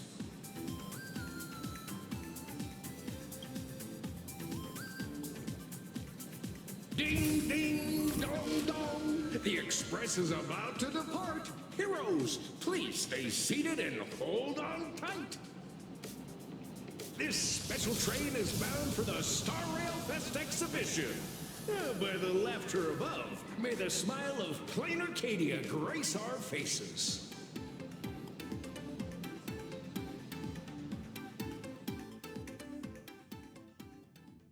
this stopping? Thank you for riding with us today. May the luck... Hurry up! Hurry up! Are those hired cosplayers over there?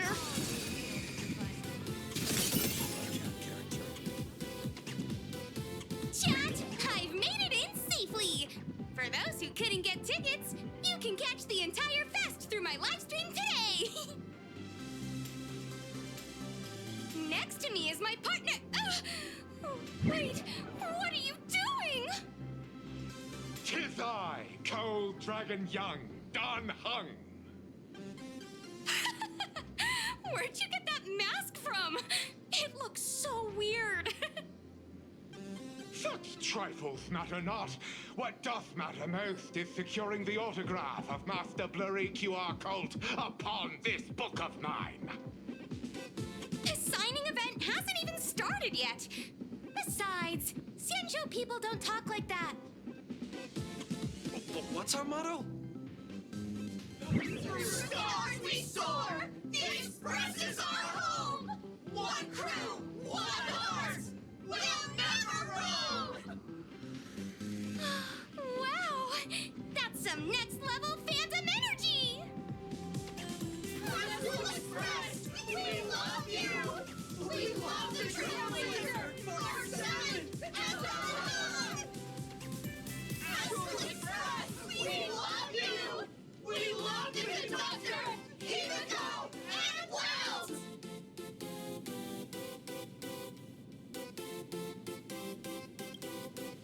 I feel like adding shush to a sentence always makes it sound like an argument. Want to take a photo together, Himiko? No, thanks. I'd take tense negotiations with Pearl over getting mobbed by my own fans any day. Who would have thought there'd be social situations that even Himiko's afraid of? If Don Hung and Mr. Yang were here, I can't even imagine the looks on their faces. What a sight. Truly.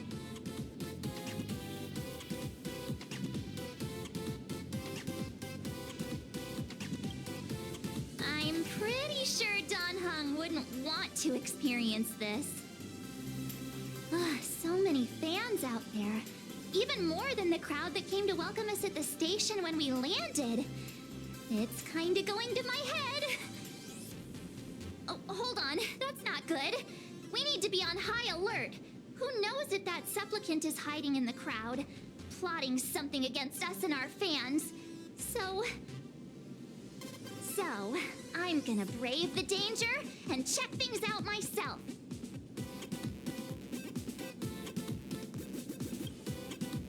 You bet. Let's do this. Don't wander off too far, though. We still have official business later. Speeches and other activities that we need to show up for. Got it. We'll just hang around here.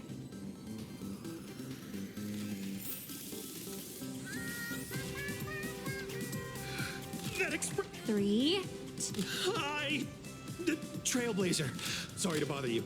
We're with Full Wish TV. It's our lucky day running into you here. Do you have a moment? Mind doing a short interview with us? It won't take long.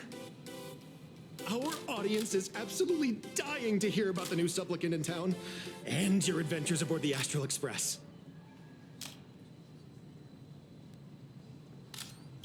No problem. But let's keep the interview brief, since the organizers might have other plans for us.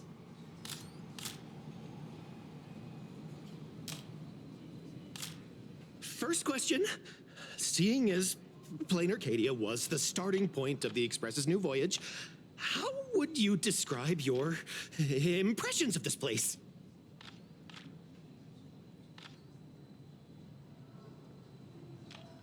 Plain Arcadia has left quite an impression on me. An ancient world that somehow feels so modern, so vibrant and colorful. Everyone's chasing the latest trends, looking for fun.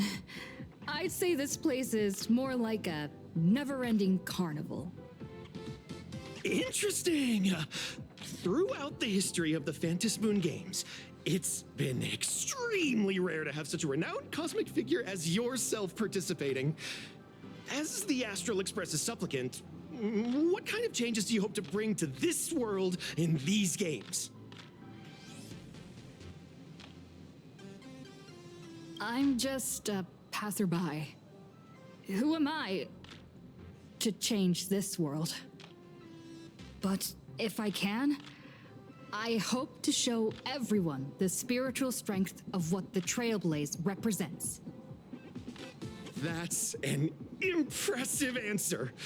Speaking of which, after joining the games, you immediately went to defeat Miss Sparksy, who represented the Masked Fools. What are your thoughts on potentially facing native supplicants in the future?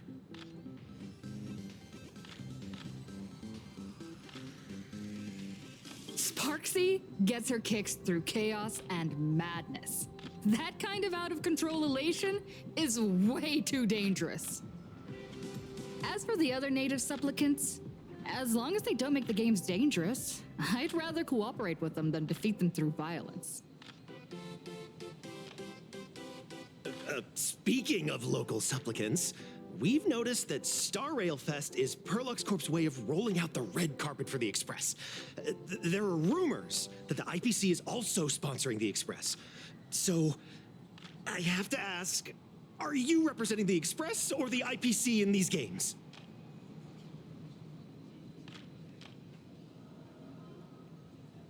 The IPC's interests? Nah. Even though Star Rail Fest has exceeded my expectations, and Madame Pearl and Perlux extended such a warm invitation, which I'm truly grateful for. At the end of the day, this is a festival for everyone, and I'm just one of the guests. I'm not the master of this place.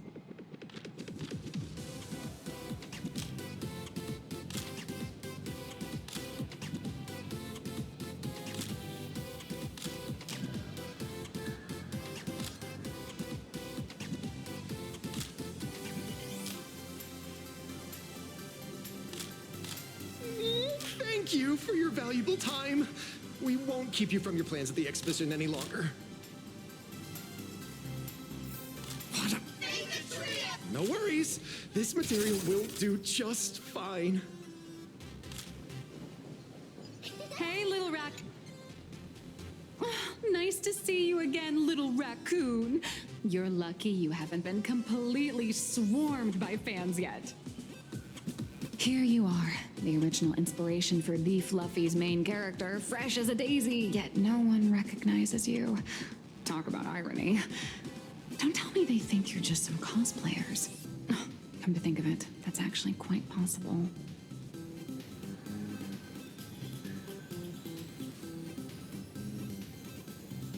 Shh! Keep your voice down!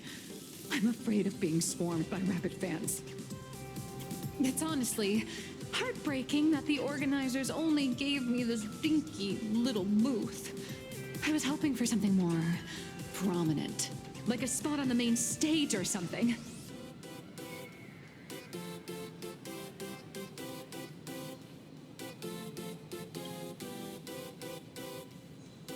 I know. Hey, wanna have the number 000000001 collector's edition comic that blurry QR cult signed today?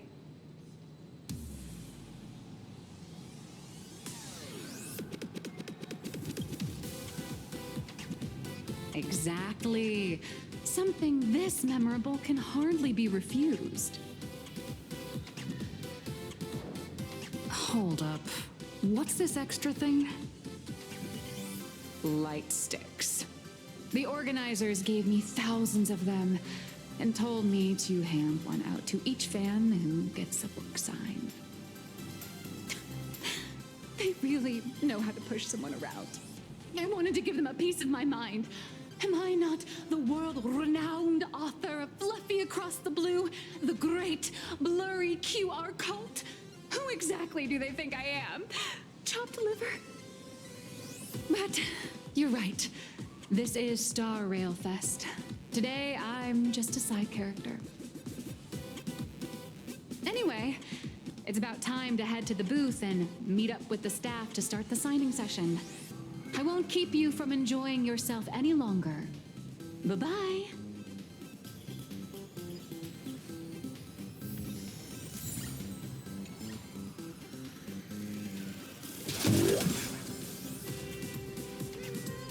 I can't tell you who sits next to me. So how's that for pure love, huh? Wow, with that outfit, you must be cosplaying as March Bunny. Am I right? The accuracy is just insane. Yeah, just like the original. Since we're all fans here, let's skip the sales pitch. But I gotta say this up front. The conductor is the cutest in the whole universe! I agree. The conductor is the cutest in the whole universe. But wait a minute. Some of your stuff looks familiar to me. Sharp eye! You're definitely a hardcore fan. We collaborated closely with artists from different worlds along the trailblazing expedition to create these products. I can pretty much guess who they are.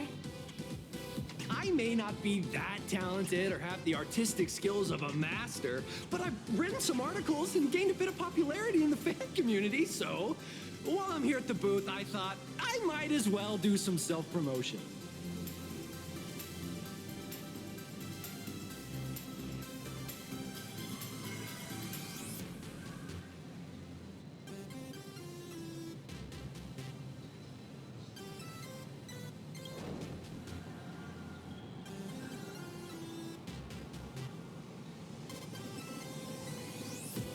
If any of you happen to be super hackers, space warriors, spirit whisperers, or those cursed by eons, come find me.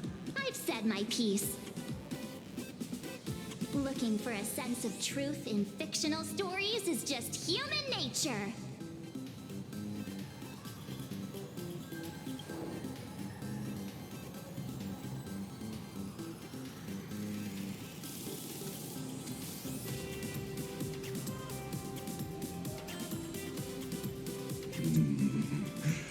Rupert II, wise throughout the universe, profound in his insights, was bestowed the title Profound One by Meus. If it pleases you, my king, we shall storm the throne and snatch that bloody seat from Rupert I. Among the countless stars are whispered the secret chronicles of Rupert.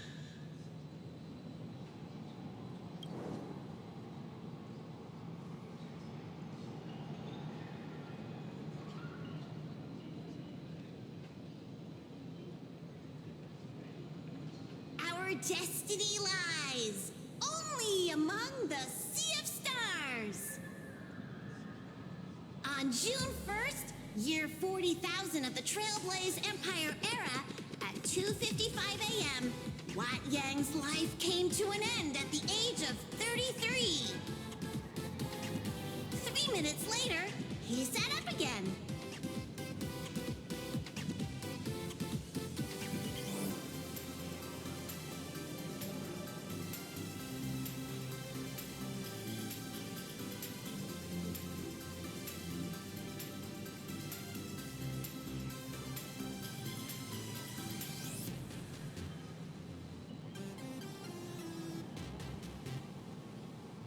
I'm sorry, Kafka.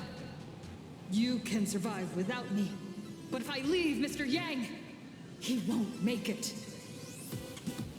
Well, what about Silverwolf?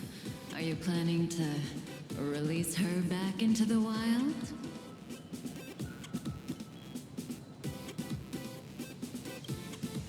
The folks here seriously don't hold back. Nothing's off limits to them. Buy one item, get a free novel. It's a venue-exclusive deal. First come, first serve. Better act fast, or you might regret it forever. When the fluffy figurines hit the shelves the other day, this mysterious old guy snatched them all up, saying something about using them as art references for students. He loaded up a whole cart like he was stocking inventory. Even the scalpers were no match for him, I'd say. Not long after he left, a girl with bunny ears came to buy figurines too. She was clearly a collector, buying complete sets of everything. Then she discovered that in every collection she wanted, there was one Hemacat missing. That old man bought all the Hemacats. Oh, that's horrifying. I can't let this happen to me. I have to make the best use of my wallet while things are still in stock.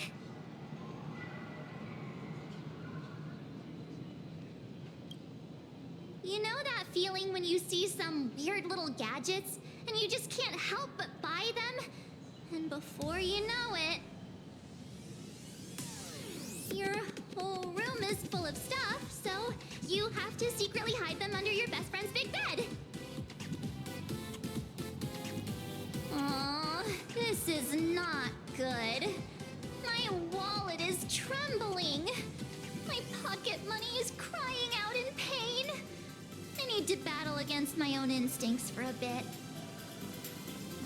Go look around without me for a while. I'll come find you once I'm done with this battle. Just don't wander too far, okay?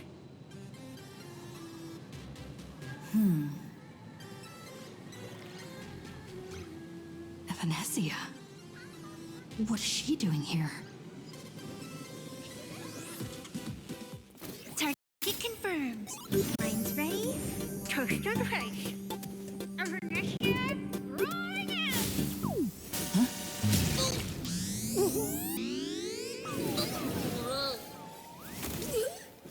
Did that guy just pass out?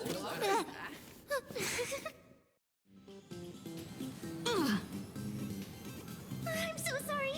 Are you alright?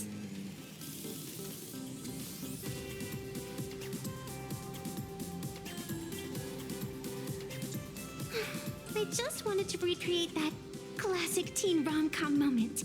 You know, bumping into a schoolgirl running late with toast in her mouth. I'm really sorry.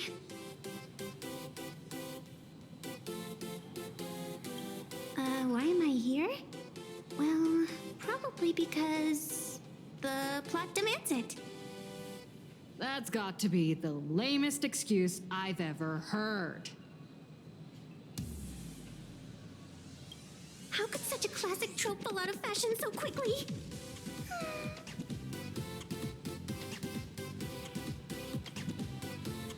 Hey, I helped you out during the Phantasmoon Games, didn't I? Is it really fair to glare at me like I'm some kind of villain?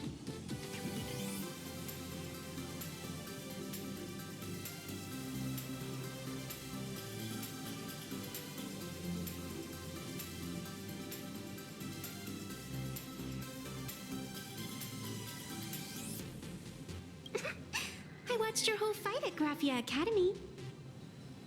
I'm more than happy to befriend those who are destined to be part of these games, as long as they can show me their wish.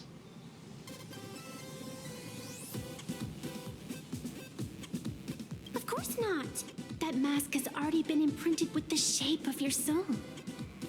Even if I took it back, it wouldn't be of any use to me. An old friend of mine once taught me how to draw. And as it turns out, I'm a natural. If you call those bad doodles you made when drawing the mask talent... I'd always wondered if something I imaginated could actually fool the Phantasmoon's eyes. See? This temporary ticket I gave you shows great promise. Proof that my artistic skills have leveled up. Speaking of which, shouldn't you show me some gratitude?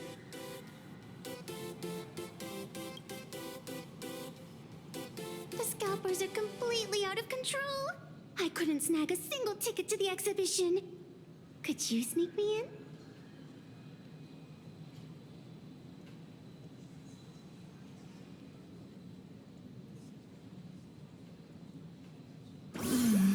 She did help us out before, but as a dignified nameless, how could I do something as unethical as helping someone sneak in without a ticket? After all she's done for us, you're gonna be stingy about a tiny favor? Besides, since when were we such paragons of virtue? I sure don't remember any of that.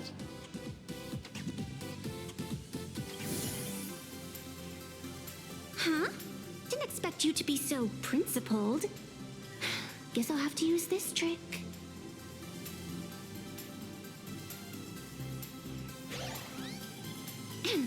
Little raccoon, I've actually been a huge fan of yours all along. From the very first page of The Fluffy, Volume 1, Chapter 1, I was already captivated by you. That afternoon, as I passed by the Graphia Academy building, I caught a glimpse of you by the window.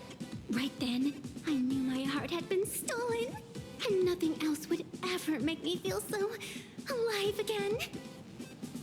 Getting to share a few happy moments with you at this exhibition, that's all I could ever ask for in this lifetime.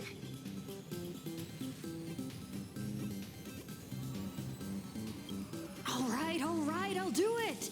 Stop nagging already. Just as I thought. No one's immune to some good old-fashioned glazing. Let's go. We've wasted enough time. I need to meet up with my friends first. What should I get next? A baseball raccoon, March Bunny, or a Wolf of Dawn plushie? Or maybe I should get an... I tried, but I still just couldn't keep my wallet shut. Wait, that girl behind you looks kind of familiar. Have we met somewhere before?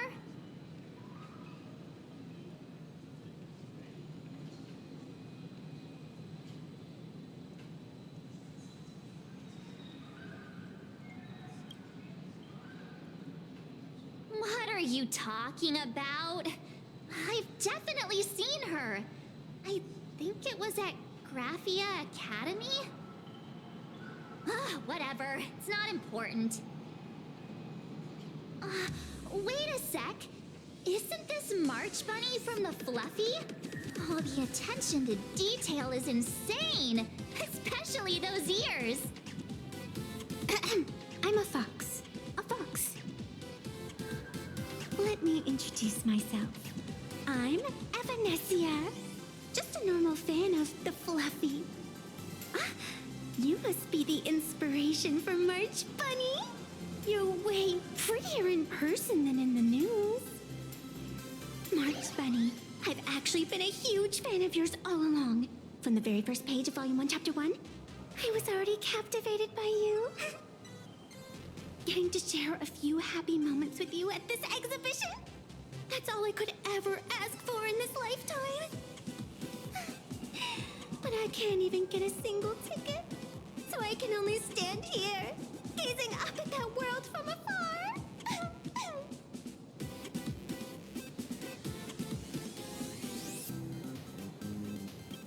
Oh, you poor thing. Don't you worry. I will definitely make your wish come true. March, don't let yourself be fooled by such a seasoned swindler. Such an adorable little fox girl could never have any bad intentions. It's not like she's another Fantilia, right? Besides, this place doesn't even have any Stellaron or Ambrosial Arbor. Don't worry, Nessia. Just leave it to me. That's great. Thank you so much, Miss March.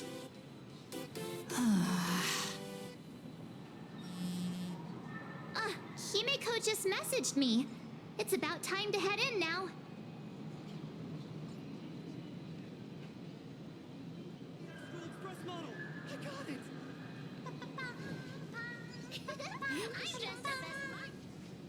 Wow, if it isn't Trailblazer and March 7th!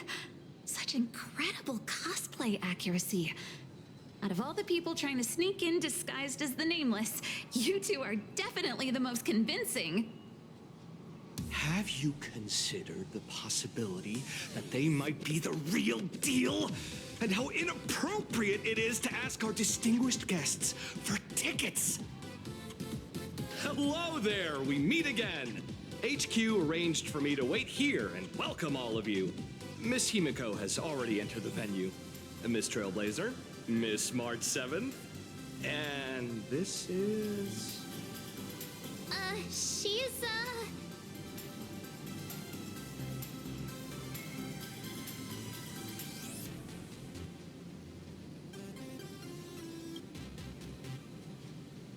Hi, I'm Evanesia, the new pet aboard the Astral Express. She's just kidding. This is our good friend. Since you're friends with our guests here, I guess it's all good. Come on in.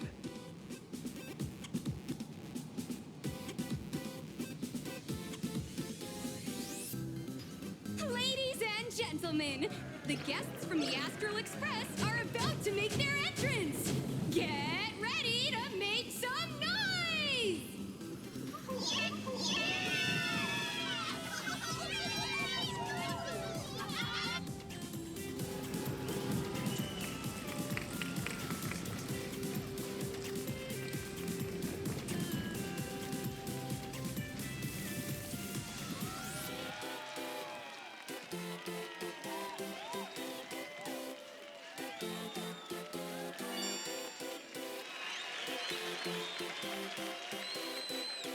Hello, dear visitors and spectators! Before we officially kick off the Star Rail Fest exhibition, I'd like to thank our host, Pearlux Entertainment, as well as extend our gratitude to Blue Industries, TurboGen Heavy Industries, and Full Wish TV for their collaborative support. The exhibition area is now open will transport you straight into the Astral Express's incredible journey across the sea of stars.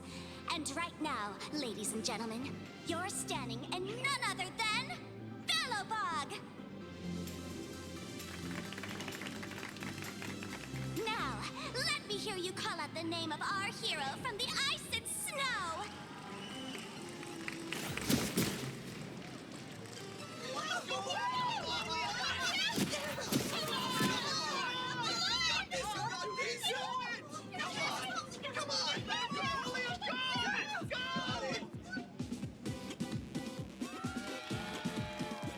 When I grow up, I want to be the Supreme Guardian and turn into a frost giant to fight those rampaging super ancient weapons. In my next life, I want to be the Supreme Guardian and turn into a magical girl to protect Plain Arcadia.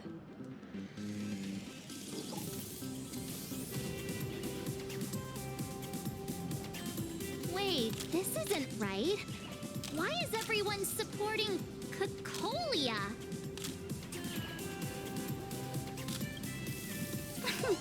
What's wrong with having the most popular streamer girl host the biggest event? Whoa, wait. Aren't you supposed to be on the Department of Aberration Defense's wanted list? That's right. So I'll have to go into hiding right after this job. Come to think of it, maybe I should lie low using my Sparkle identity. After all, what does Sparkle have to do with this Sparksy thereafter? Oh, right. Nameless. Won't you take pity on me and give me back my mask? In your dreams. Yoo-hoo! Since we have two Nameless from the Astral Express here with us today, let's kick off an exciting The Fluffy Trivia Quiz!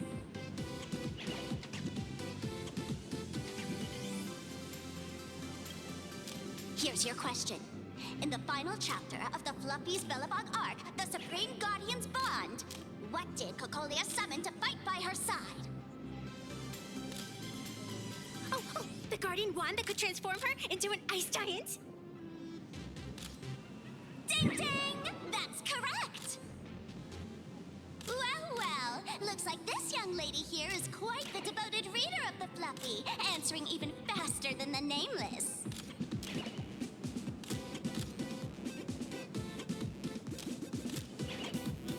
I'm a die-hard fan of the Fluffy, you know. And what's the deal with this ice giant?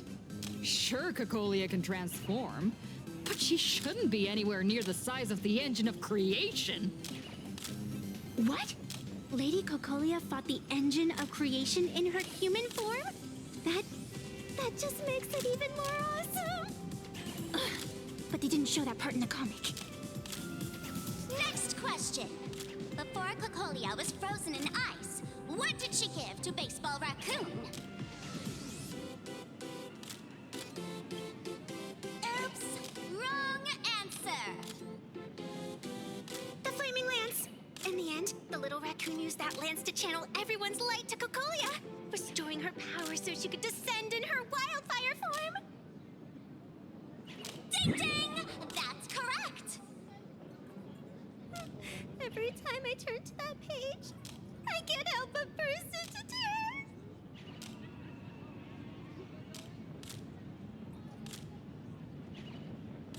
Actually, I inherited this flaming lance from the previous Supreme Guardians when I got stabbed right through the heart. What are you talking about? In Belobog's final battle, wasn't it like this? Despite her grievous wounds, the Supreme Guardian transformed herself into a frost giant for the sake of the people of the Winterlands, joining forces with the Nameless to counter the destruction engine that was about to flatten Belobog. So the Fluffy storyline follows the official Belabogian narrative? Wait, is that not how things went? Could you at least spill a little? Just a little?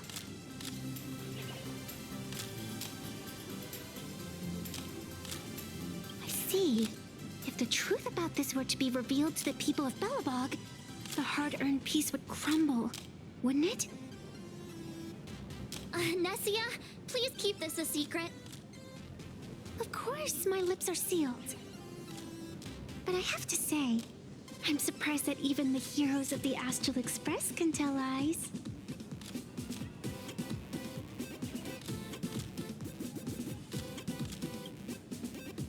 Not really.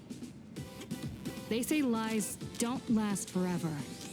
And while Belobog's future may be built on a lie, I hope it can endure for a long, long time. Because those people are all my friends. Thank you for telling me about this. The Phantasmoon games make supplicants wear masks. But if you ask me, that's when people really drop the act and face their true selves.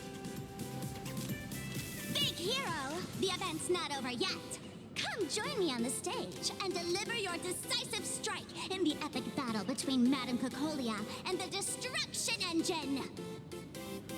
Me?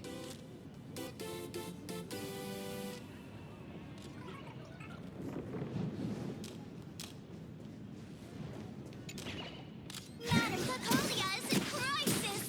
Hang in there, Madame Cocolia! Fear not, everyone! I can see our hero approaching! Today, we are honored to welcome to Star Rail Fest the hero of the Astral Express, one who survived the Battle of Belobog, the Trailblazer! Let me hear you say the name of the Wheel of Preservation's successor! Trailblazer! Trailblazer! Trailblazer!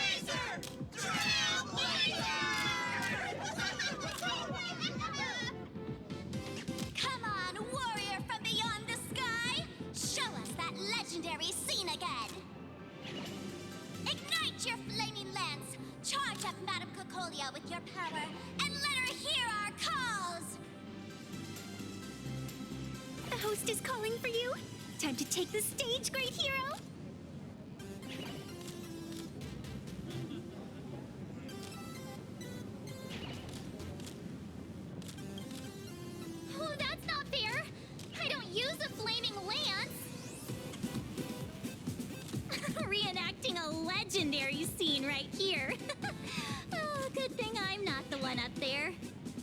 big hero. You're gonna shout that line when you ignite it, right? Of course, it's Flaming Lance Forward. You've got to shout it really loud. Flaming Lance Forward! Flaming Lance Forward! Flaming Lance Forward! The spirit tip has been ignited. Kids and grown-ups alike, raise your glow sticks high and let's show our support for Kukalia, shall we? You got this, you got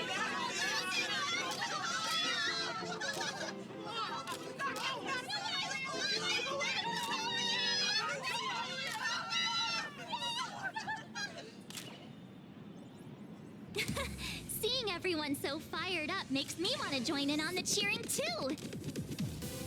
You've got this, Madam Kukalia. Don't give up, Madam Kukalia!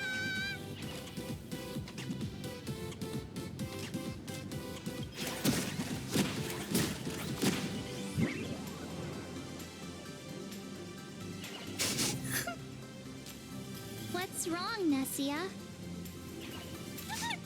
I'm getting all emotional. This scene takes me back to the moment I first cracked open the Fluffy Across the Blue comics. The Speeding Express, Dazzling Cosmos, and a bunch of quirky yet adventurous companions. I know the story is fiction, but I really want to be part of it and travel with you guys. But leaving home, that's not exactly easy for me. Thanks for the love.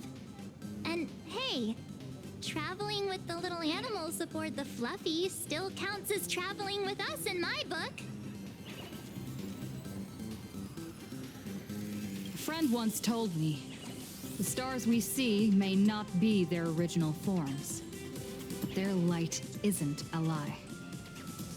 Our story is that very light. Being able to connect with friends like you through stories is probably the most precious part of this journey. Well said. Shall we head to the next exhibition area then? All right, let's get moving.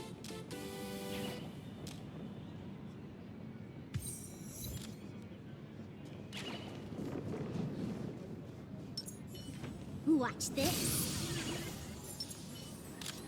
Welcome aboard the Fluffy Shuttle Express! Welcome aboard the Fluffy Shuttle Express! Are you ready to head to our next stop, the Xianzhou Lafu exhibition area? I have to say, Perlux really put care into organizing this exhibition. Oh, I wonder what attractions await us in the Xianzhou Lafu exhibition area. Welcome aboard the Fluffy Shuttle Express! Together we'll trailblaze into the future! Next stop, the Xianzhou Lafu exhibition area!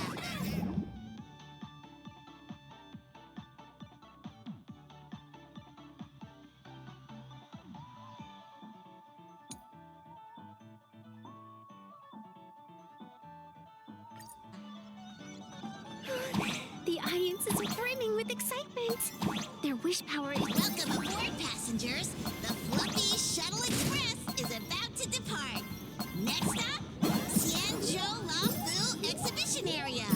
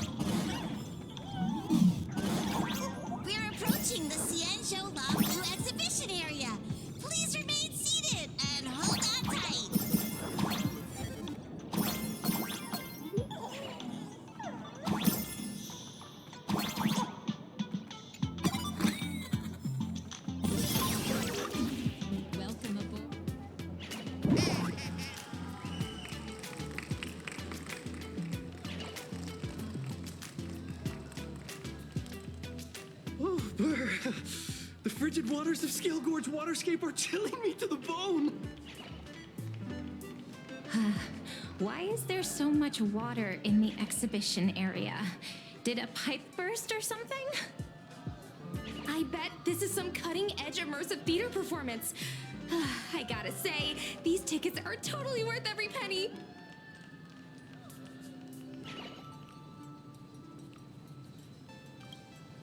Based on what we saw in the Bellabog area, the Fluffy's adventure on the Cienjo should be...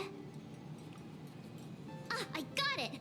It must be Woof Woof Dawn teaming up with Jing Yuan Yuan to battle against Lord Ravager Fanti.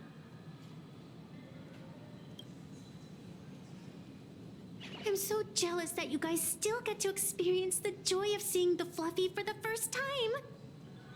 Well, it's fine, because this means I get to show off all my knowledge about the Fluffy.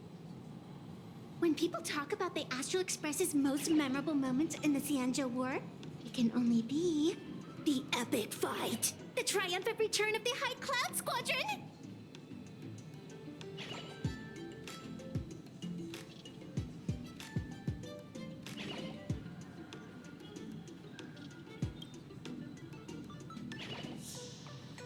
When people say squadron, they mean a bunch of superheroes teaming up.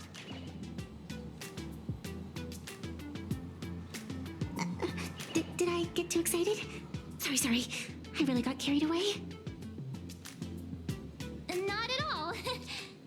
I'm guessing this High Cloud Squadron must be referring to the Cienjo's High Cloud Quintet, right? Did a memo snatcher steal my memories? When we fought Fantilia, did we really have that many people helping us? 5 at once?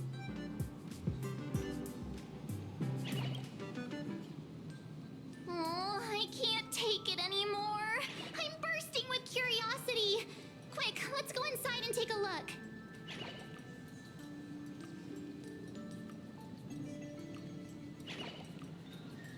The Express family living the best life is more important than anything. Why do all the reporter trips for Boba Weekly look so... What an exquisite Cienjo outfit.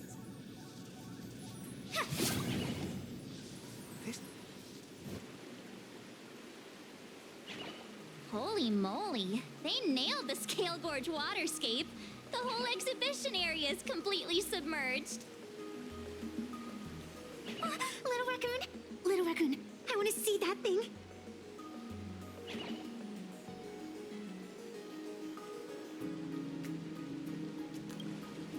Nessia means that thing.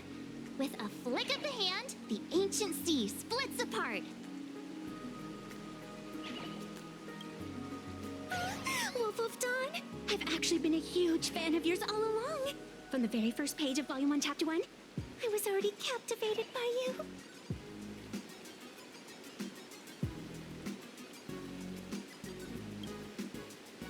Who on earth did this kid learn to ask favors like that from?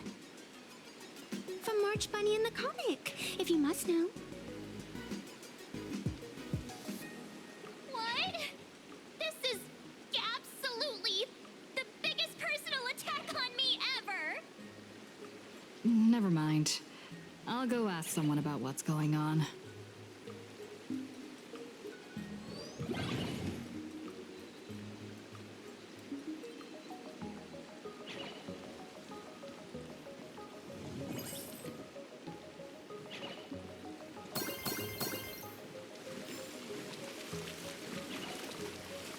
Hey, host, this immersive theater is getting a bit too immersive, don't you think?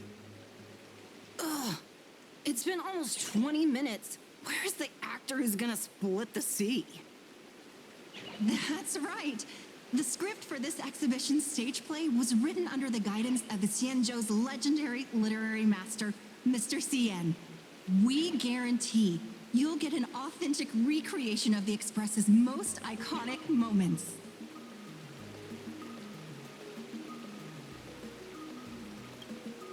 Oh, it's you! Trailblazer! I don't know what happened, but water just started gushing out everywhere. Please, save this exhibition area like you saved Scale Gorge Waterscape before.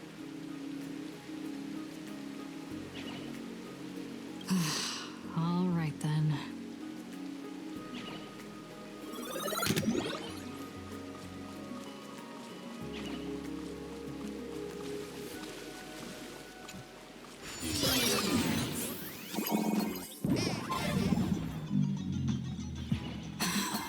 I come to sightsee, I do hard labor. Fix these pipes. All for the audience.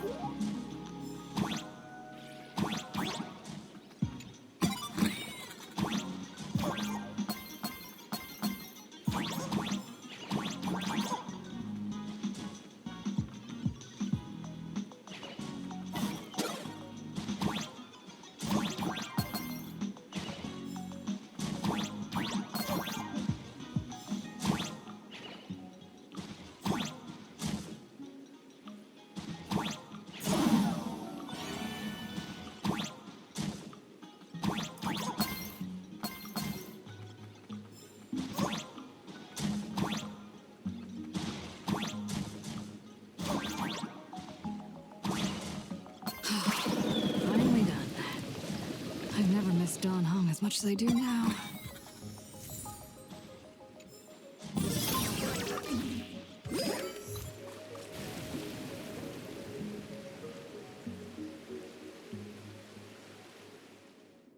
Welcome, dear visitors and spectators. At this moment, you've arrived along with the Astral Express at the ancient and mysterious Xianzhou! It's the Xianzhou Luofu! Oh, that's right. The Xianzhou Luofu Scale Gorge Waterscape! Let's give thanks to the Trailblazer, hero of the Astral Express, who not only saved the Xianzhou Luofu, but also happened to save our little venue today. Whew, and now, it's showtime! Adapted from the true adventures of the Astral Express, we present Battle at Scale Gorge Waterscape! High Cloud Squadron, assembles! Thanks to the support of Full Wish TV, we invited the 4 main stars of the Action Hero series, Daybreak Squadron, to perform in this show! And now, Trailblazer, please come up on stage and reenact that heart-stopping in battle, where you drove away. The Lord Ravager!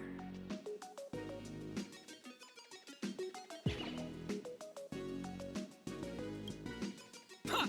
We meet again, the Nameless.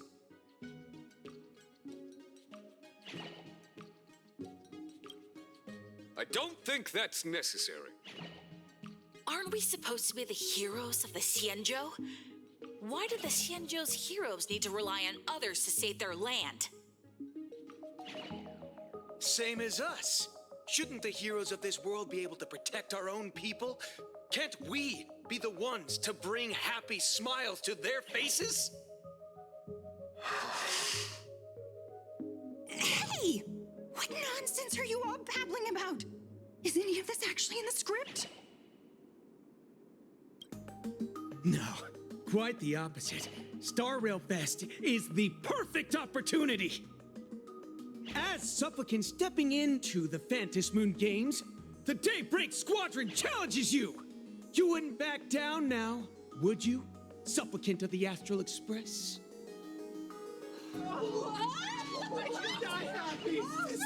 This is amazing!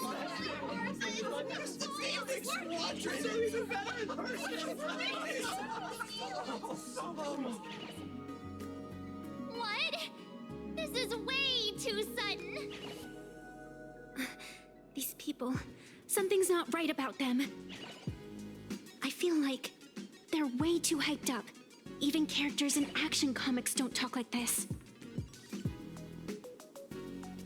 Yeah, in comics, a challenge like this is always a cover for some massive conspiracy.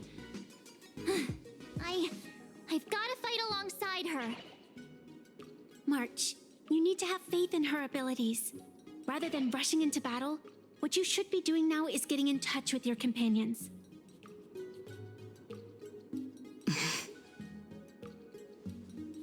This is Star Rail Fest. Even if you defeat me, you'll never gain everyone's approval. Boss, do we really have to do this? Gray, we've been putting on a show for long enough. Wasn't becoming a real hero what you've always wanted? We'll tear the legend of this outsider to shreds right here under the spotlight. Then everyone will see who the real heroes are. The ones who can truly protect their smiles. I accept your challenge. But do we really have to fight here? This is exactly the stage we've been waiting for. Let's do this! The Phantom Moon Games are a ceremony to find those closest to elation. We'll show everyone the heroism of the Daybreak Warriors!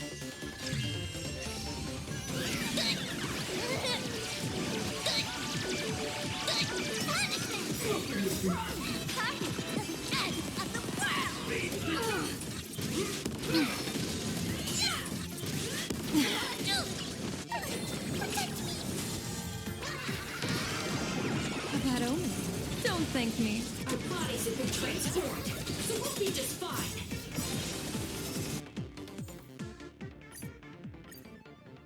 Stars. The Phantom Moon Games are a ceremony to find those closest to elation.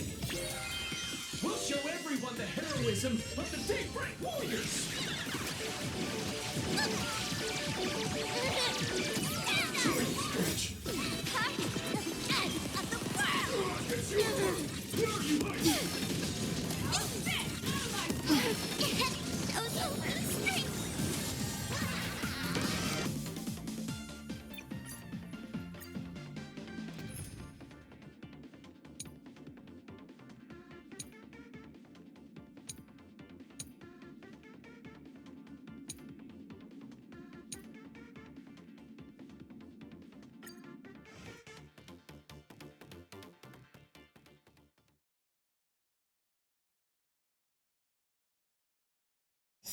The Phantom Moon Games are a ceremony to find those closest to elation.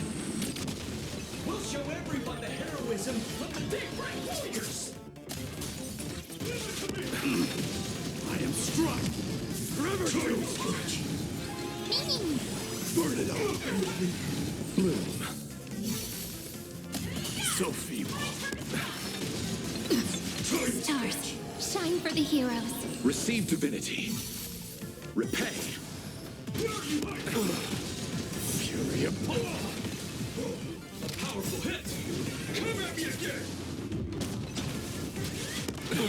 Nothing major. Over. Now accept your punishment. Conquer all lands.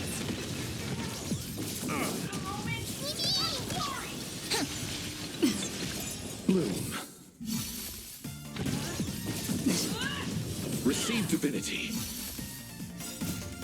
We can do anything!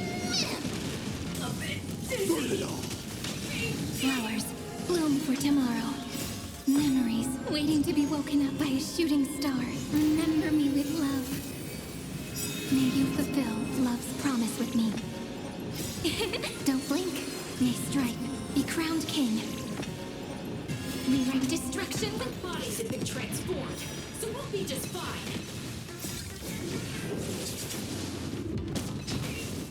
Now accept your punishment. We can do anything! Forever do. You don't stand a chance against me. Take the answer. Ryan Newton. Cleanse hatred with love. Just don't worry. Burn it all. Don't blink. May strike. Be crowned king. Fury upon you. Have you calmed down now? Can we talk? Once a supplicant's challenge begins, it won't stop until one side falls. Don't get it wrong. This is just a prelude to the real showdown, witnessed by the Phantom Moon!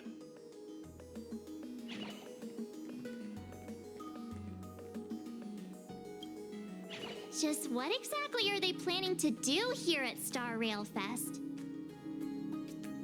Is this the supplicant lurking beneath the surface that Pearl theorized about? But which of the 4 Daybreak Warriors is the supplicant? Well, judging from their strength, I think it might be the red one. Forget it. We should go check out what's happening outside the exhibition area.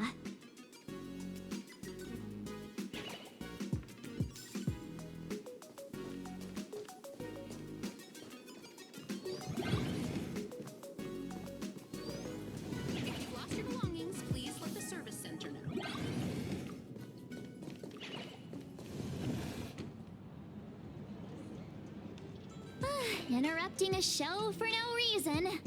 But to be honest, I wasn't dying to watch that High Cloud Squadron Assembles play anyway. So, don't tell me this whole Cienjo story is also something Blurry made up? Funny. Can't say I'm surprised at all.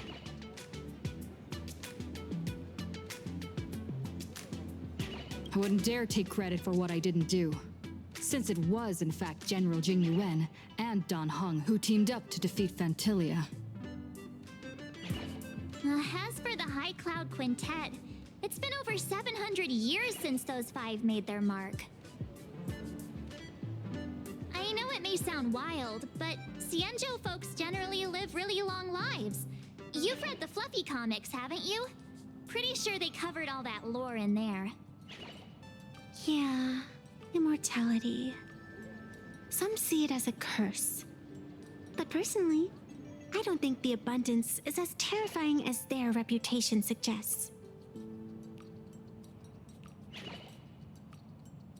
I almost forgot we're not in the Cienjo anymore. Should be fine to talk openly about the abundance now, I guess. Yeah, that's not an issue. But the Cienjo's attitude towards the abundance isn't totally baseless. We've clashed with the Borisin, fought against the Mara struck. Just imagine if we hadn't won that battle against Fantilia back then. The universe would have ended up with an immortal, indestructible Lord Ravager. Actually, I think the abundance and elation make quite a good match. After all, only with infinite life can one pursue infinite joy. In my opinion, those who are alive have the right to choose death, but they also have the right to choose to live on. After all, there's always something out there that makes tomorrow worth waking up to. Wow. Getting all philosophical on me now. When this kid gets serious like that, I swear you can practically see the wrinkles forming. Since we're talking about waking up, shouldn't we head over to the Penacony exhibition area next? Huh. You want to keep exploring? We need to be a bit more careful now, don't you think? I mean, the Daybreak Squadron already came gunning for us. Who knows if there are other supplicants lurking around, just waiting to make their move. Oh, come on, March. Don't be such a worrywart. Didn't our little raccoon take out those guys in no time at all?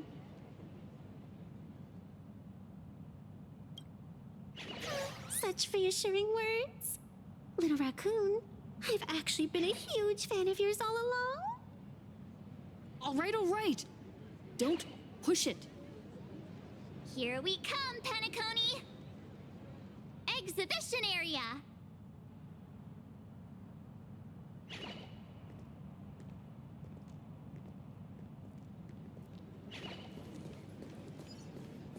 Three, two, one!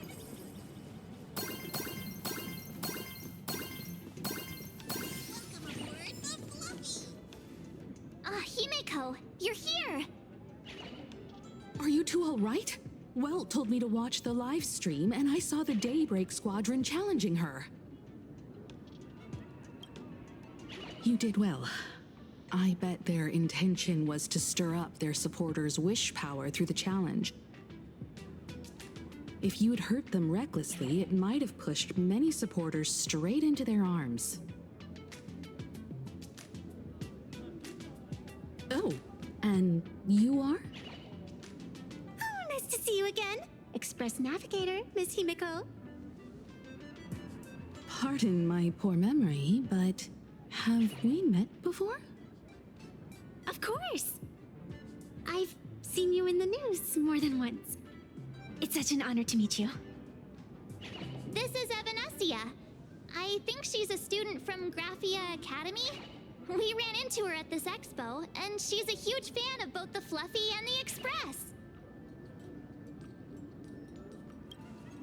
Huh? So that girl you saw in the Phantasmoon courtyard, it was her? Wait a second. She made you a mask? So you're telling me Nessia isn't just a normal girl? Who exactly is she?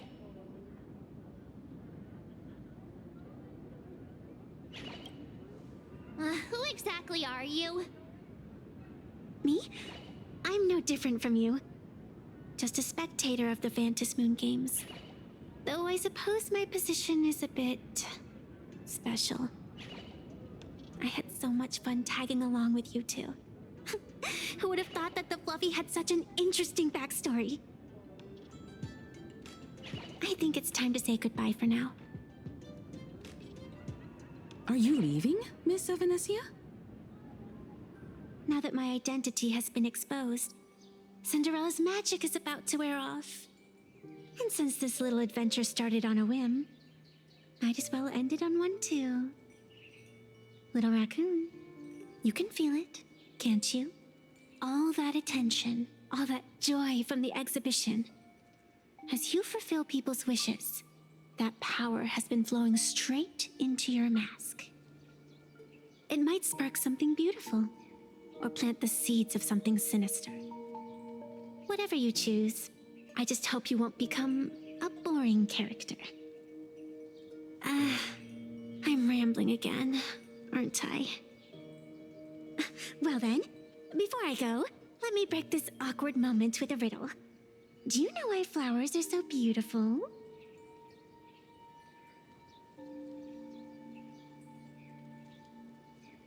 You're quite the romantic, aren't you? But I have to say, wrong answer. Because flowers are always so fleeting. Ah. You left your own special effects behind. She's gone. Unexpected people and unexpected things always make an appearance in the Phantasmoon games. Although, Miss Sevenessia claims to be just a spectator. As someone who can create masks and allow others to become supplicants, there's no way she's just some ordinary girl. I just don't know what to make of everything happening to you.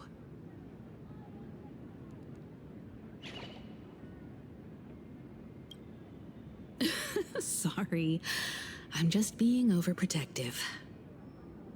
All right, time for us to head out. Where to? Let's continue forward to the next stop, the Penacony exhibition area. I have a feeling that the Daybreak Squadron's challenge isn't over yet. As the stars of this exhibition, if you left just to avoid conflict, all the spectators might think you chickened out and fled. Darn it! This whole Daybreak Squadron business has got me on edge. Somehow I can't shake the feeling we're being watched. Here's some good news. At least we aren't completely without help. Pearl's people are on their way to the Penacony exhibition area to join up with us.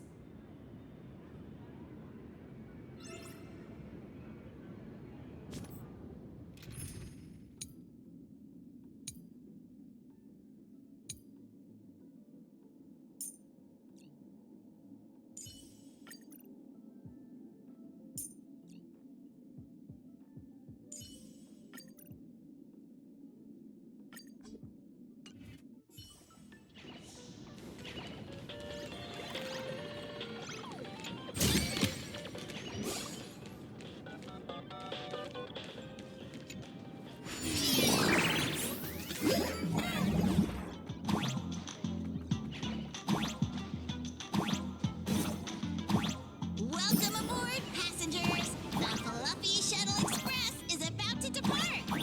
Next stop, Penacony Exhibition Area!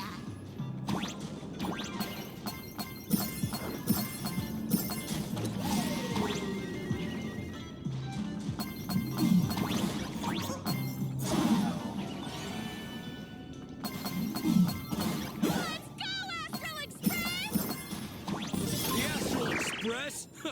Just another IPC lapdog. For Planarcadia! Let's go, Daybreak Squadron!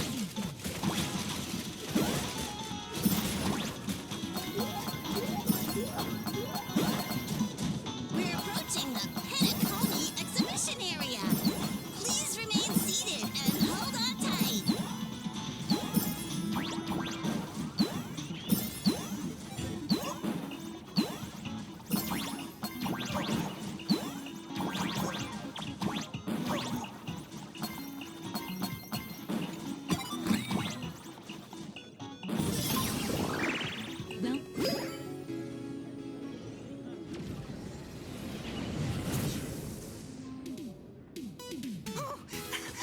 Would I get run over by the express if I lay down on the tracks? Yup, and you get blasted straight into a comic book. Who knows? Maybe you'll be reborn as some superhero or something? That's what I call true happiness. It's hard to believe they recreated the scene where the Express crashes into the Great Septimus. All the previous exhibitions were so hilarious, but they really nailed the Great Septimus part.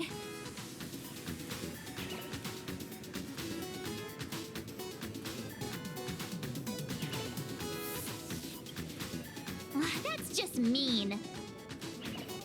So where's the person Pearl sent? Huh? Who's calling? Yoo-hoo! How you doing, gray hair? I'm not giving the mask back to you. Get over it. I heard about your big fight with the superheroes, and since I actually respect you as a rival, I thought I'd give you a heads up. You might think you scored a massive win in the Phantom Moon games, but most people probably don't see it that way. Anyway, the news is on right now. Why don't you go check it out?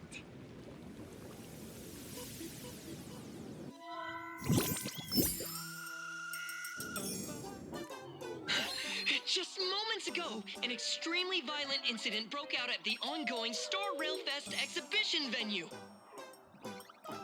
The Astral Express supplicant Trailblazer brazenly launched a brutal attack on the beloved local heroes, the Daybreak Squadron.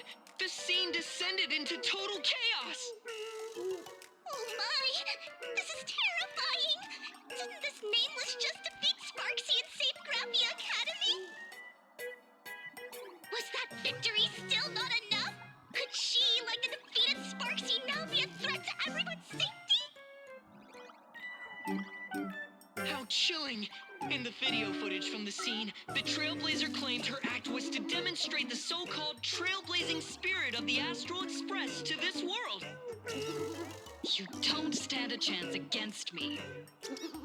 Is this what she calls the Trailblaze? Using brute force and violence to strike down the guardians of this Arcadia and trample over our own heroes? Was it a sudden violent outburst? Or was this the moment her true heartless nature finally came to light? Full Wish TV will continue to follow this shocking incident. Stay tuned and don't go away.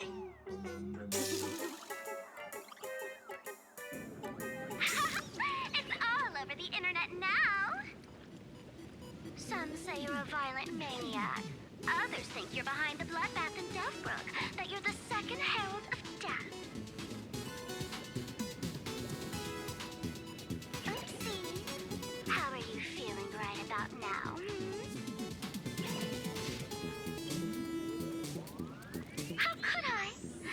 As a famous streamer, poor little Sparksicle has always been troubled by constant cyberbullying. And then there was some nameless from the Astral Express who gave me quite the beating IRL. Of course, someone's definitely pulling strings behind the scenes and stirring up drama. As a top streamer in this field, Sparksicle can spot these tricks from a mile away. All right. Didn't you also do a TV news interview?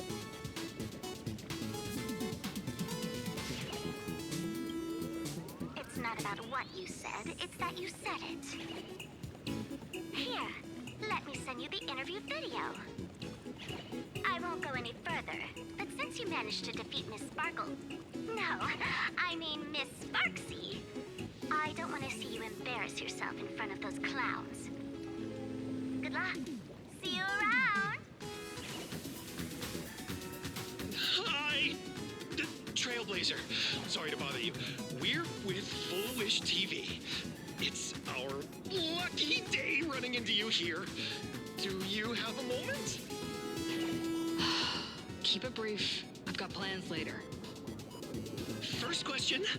Seeing as Plain Arcadia was the starting point of the Express's new voyage, how would you describe your impressions of this place? Plain Arcadia. Everyone's chasing the latest trends. Looking for fun. Interesting! Throughout the history of the Phantom Moon games, it's been extremely rare to have such a renowned cosmic figure as yourself participating. As the Astral Express's supplicant, what kind of changes do you hope to bring to this world in these games? Show everyone the strength of the Trailblazer to change this world. That's an impressive answer. Speaking of which, after joining the games, you immediately went to defeat Miss Sparksy, who represented the Masked Fools. What are your thoughts on potentially facing native supplicants in the future? The other native supplicants? Way too dangerous. I'd rather defeat them through violence.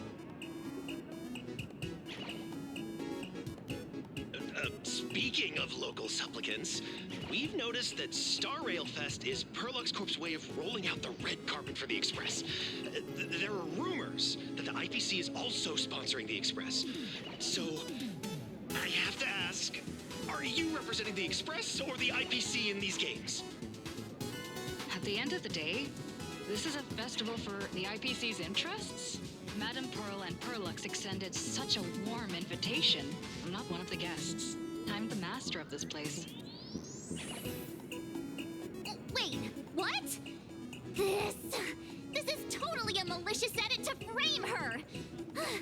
How shameless.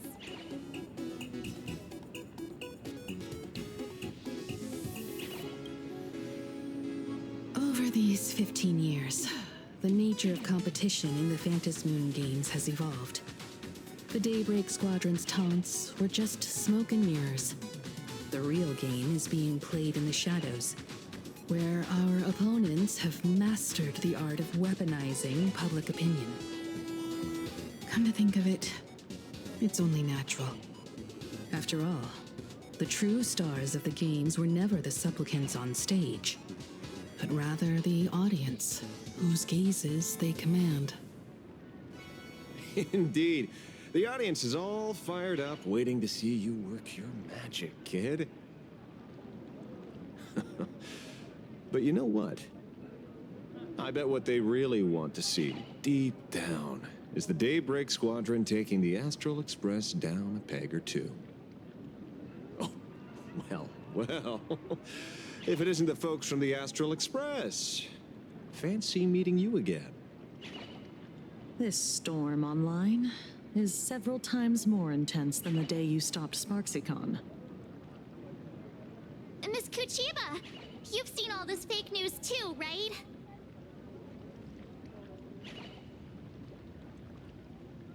Pearl assigned us to investigate the Sinwish Syndicate massacre. But every suspicious thread we followed led us from the Research Society of Happy Smiles straight to the Daybreak Squadron. And then there's the one pulling the strings behind the scenes. Full Wish. Full Wish?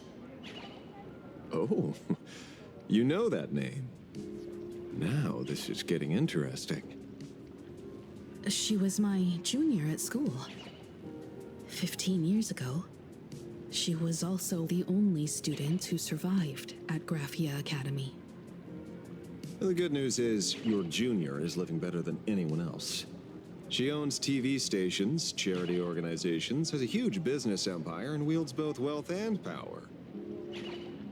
Oh, as for the bad news, she's probably plotting something for the Phantom Moon games. And I mean the worst kind of something. My gut tells me that the Sinwish Syndicate massacre, well, and that's probably on her tab too. Madame Pearl sent Mr. Ashvale to ensure everyone's safety. Of course, I understand that with the Nameless's skills, there's no real need for extra protection. But Madame Pearl didn't want to take any chances. Long story short, feel free to use me as muscle. No need to be shy about it.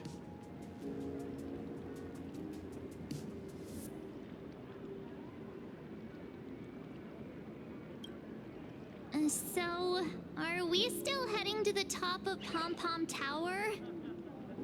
We should keep moving forward. If my guess is right, the Daybreak Squadron will launch their second attack there. Forget about any fantasies of fairness and harmony. From this moment on, the Phantom Moon games could follow in the footsteps of what happened 15 years ago. Once this battle turns bloody, fear will seep through the screen and become some supplicant's wish power. See, that's the problem with modern society. Good news stays home, while bad news spreads like wildfire.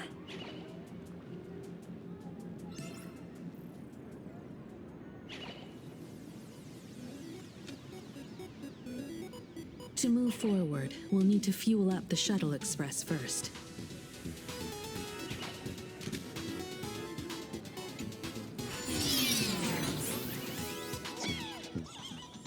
Come on, let's fuel up the express.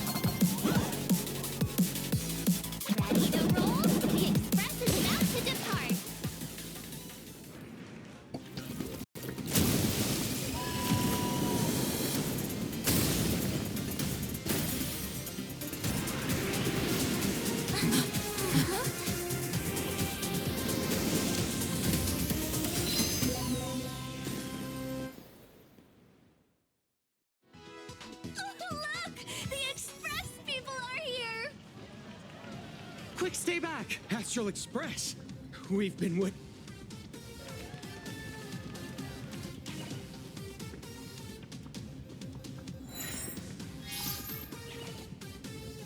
The Astral Express. Just as I thought you weren't going to show up. Oh, you brought help? And it's an old friend. Been a while, old man.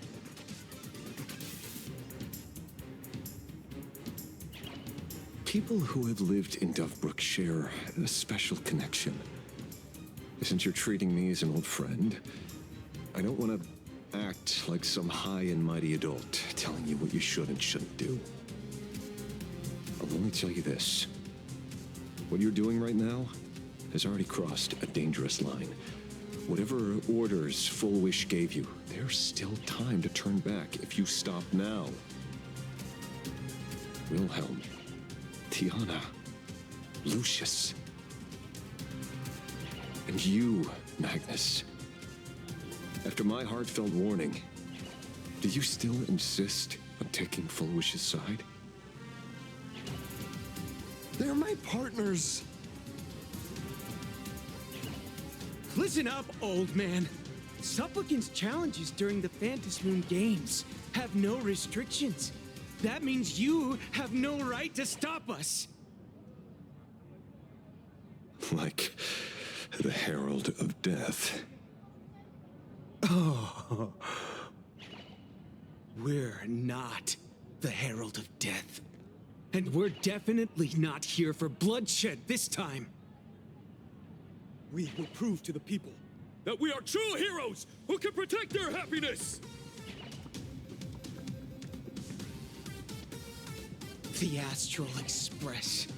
These visitors from beyond the sky claim they saved the cosmos from a Lord Ravager. But who knows what the truth really is?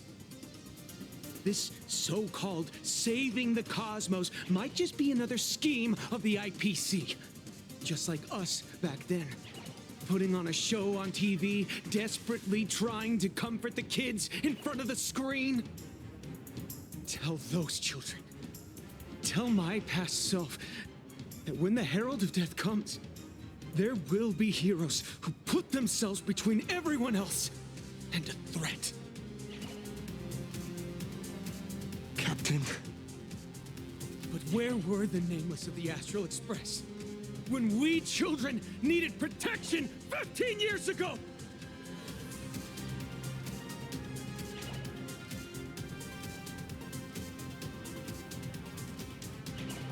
Gray, don't be fooled by these flashy, cosmic heroes.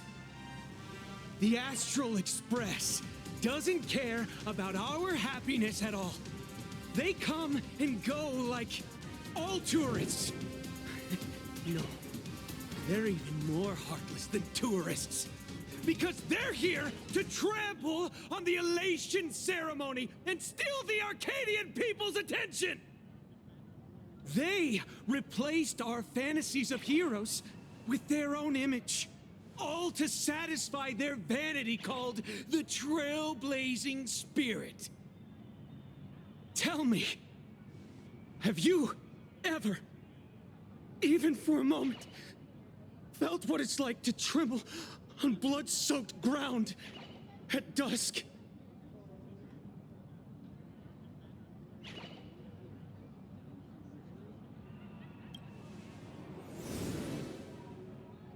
I still remember that moment when I faced the Doomsday Beast on the space station. It's not the Astral Express you hate. You're just hating yourself. That powerless child who couldn't protect everyone. But I want to tell you, being powerless was never your fault.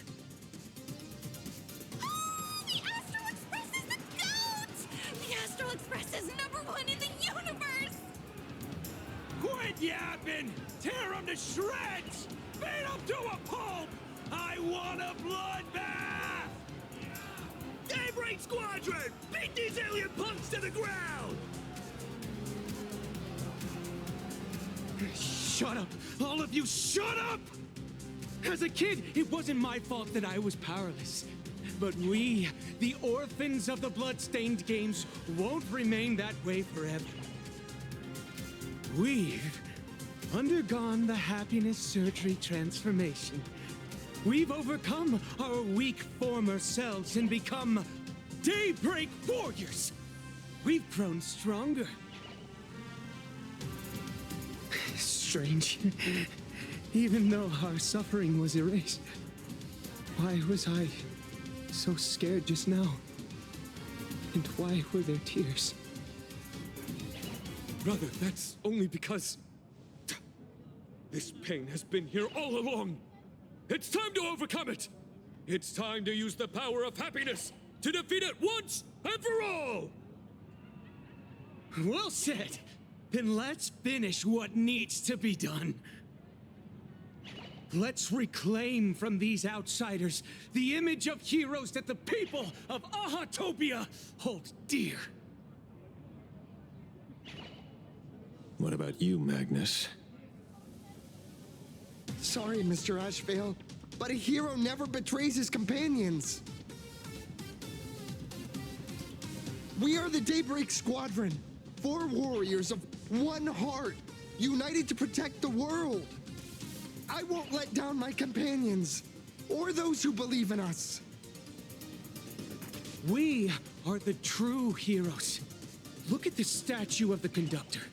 It's just an empty shell. Even Pearlux Corp, with countless resources at their disposal, can't breathe life into it. But we can. Let me prove it to you. Stop them! Don't let them drag the Astral Express's name through the mud! I shall provide the wish power to awaken it. I shall become its skeleton and allow it to stand! I shall turn into the fuel that drives it forward! I shall become the core that makes the engine sing the song of eternal joy!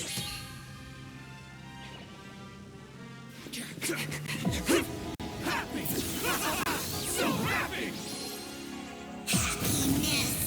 The Express is about to warp happily. Cleanup initiated. Eliminate. Everyone will be happy.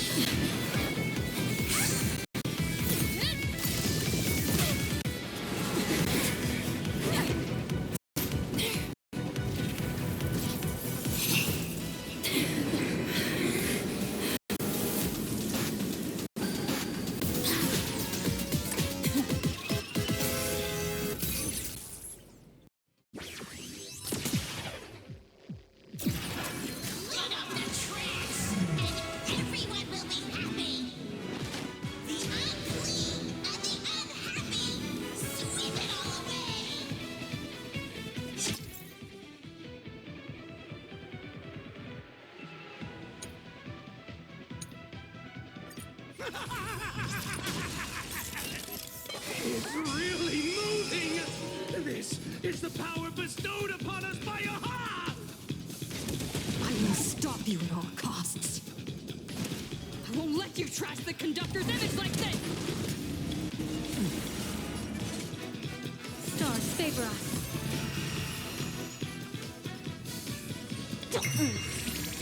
Game time! Let's play. Can you find the answer?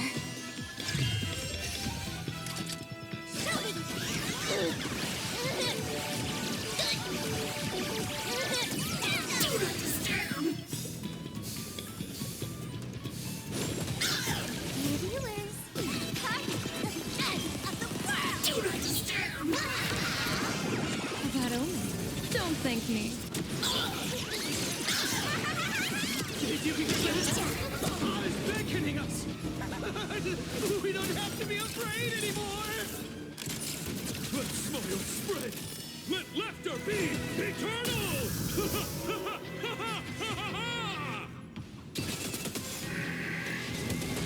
You guys are seriously nuts.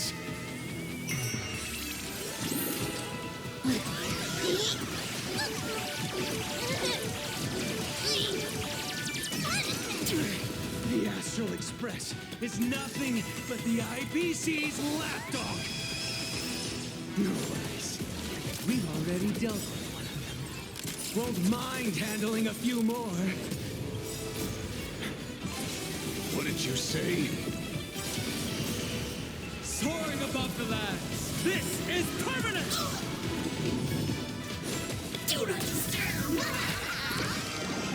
Best of luck. An explosive start.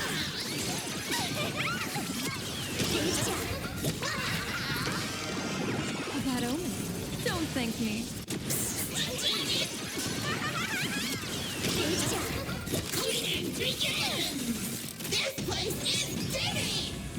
Let's play. Can you find the answer? My purpose is to protect... Divination says this will hurt. Cloud to scatter. Insufficient cleaning power!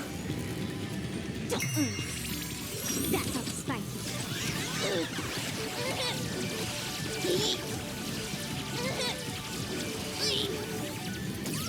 Stop working!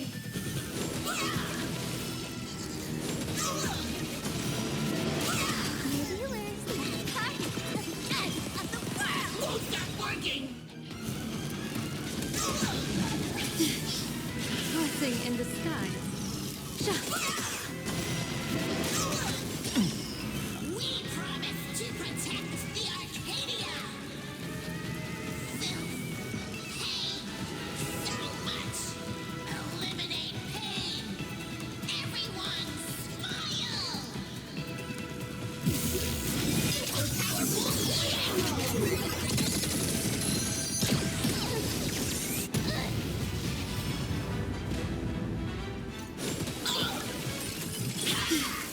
Sweep away pain together!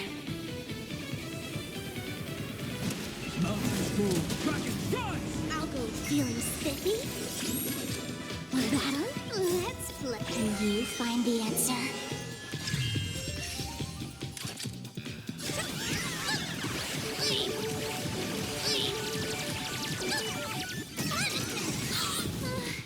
Surely that did the trick this time. Reboot. Self-repair. Must bring happiness.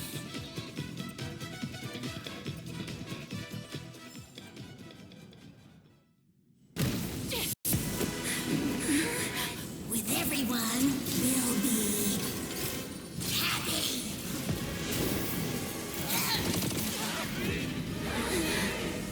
I offer my blood to consume this vendetta. I offer my heart to shoot down this injustice. I, lead Hunter La Mancha, call upon you in the name of the Star Hunt Oath. O Skybow, gaze upon this broken-legged wolf and steer my hunt toward victory! So happy. Now arriving at Terminal Station, land of sneering guns. Well,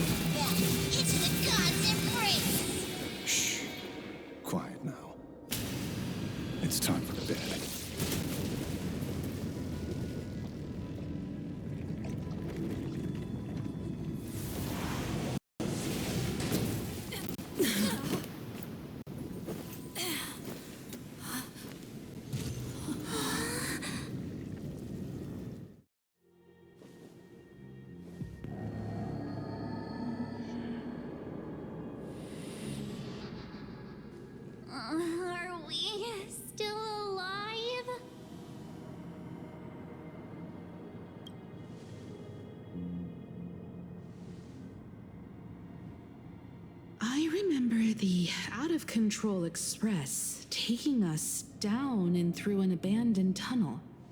Theoretically speaking, this should be a station deep underground.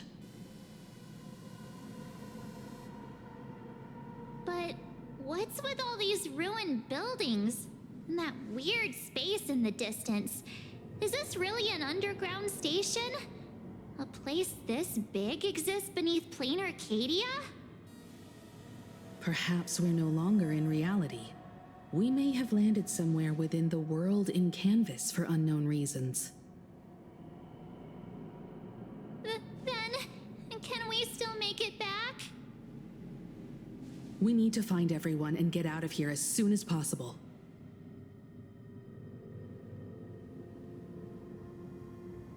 Where's Mr. Ashvale and the others?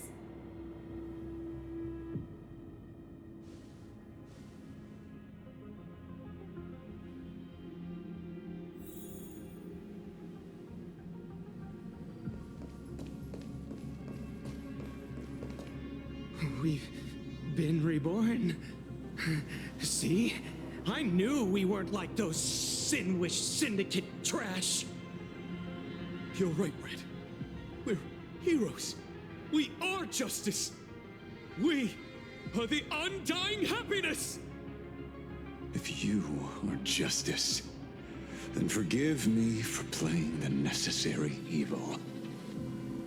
Everyone, please! This has to stop! If this goes on, you'll all... Just smile. Embrace the everlasting bliss and true happiness. I beg you, please, listen to me. It's not too late. We can still go back to the Department of Aberration Defense with Miss Kuchiba and explain everything. It's no use. They are just creatures that can only react to joy now. All shall be blessed with happiness. All shall live forever. So smile and laugh. And let our laughter infect all of plain Arcadia. My senior, Mr. Ashvale, I'm begging you. Please tell them that it's not too late.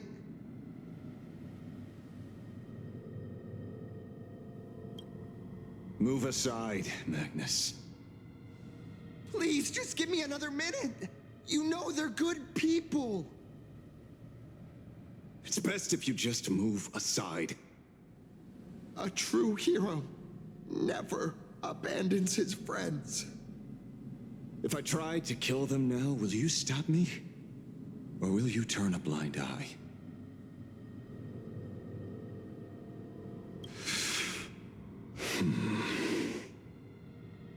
A tribute of life unto death, and the debt paid in blood.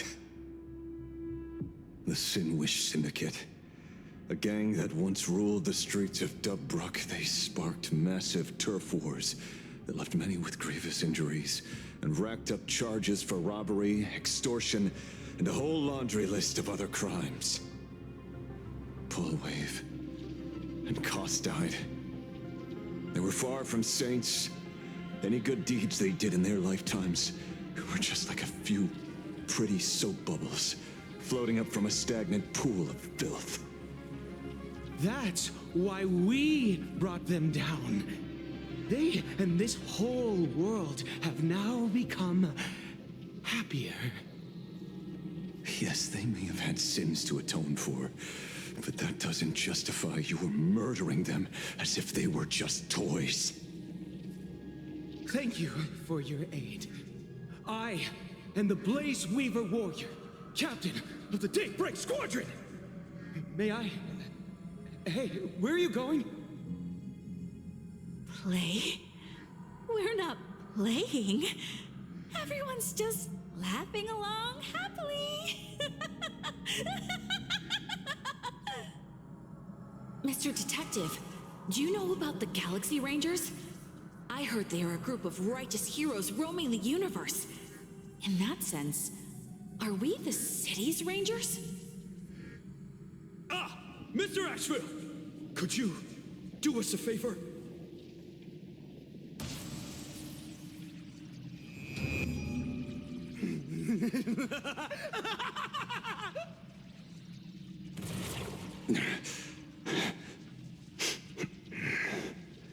This familiar scent.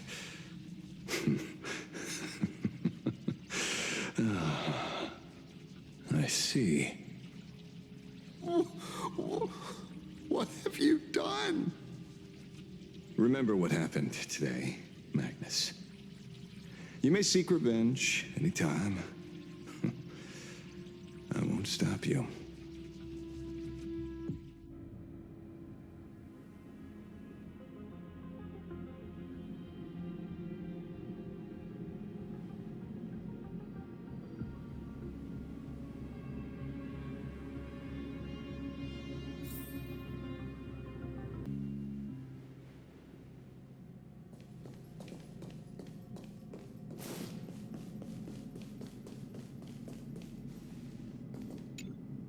Glad to see that you're all made of tough stuff. I was just fretting over failing my chaperone duties. La Mancha, leader of the Galaxy Rangers. I've heard about you, but only in legends past. Then you're well informed, Nameless. I'd expected the name to be long forgotten by now. So much for turning over a new leaf.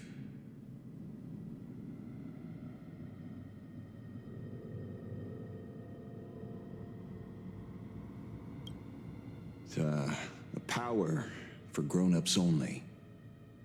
It's best that you don't ask about it, seek it, or get involved with it unless you're forced to. Like I was. Just so we're clear, I want you all to forget the name you just heard. Right here and now, in this world called Plain Arcadia, I am just Detective Ashevale. Instead of obsessing over my identity, or pitying the 3 dead criminals, I advise you to work on a way out of this place first. I've long heard rumors about unsavory things hidden deep beneath the Arcadia. It's strange how the people here can sleep so soundly. The train broadcast called this place the land of sneering gods. I don't think I've ever seen this station on a map. Are we going to be trapped here forever? Mr. Ashevale, despite being at such a bizarre location, you've been oddly confident and unconcerned over your safety since the very beginning. Do you truly know nothing about this place? I'm afraid that's classified information. Besides, well, I'm simply doing what any professional private investigator would do. Trust my employer. It's time to show us the trinket Pearl gave you, kid.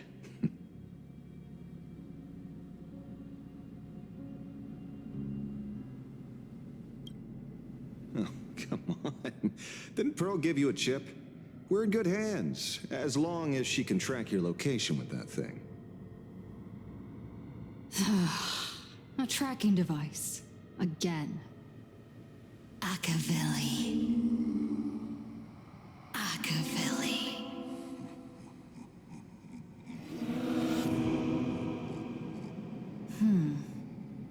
Come this way. Come slowly. Yes. At the end of this path. Come. I beckon you. There's someone calling for me from someplace deeper.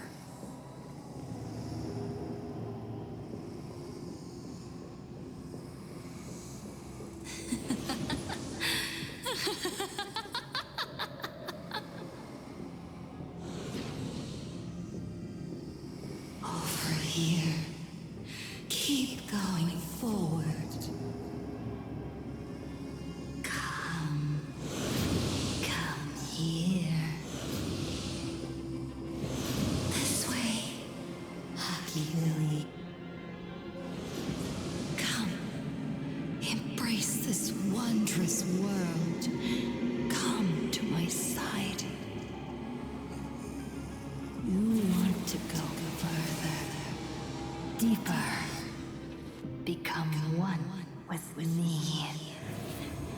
joy, the positive feedback, sweeps the numbing flicker from your cortex. Gentle, wonderful. Listen. It's breathing. Slumbering. Whimpering. And grinning. Warm. Gentle. More. Gentle. Warm. And gentle. I am you. And you are me. Come. Embrace this primordial joy. Life. In exchange for a boarding pass on the express toward the end. Become one with me. Become a part of me. Become mine.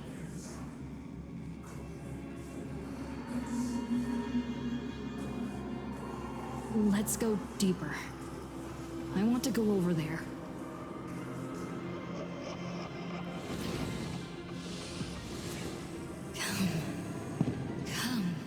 Come. Just like that.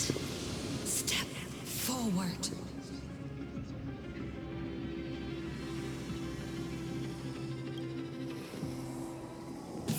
That's far enough, kid. My golden principle while working on cases in this world is to keep my curiosity in check and not get involved with matters beyond the case itself, especially things that already look considerably dangerous. However, the thing that slumbers in the deep here does look awfully familiar.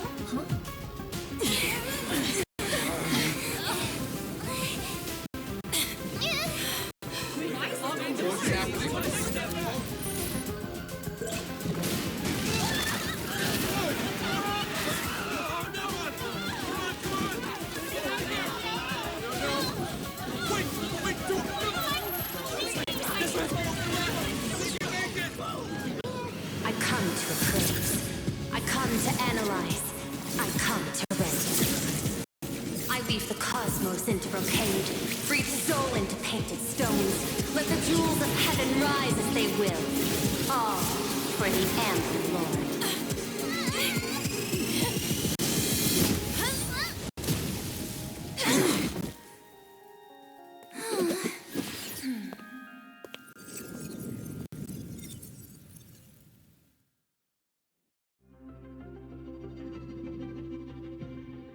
We meet again. Everyone. Fortunately, her lucky chip helped me locate you. Please accept my sincerest apologies for not intervening in time and putting all of you in danger.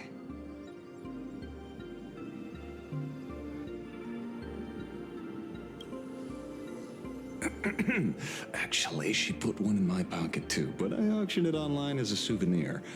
Thank goodness you kept yours. Otherwise, we'd be done for. Madame Pearl, where exactly were we just now? The place where you fell is called the Torn Scroll. It is a space that peeled from the scroll painting during Plain Arcadia's return to reality. These splintered spaces continuously rip at both reality and the world in canvas. The Department of Aberration Defense originally thought this kind of phenomenon had stabilized, but based on observation, during your encounter with the Daybreak Squadron, there was a sudden spike of disturbances from the Torn Scroll. Unfortunately, the cause, unclear. Therefore, I had to use the power of the cornerstone to analyze the space, then mend the fissure with imagenesis in order to bring you out. The Department of Aberration Defense has initiated emergency protocols to reassure the public and handle the aftermath. However, I wasn't able to directly observe your situation after you'd fallen into the torn scroll. Would you be so kind as to share what happened there? We can close the new Herald of Death case. My shadow has devoured the guilty three and tasted their sins. They were responsible for the Sinwish Syndicate massacre. Of that, I'm certain. Was Full Wish the mastermind? I couldn't find any solid proof of it, but it hardly matters now that the culprits have been executed. Worry not. Based on the intel provided by you and Miss Kuchiba, I have deduced the following. As a survivor of the tragedy of the Blood-Stained Games, Full Wish founded the Research Society of Happy Smiles, charity organization. The organization has since been providing an unapproved medical treatment named happiness surgery to its members, which neutralizes their physiological capacity to feel pain. The procedure drew many more followers as a result. And the Daybreak Squadron, members of the Smile Society, imitated the Herald of Death's modus operandi for their crimes, and challenged the Astral Express during the exhibition. From the aforementioned facts, the predicted probability of Full Wish being the mastermind is 92%. If I may, Madam Pearl. Management in Plain Arcadia should be dictated by the chain of evidence rather than extrapolated probability. I understand. I will observe the human laws and customs. In any case, we have achieved our goal through Star Rail Fest, luring the supplicant with ill intent out of hiding.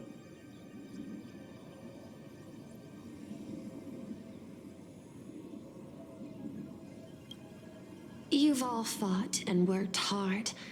Please, allow me to apologize again. Since Full Wish is exposed now, and we've defeated her supplicant, shouldn't we hurry and arrest her as soon as possible? I'm afraid it's not that simple. We've defeated Full Wish's supplicant, yes. However, all three Daybreak warriors were supplicants. That can't be. The supplicant should be the only one who wore the mask and participated in the games with the Phantom Moon's blessing. Those devoured by my shadow can no longer lie nor deceive. All three of them had worn the mask before. If they were all supplicants, that means it's still possible for Full Wish to intervene in the games. What's even more terrifying is, when the shadow devoured them, I caught a taste of something familiar.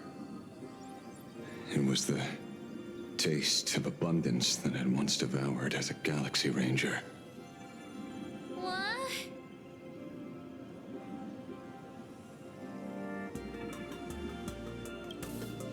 Yes. I didn't think this world would go that far. But I was wrong. Living in seclusion dulls one's senses. I should have realized it earlier. Darn it. There is no point in beating yourself up over it. Therefore, the conclusion must be corrected. The Research Society's happiness surgery is a medical technology related to the abundance, and not simply about relieving pain. Assessing the risk involved in this procedure. Unable to extrapolate.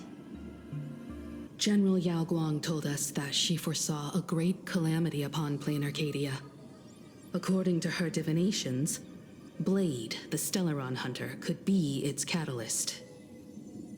So that's why she asked me for the authority to extradite Blade. Regardless, none of us had anticipated this. Plain Arcadia's calamity had already taken root, long before the arrival of the Stellaron hunter.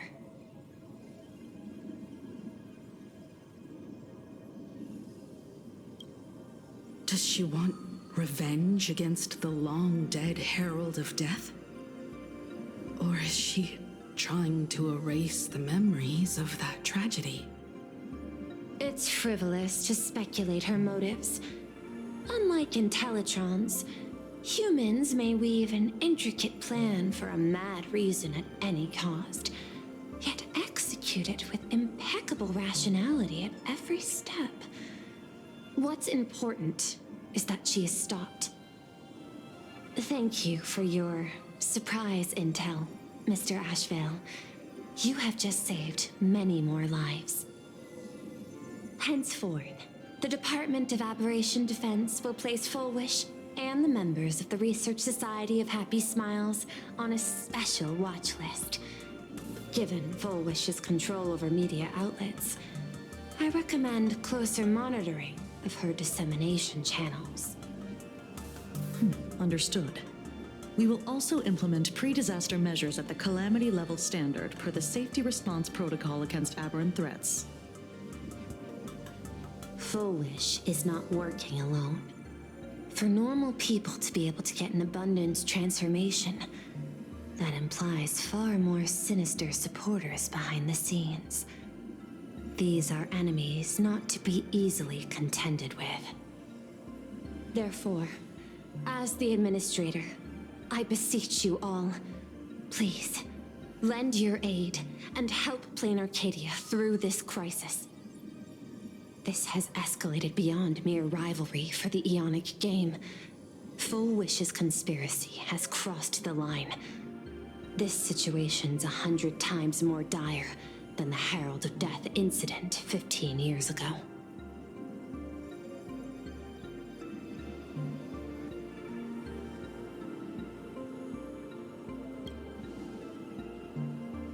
Please, Madam Pearl. This is my homeworld, and I won't allow the tragedy to repeat itself.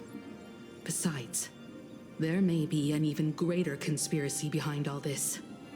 As a Nameless, it is my duty to see it through to the end. Indeed, there are old scars and fresh wounds to settle. For the way she toys with life, and the taste of that flesh, Fullwish must be held accountable once and for all. You have my eternal gratitude. I won't forget this bond from our shared trials. Now then, I shall prepare an action plan, as well as share relevant information with General Yao Guang. The seed of abundance planted by Fullwish must be uprooted and eradicated as soon as possible.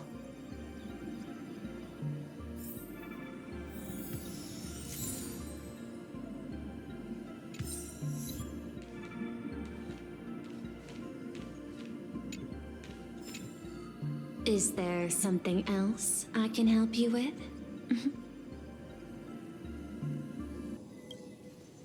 I understand. Your inquiry. How did they manage to operate with so many years unnoticed?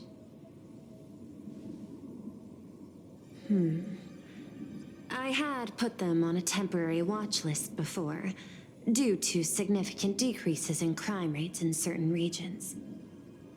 But now, we finally know how they achieved such a miracle. Personally speaking, I cannot fault the citizens who joined the society, nor do I wish to fixate on the accountability of those who governed at the time. After all, for the corporation, the Smile Society is a tool for maintaining stability, and the members are simply following the human instinct to avoid suffering. You've been to Penacony. You should know. There, the family's members lull guests to sleep with power of the harmony, and soothe their pain. From a human ethics point of view, it is well within people's rights to avert pain in moderation. Humans cannot turn off their innate negative feedback like Intellitrons do. I understand and deeply sympathize with that. My assigned theme is analytical art, but at the same time, I am fortunate to be appointed governor of a world. The portrayal and sublimation of pain in human works of art shine among humanity's greatest treasures. Tragedy, elegy, and lost epics. Their soul-stirring power springs from a profound understanding of this negative feedback. This so-called happiness surgery does more than just obliterate people's perception of pain. It strips away human complexity and turns what was dynamic and brilliant into a monotonous blotch. To me, governing this world is like creating a painting. My vision is to maintain the diversity of life forms and preserve their potential for growth and change. The Research Society has disrespected my work. Thus, my duty and theme have become one and the same. I will do all that I can to cleanse the misguided strokes of the Research Society from this land. Thank you again for lending your aid, Nameless. I will begin extrapolation of our next steps now. I hope you all get some proper rest before moving out again.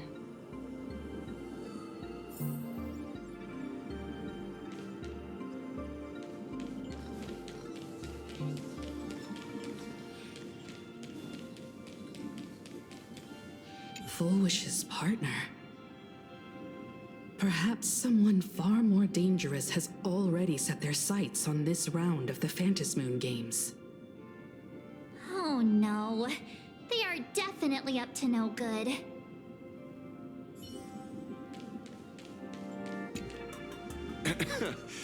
Terribly sorry, Nameless. It was your exhibition and your enemies. And there I was, stealing your spotlight. Curious. I wonder how much wish power my appearance this time accumulates for the mask.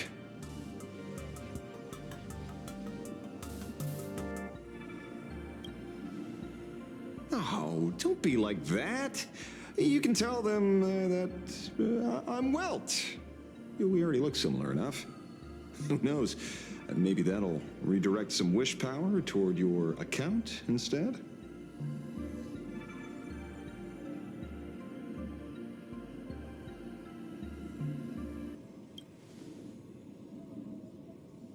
We fought side by side in the past, and, well, I know a few faces.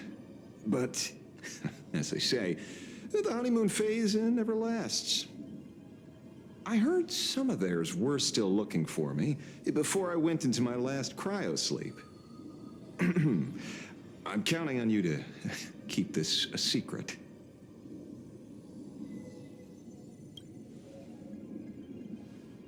Some people want the head on my shoulders, while others want the shadow in my arm. I'm old, and I just want some peace and quiet. That's all there is to it.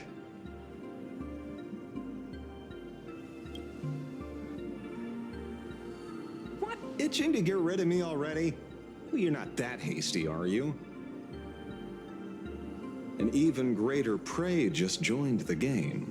Sure, she could be small fry by your standards, but in terms of viciousness, she might surprise you yet. Before the supplicants go their separate ways, Fullwish is definitely a good hunting target for us to align our goals.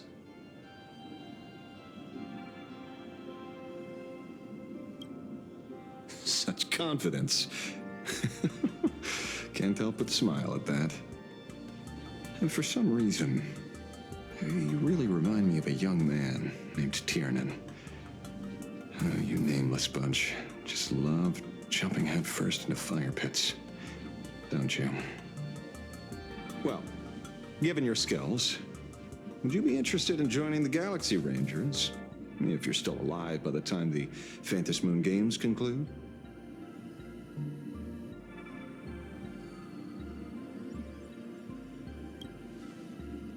Good answer. I apologize for my presumptuousness. After all, becoming a ranger comes with loss, suffering, and vengeance. In that case, I will take back my words. Young Nameless, may you never have to tread the path of a ranger.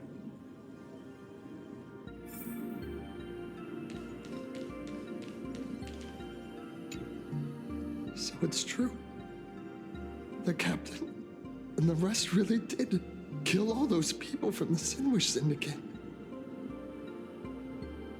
Miss Fullwish is also plotting something terrible. This is absurd. It's been 15 years since my life turned into a montage of nightmarish amalgams. And it's still going. Thank you. Mr. Ashvale is right. This is not the same as playing the hero on a stage. In the end, I'm just an actor.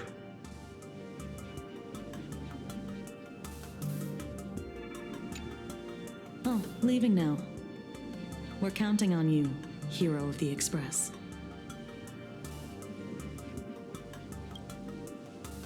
Because it's just another Phantom Moon Games for me. Check the records in the Ministry, and you'll see. Save the mythological times, they always end up in a huge mess, without fail. Maybe that's precisely why AHA designed it this way, so they can watch humanity stumble over arbitrary obstacles we impose on ourselves and others. Otherwise, they'd probably die from the boredom of an orderly universe.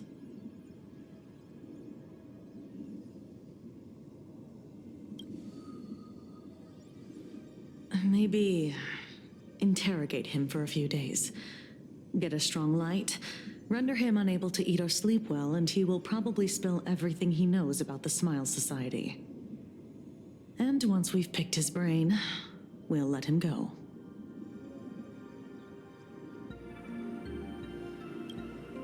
It's almost time. I should get back to work too.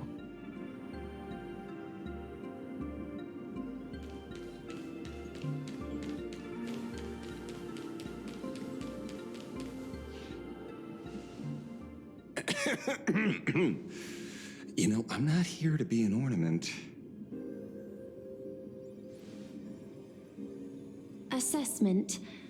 You have something to ask me, Mr. Ashvale. Well, lately, I've been on an extremely lucky streak. Be it Fullwish or Magnus, the leads practically gained sentience and came to me one by one. Luck is also an important part of one's toolkit. Wouldn't you agree? I'm beginning to think you're the one behind it all. You tasked me to investigate the Society and protect the Astral Express, which all led to me unleashing my shadow on those people. Just so you can confirm your hypothesis. You had everything planned out since the beginning, hadn't you? If I answer yes, would it wound your ego? Perhaps. Yes. I paved the way for your investigation, leading you straight to the suspects. Through you, I confirmed my suspicions about the Research Society. However, the question of abundance transformation remains a thorny issue for me. Fortunately, there's a ranger who specializes in confronting such abominations, having lived in long seclusion within plain Arcadia. But you know, the shadow sealed inside my arm can be very dangerous. Simply removing the nail can cause it to stir and resonate with the fragment and fissure. Had I not kept it under control at that time, the fight would have ended with all of us buried in that bottomless abyss. Is that part of your plans too, Pearl? Humans fear the worst, but to the Intellitrons, such fears are merely irrational deterrents.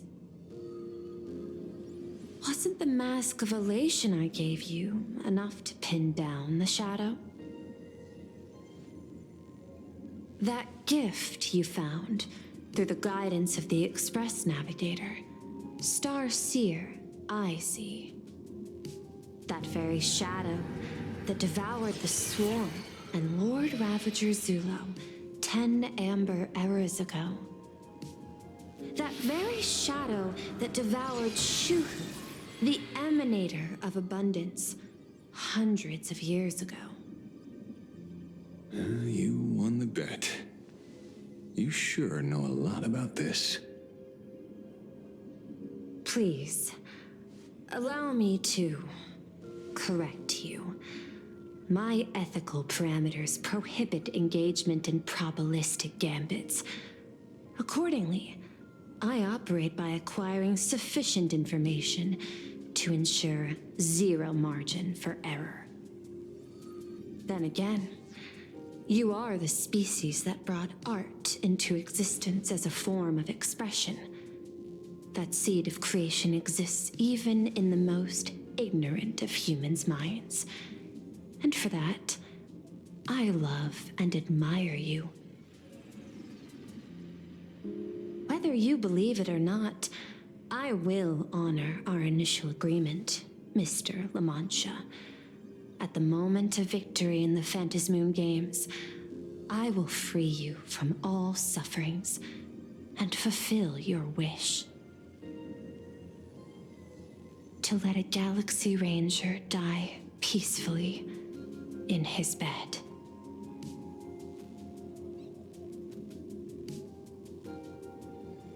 In that case, I will continue to fight for you, my lady.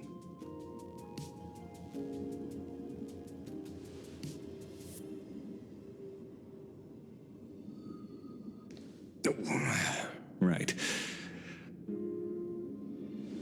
You mentioned several times wanting to replicate the works of Graphia. I don't know much about art. But I was considering that, despite the lack of artistic quality in your strokes when sealing those fissures today, to the people of this world, your creation is just as important as the works of Graphia. Not a single innocent soul was lost on this day because of your protection. Looking back to the ancestral painter of the Cinderth Age, do you truly think she cared about the artistic value of each stroke when she created world and canvas?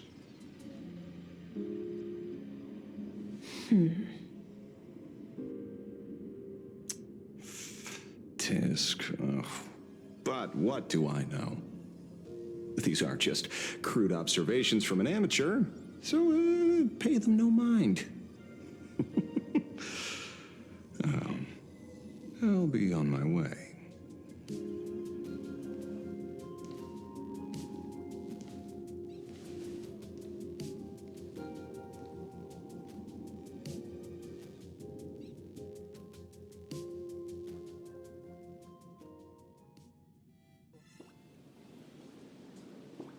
We meet again, Ashen Detective. It's hard to believe that I came back for you, especially after learning that you wanted to sell me out to Pearl. We gotta thank nature's gift. The 6.1 billion credits reward has appeared again. Fortunately, I bypassed you and struck a deal with that Intellitron instead. Regrettably, my current bounty stands at 0. Do you always turn your customers over to the police? How impressively short-sighted. No wonder your clientele is so small. Speaking of short-sightedness, no one rivals the Stellaron Hunters, aka Destiny's slaves, isn't it? You are all fated to march toward the finality, and nothing can stop you. On the contrary, there are many paths for us, as long as that person can see. In other words, he can't see the trajectory of your destiny in this world during this mission? Take a guess. I've heard about what befell Euphorius. The war among the Eons is now inevitable. Whether it's the IPC or the Express, they are fighting for an uncertain future. And in the world where the elation is the center of attention, there will eventually be more than one Eon interfering. Even a Destiny slave would not be able to see the path ahead. Keep guessing. We're getting pretty close. Enough of your games. I'd say it's not too late to rename the planet Adlevin. It's still too early to despair, old man. I came prepared, but I could use a helping hand.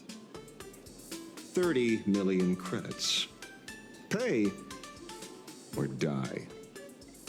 Come on, give your friend a discount, will ya? Say 0 credits?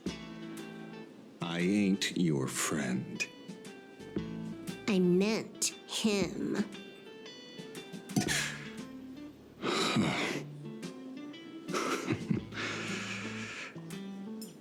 It's been a while, Ying-Shi. It's been too long, Mr. La Mancha.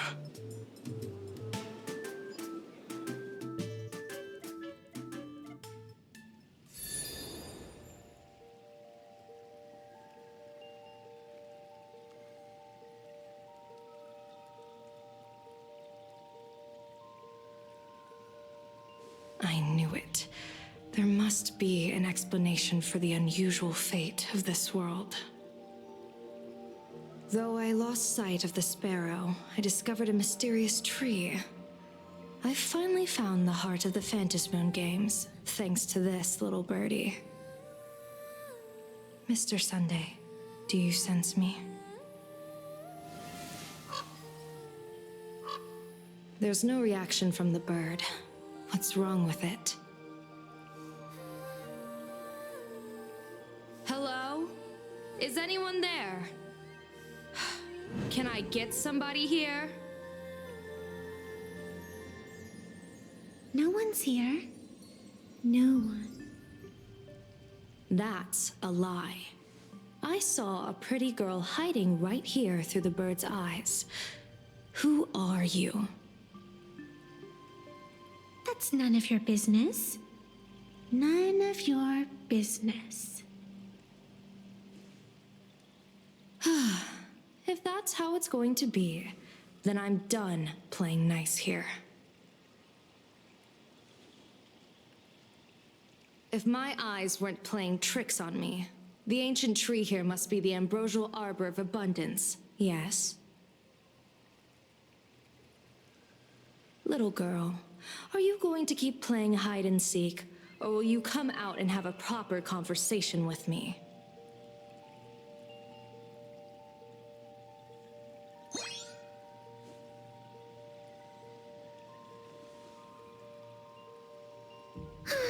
The Department of Aberration Defense often comes here to record game progress. And now my movements have been exposed to complete outsiders. I suppose it's time to leave. You sound unpleasant to talk to, but since you have eyes keen enough to tell what I am at a glance, I'll have a short chat with you. will answer 3 questions. So ask away. Once you have your answers, I'm going to show you the door.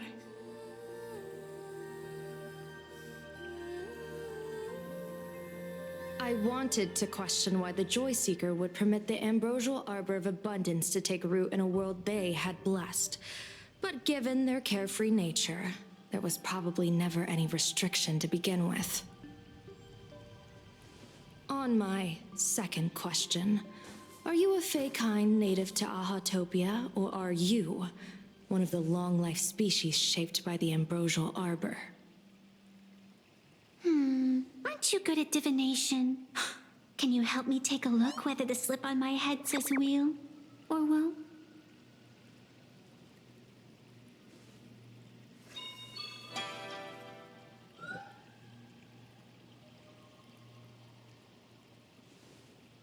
There's nothing on your head except your ears. And that itself is the answer.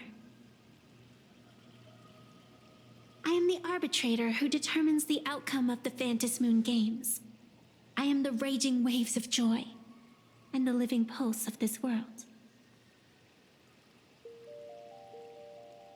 Diviner of the Xianzhou, the weal and woe you behold are but a single petal fallen from my hand. It blooms with the morning and withers by evening, reducing to dust in a fleeting moment. My true form is the Panarch Elwood, the embodiment of instant and eternity.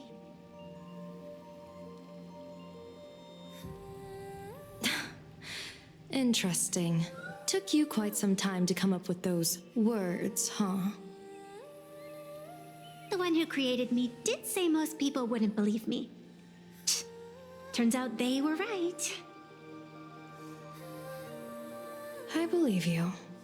I feel the same way. For many do not trust the words of a diviner.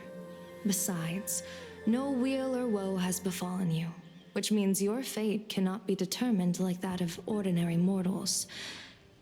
You're not the first one I've met with this condition since my arrival here. You're left with one question. Since you admit to being an abomination of abundance, shouldn't you explain the fate of this world's residents? Unless they are your doing? If your answer fails to convince me, it may be too late by the time I summon the Lux Arrow from the sky with the rainbow. Chill out. You shouldn't make jokes like this. I'm not as skilled at divination as you are. When you suddenly speak of the great wheel or woe and interrogate me, I get confused too. After all, isn't every rule and every variable of the Phantom Moon Games dictated by the impulse of some god? As for the brewing storm, let's settle down and discuss whether the turmoil once again is the result of the laughter's mischief.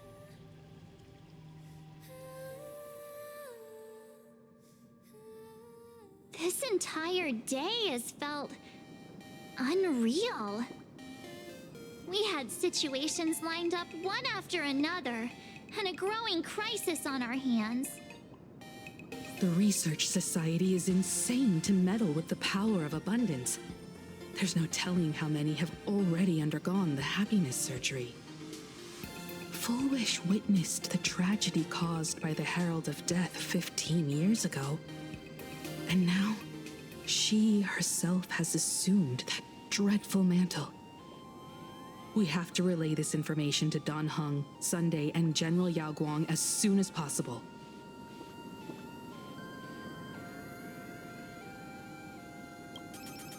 Full Wish is definitely aware of the enemies she's facing. That is why we must win an audience with Aha. At the very least, we need to stop Full Wish from winning the game. Yeah, The thought of the Research Society of Happy Smiles going through with their plan gives me the chills. It's been a long day, and all of you must be very tired. Take this chance to get some proper rest. I'll go meet Weld back on the Express. March? What about you? The best way to recharge is to waste time. So, I'm staying outside for some fresh air. Sounds good. I was thinking of heading to the streets for a walk.